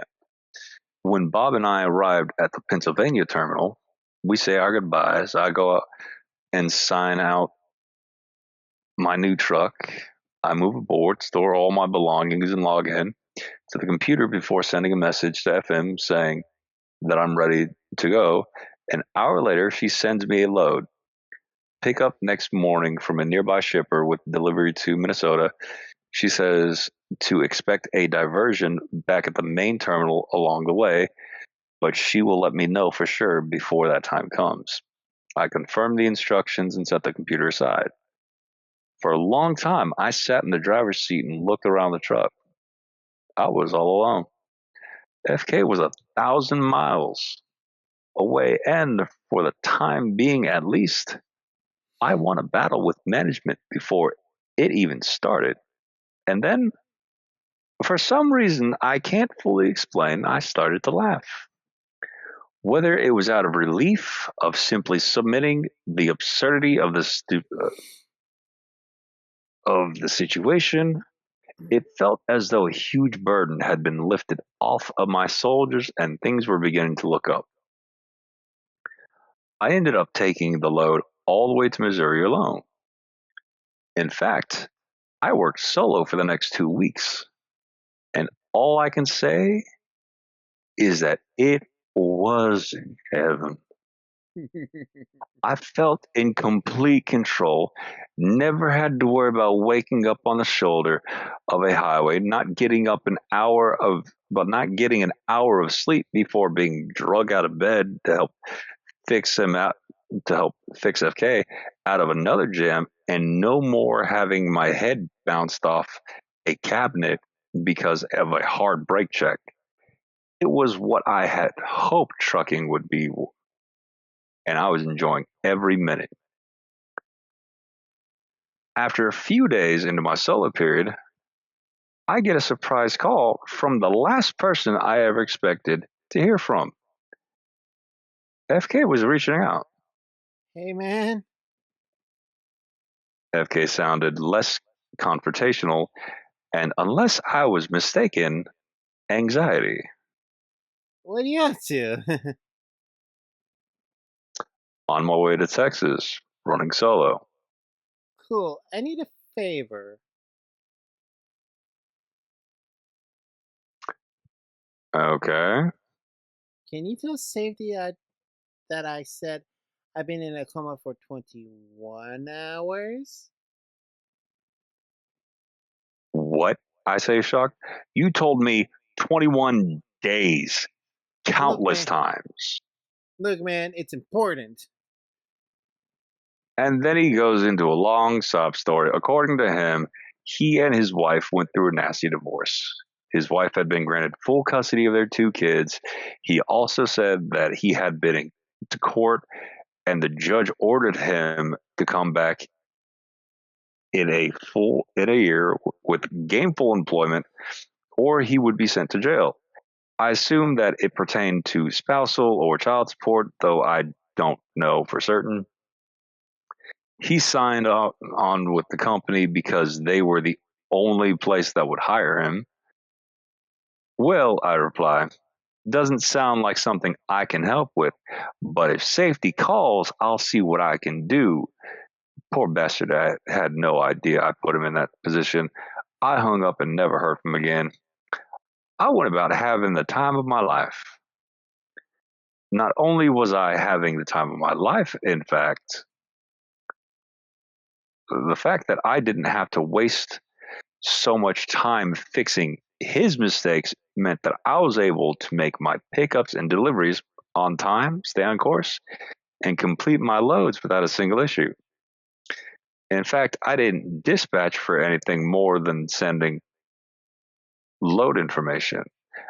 I didn't even talk to FM a week for a week and a half before she called me out of the blue.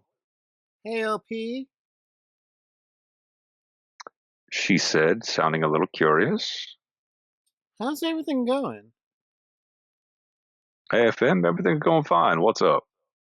Oh, nothing. She replied, relieved, and now sounding rather chipper. I haven't heard from you in a while. Well, I say, trying to make it clear I was joking. No offense, but I haven't needed to call you.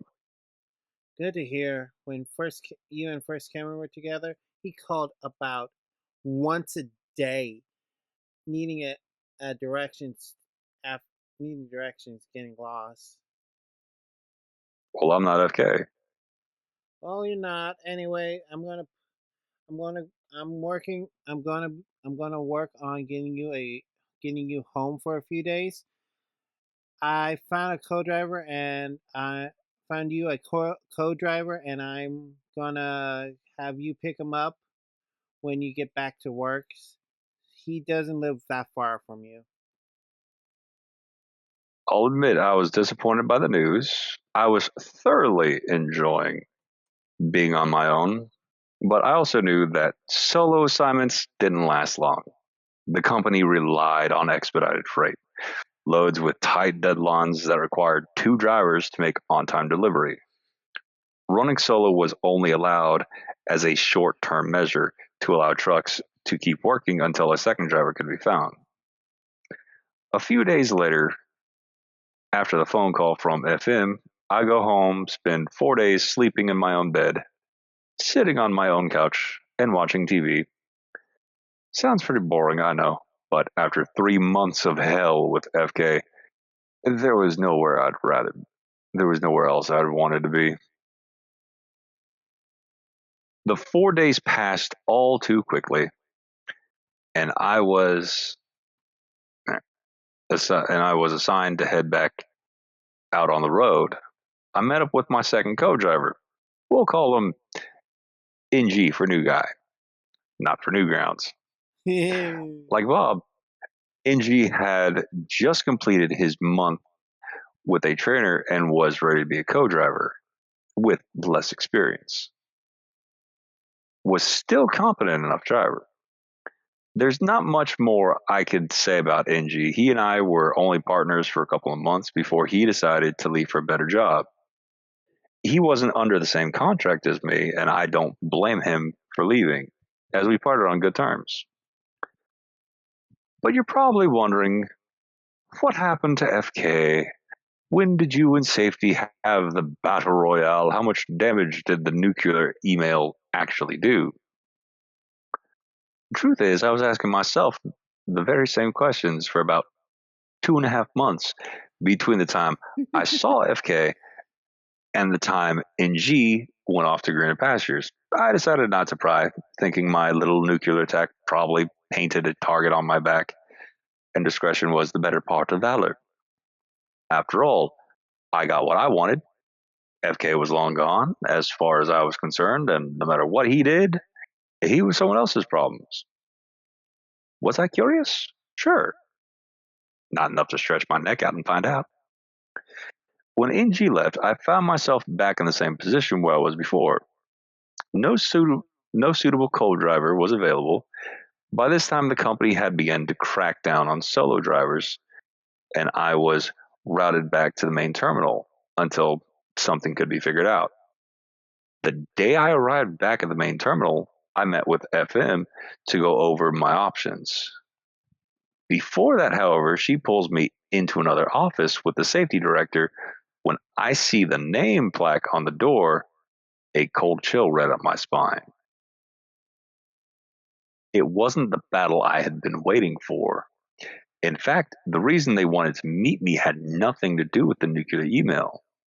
They offered me a position to lead driver. At first, I wasn't sure that I wanted to deal with idiot drivers after barely surviving FK.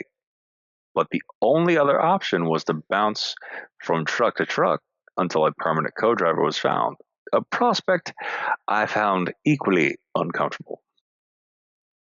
I asked for a little time to think about it, and they obliged. I gave my old trainer a call to get his advice.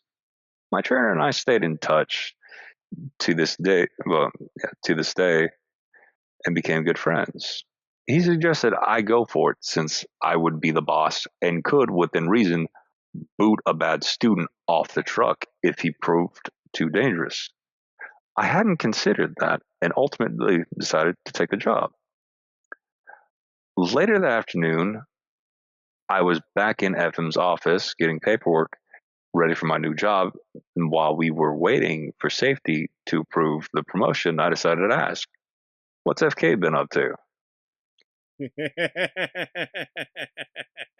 She buries her face in her hands. Those 5 words had reopened a nasty wound, trying to control her frustration. She told me what happened after I left with Bob to the peninsula. While I was set on Pennsylvania. Pennsylvania, Peninsula. Potato.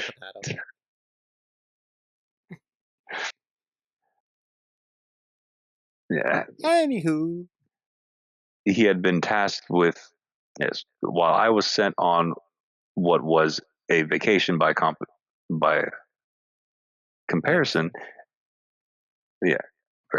FK had been tasked with completing the load we had picked up for Lewis. However, in typical fashion, he got lost almost as soon as he left the terminal.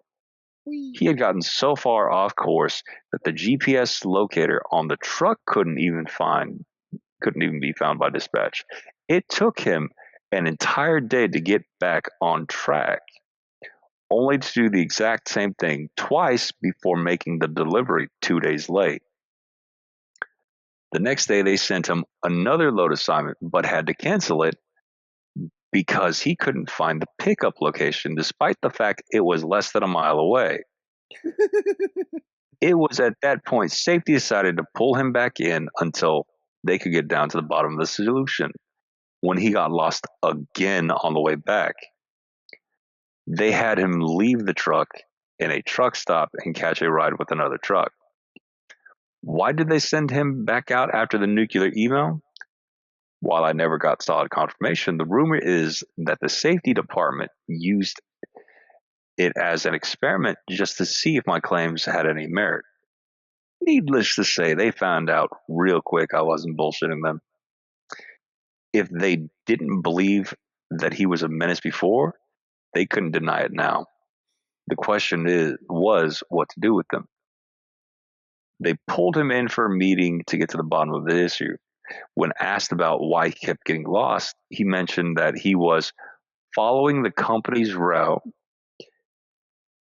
They then asked about why he couldn't find a shipper less than a mile away when he said he was waiting for the company to send directions. As the meeting wore on, FK became more and more worrisome. In his opinion, it was the job of dispatch officer to tell him every move to make, something that was utterly impossible since one dispatcher was often charged with dozens of other trucks and couldn't be expected to babysit each of them. Drivers have to be able to work out issues for themselves and think on their feet when problems arise. FK wasn't able to be independent, and whenever the situation required it of him, he ended up in trouble. Everything that took place led to one irrefutable conclusion. FK was either medically or mentally unfit to operate the vehicle. They had dug into the claim about the 21-day coma, but found no mention of it on his paperwork, despite the fact that two credible witnesses provided corroborating accounts. It wasn't his file. When they questioned him, he denied it at first, but a brief investigation found out the truth.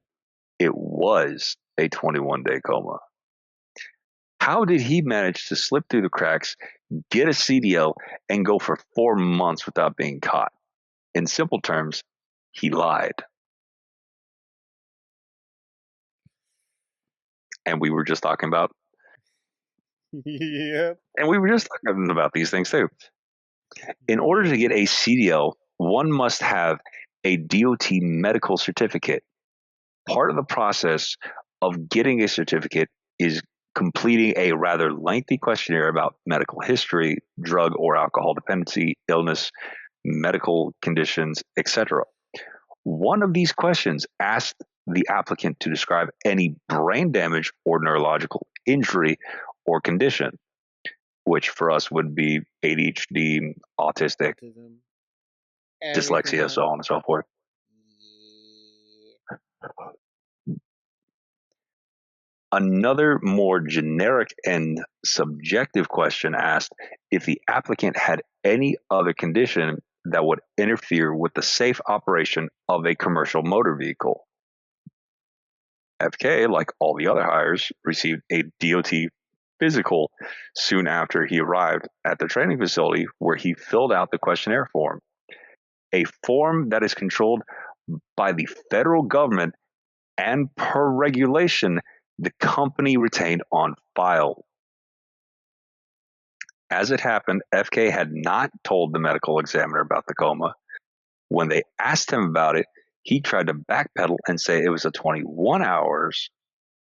But when they checked his medical records, I don't know how they did this without violating confidentiality laws. They learned that, in fact, it was 21 days. For jobs like that, there is that medical exception that allows the actual DOT physicians to get access to actually dive into the information and into an individual's medical history Bing, to validate the claims. bing. Threat detected. Yep. And with that, his fate was sealed. He had lied on a government document and obtained a medical certificate and CDL through fraudulent means.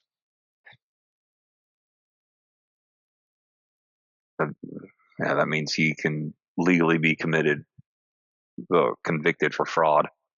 Yep. After realizing this, the company had no choice but to report the incident to the Department of Transportation. The DoD in turn revoked his medical certificate, rendering his CDL invalid. This was also reported to the DMV of the state that issued his driver's license. As per state law, the state also revoked his CDL. The company had no choice but to fire him, and he had sabotaged his own driving career on day one. Yep.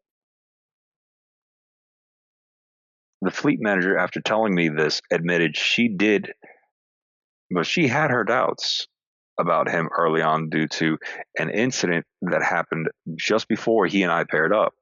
He was running solo and was supposed to deliver a load to Indianapolis. For whatever reason, FK couldn't find the receiver, and according to GPS pings, he actually drove around in circles for 2 full days before someone noticed and asked what's going on. When they finally had the issue straightened out, they noticed that during the entire 2-day period, he was less than 2 miles from the delivery point, driving around in circles. She had hoped that another partner would straighten it out, but when it was clear that wasn't happening, all she could do was apologize. But the story doesn't end there. With him destroying his own career, Abe made a few friends in the company's head office who. Hold on, I will be right back. Nature calls for me. Oh no. But yes, the pain of Kevin's. Don't feed her Kevin's, everybody. If you do, you'll end up with more Kevin's. Because once you feed a Kevin, you will never be the same again. Anyway, yeah, and in the background you hear a subwoofer or a woofer because doggadoos. Anyway, I will admit that this is like the third or 10th or maybe the 188th time of me listening to this story, and I truly am enjoying how Chris is reading it. And and with this quick intervention, I want to say give us a like and comment and subscribe to the channel so you can get more wacky and maybe late night uploads of us reading stories. Right now, I am seeing lines or faces in the words as we record. So please, if you want us to record longer videos and maybe during the day, please give us a like, comment, and subscribe to the channel. Oh no, the time is weird. Yes, terribly sorry about that. I'm back. Hey. Yes, but the story doesn't end with him destroying his own career. Someone made a few friends in the company's head office who were, but He made made who were there when the nuclear email hit, and over a period of several months, I was able to.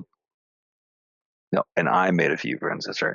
I was able to piece together the full story and fallout of the nuclear email. Bear in mind, it is mostly secondhand information, but they claimed it all to be true. Well, let's find out, shall we? After being informed of his fraud, the DOT wanted to know how someone like him could slip through so easily. When asked how the issue was discovered, the company showed my email to the DOT, who in turn went ballistic. The company hoping to avoid any persecution for negligence cooperated by conducting an internal audit of the company's policies and procedures. They found several serious shortcomings in major departments, right down to the recruiter who processed and approved of his application. Apparently, the application was approved before a basic MVR was completed. The motor vehicle report showed no fewer than 4 accidents on his record where he was at fault within the past 3 years. Damn. One was enough to disqualify him. However, it was later discovered recruiters were often encouraging or coerced to overlook such things and simply get people to sign up and get them to the training facility. Apparently, this was to take advantage of a government hiring incentive, despite the fact that the drivers weren't officially hired until after completing the school. Additionally, the hours of service compliance department, whose job it was to monitor driver logs and handle drivers not to make use of important safety features on the truck. I jumped that. Whose job it was to monitor driver's logs and handle violations, had failed to act whenever FK, among many other drivers, violated the HOS regulations. And if I'm not mistaken, those HOS regulations are the actual defining regulations of you can only work this long, and then you have to take this break. Yep. Kind of deal. The reasoning for this, so they claimed, is that they were overwhelmed with correcting errors in driver logs made by improperly trained drivers. Gee, I wonder fucking why. As a result, they were only allowed to issue notices of noncompliance when the computer flagged consistent violations. Really? Sure about that? Even the safety department found itself under fire when it was revealed that their own people were telling new drivers not to make use of important safety features on the truck, namely engine brakes. This became such a concern that, according to the rumor, the safety director himself sat in on a new hire orientation, and upon hearing that the presenter actively discouraged the use of engine brakes, removed that presenter from the class on the spot and demanded the orientation course be overhauled as soon as possible. In the end, it came down to safety personnel being reminded that they were not drivers and had no business giving their opinions in place of facts. The last department to take a major hit was training. After reviewing the company's accident history, it became very clear that many new drivers were not properly trained in several areas. In order to shorten their time at the training facility, the company preferred to teach students the bare minimum to pass the CDL test or rely on lead drivers to fill the gaps.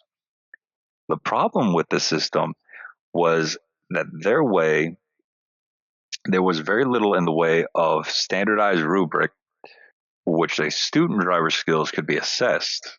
Essentially, lead drivers were left to their own devices while training students. Whether or not the student passed or failed was for the most part dependent on the lead driver's subjective assessment. There were other issues that were uncovered during the audit that are quite technical, but suffice to say, the company had a lot of problems that needed to be fixed and quick. Despite this, DOT agreed to withhold prosecution under the condition that the problems be fixed within a set period of time. I heard rumors that a few people were fired due to negligence, but I have no way of confirming that. I can only assume that things improved because the company still operates to this day. As for me, I finished my 8-month contract as a lead driver. When the contract was fulfilled, I leased a truck under the company's independent contractor program in order to make more money. That was the idea, at least. I did that for several months before growing tired of their management and left to work for another company. I drove long haul for another year before deciding to move into sectors that allowed me to have more of a life outside of the truck cab. And today I'm fortunate to work for a fantastic outfit that really appreciates its employees and allows me to be home every night on the weekends. Every night and on the weekends. As for the ultimate fate of FK, I can't say with any real certainty. Despite everything, I don't hate him.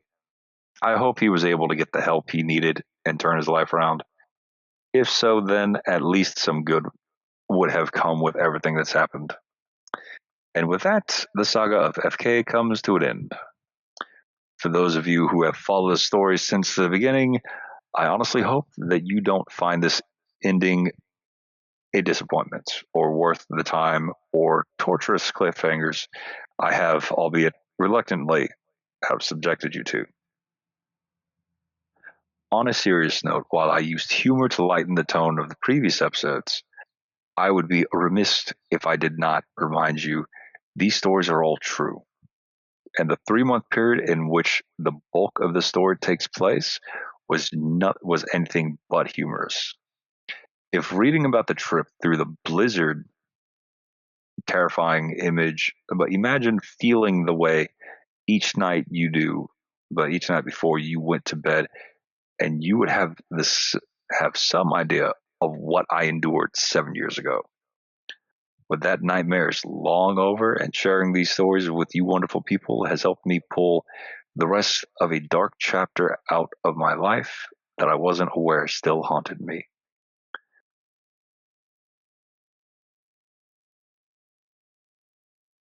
Until next time, dear readers, remember, if someone offers you a Kevin, just say no. Oh,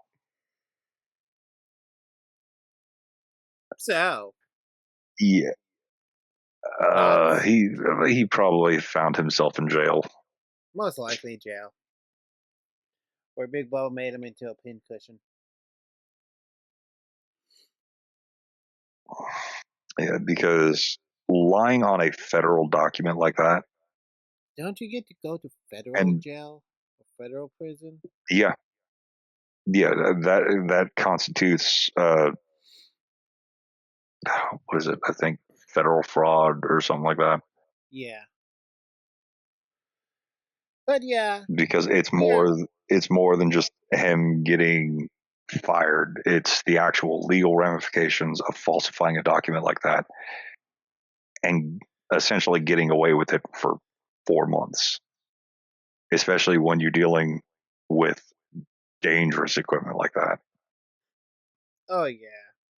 And we're both tired now. I don't think I'll be editing this video tonight, but Yeah, it's thank you for yeah, that's fair. joining us. It is about 2 o'clock. No, about to be 2:20 It's in the after. morning for us. Yeah. So we're done for tonight. Thank you for watching, and we are